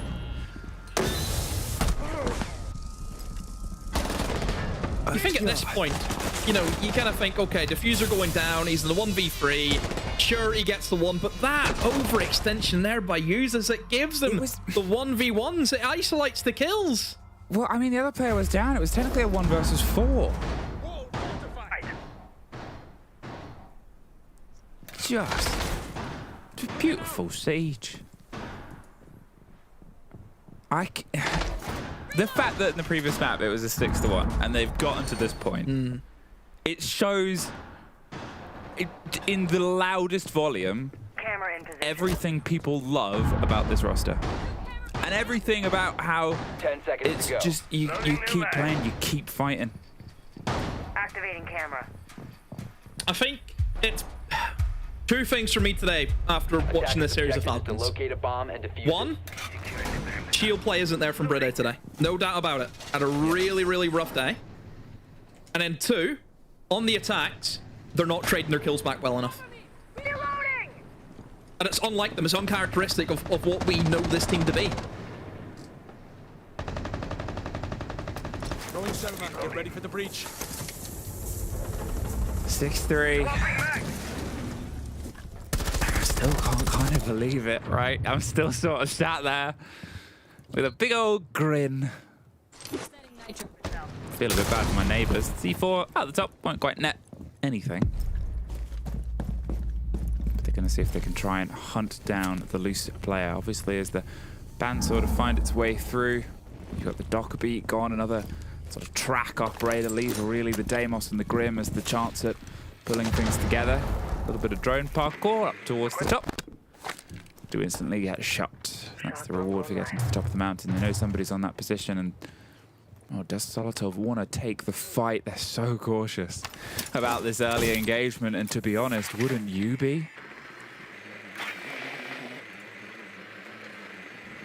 Falcons. What do they do? They've been hit with a stunner, and well, EFAC takes matters into his own hands. He'll find the opening pick onto Hashom. He's down. Now we'll see if they can close this one out. Hashom for the second time has been picked off early on. Look at this from Jalad. He has been pinged though by the Grims, and in goes the nade, but takes that. Brushes it off. still here. It's still a problem that Falcons need to deal with. I mean, you can't really drop safely. He'll kill you before you even get an opportunity. Need a flashbang or something. They need somebody with flashbangs. They're going to go for it. Will they, won't they? He can adjure with a flashbang. He's able to find Dolph, but maybe they're just going to think about leaving him. No, they're actually going to try and pinch from below. Don't tell me they're going to try and climb up the ladder. No. No, surely not. I mean, it could be where Jesus drops and then Saltos goes to the climb, but no, it's just too... Yeah, don't even think about it. I mean, instead of EFAC and Jum, though, are just killing everyone, so it looks to be that Twisted Minds not going to get the value that they want, and finally Chalad goes down, and well, Falcons, there's a flawless. I mean, very strange after what happened the last round to see the flawless response. Falcons with 1 back, need another 2, though. Do you know what? The other weird thing about having everything in this game, that's the first flawless round Falcons have had across the series. And it's the first one we've had across the series since the very opening round on Border. It was the only other flawless round we've had.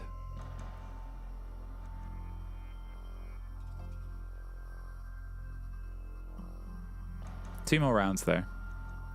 If this one goes back into a third map, it might, it could. Always can. Everything's possible. It's what we love about this game. It is. And it's up to Falcons to get us there. He has to win the 2 for us to get into OT, and then even then it's still up in the air, so just don't know. Where do we go? Twisted Minds. 10 seconds remaining. Here's over towards our bunks. Don't forget last time we were here, it was down to not only Hashom, with a very Hashom-like play in the end game, but also his tricks. Big old clutch, 1v2. Falcons looking at the lineup. I mean, I see a Glaz, you see a Grim, you see a Blitz. You kind of think it's going to be the old tower take, surely. Drone is online.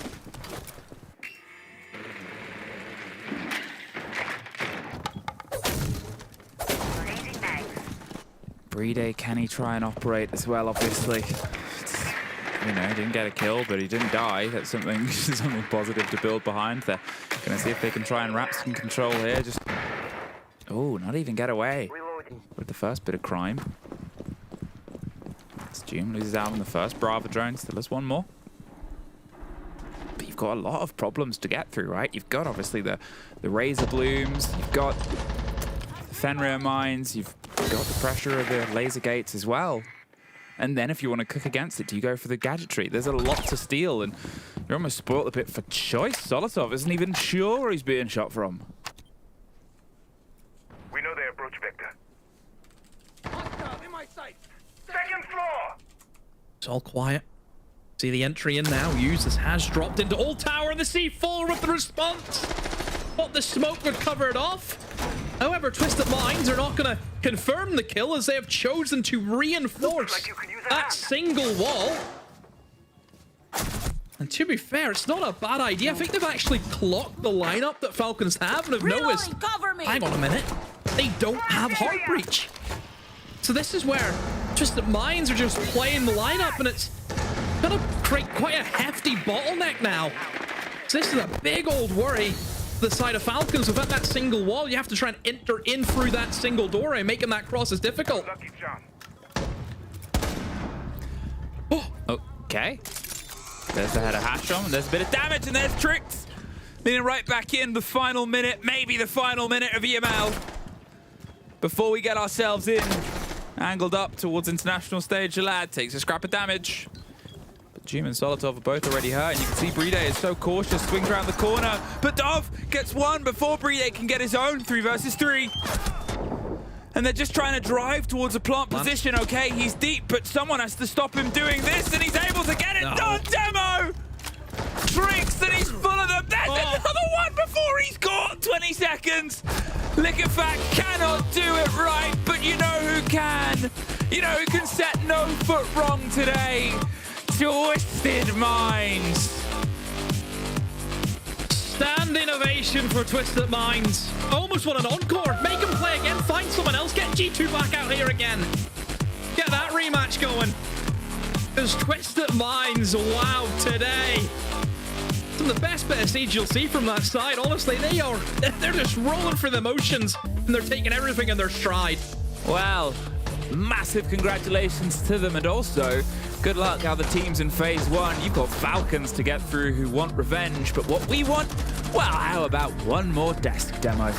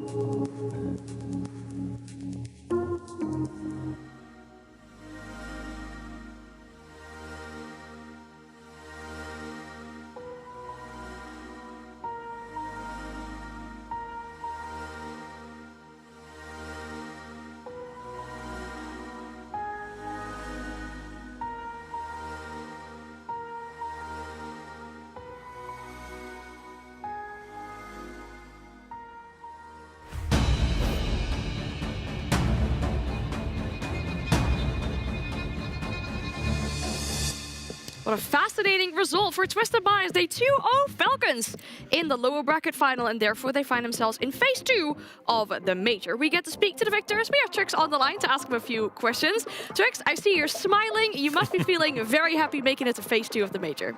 Yeah, I'm feeling fantastic, honestly. It's a great feeling, honestly. Like, we qualified and it was an amazing feeling, but we didn't want to stop there. And yeah, I'm just happy we got phase 2, honestly. I feel like the objective was very clear, right? You beat your former organization in this case as well. We see you quite often as the hype man of this roster, especially when you guys won this game just now. We're going to play you a clip with you guys' comms as well. Could you please talk to us about what you guys are talking about at that moment? Okay.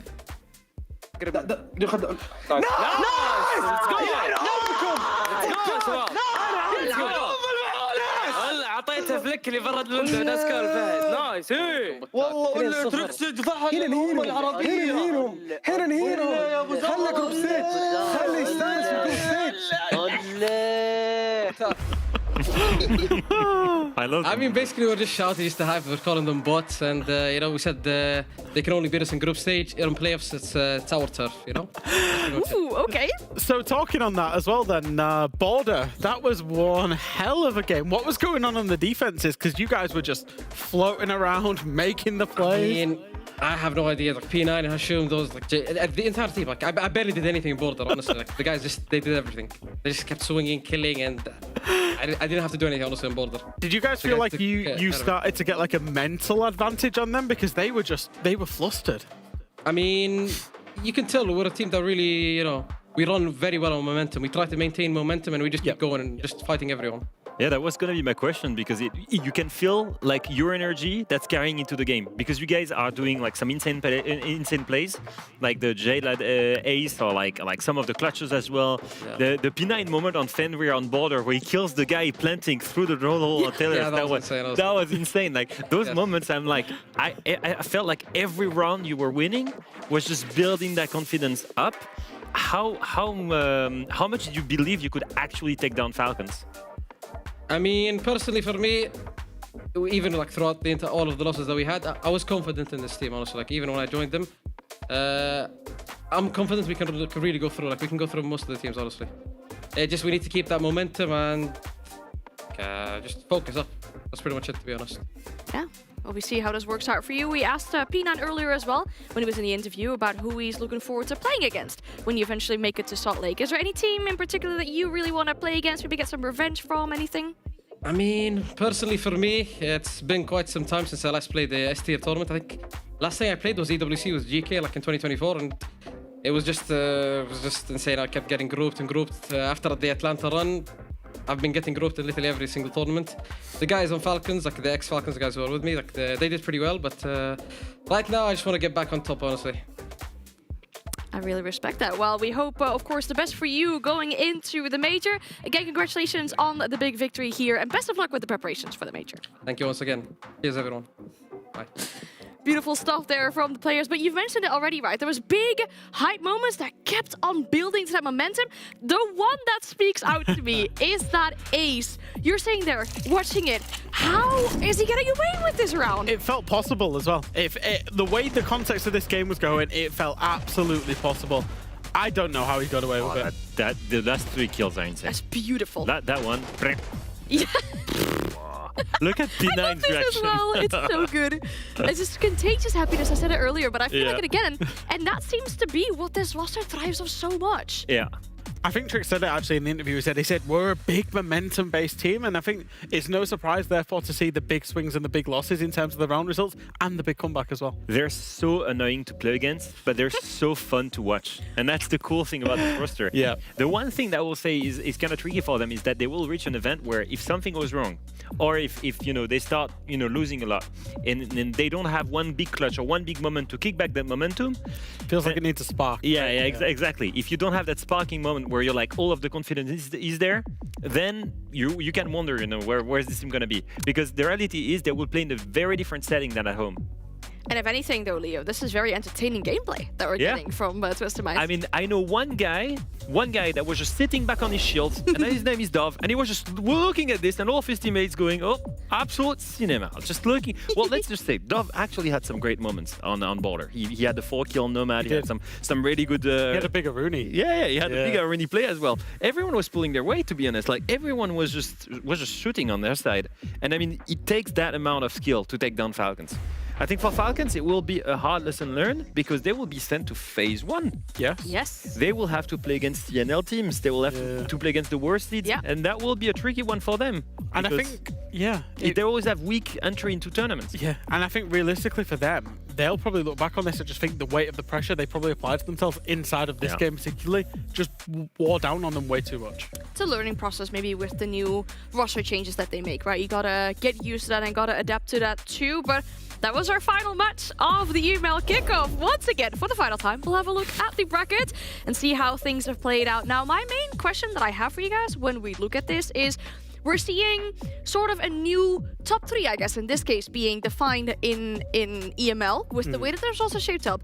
But it is pretty strange to not see a Falcons or not see a Secret inside that. Yeah, very, very, very strange. I mean, G2 being, if we just go top to bottom, G2, I would say very worthy champions. I think they've looked the most confident team and the most complete team inside of the big plays across the whole of Kickoff. Still a few things to work on ahead of Salt Lake. Virtus Pro, a very, very pleasant surprise, in fairness. I think, big material changes. The fact they got second is testament to the work that they've put in. Obviously, we've just seen Twisted Minds. Big upset against Falcons. But on their day, and I'll keep saying it, and I'll keep saying it through Salt Lake as well, on their day, they can beat any team in the world because they're so unique.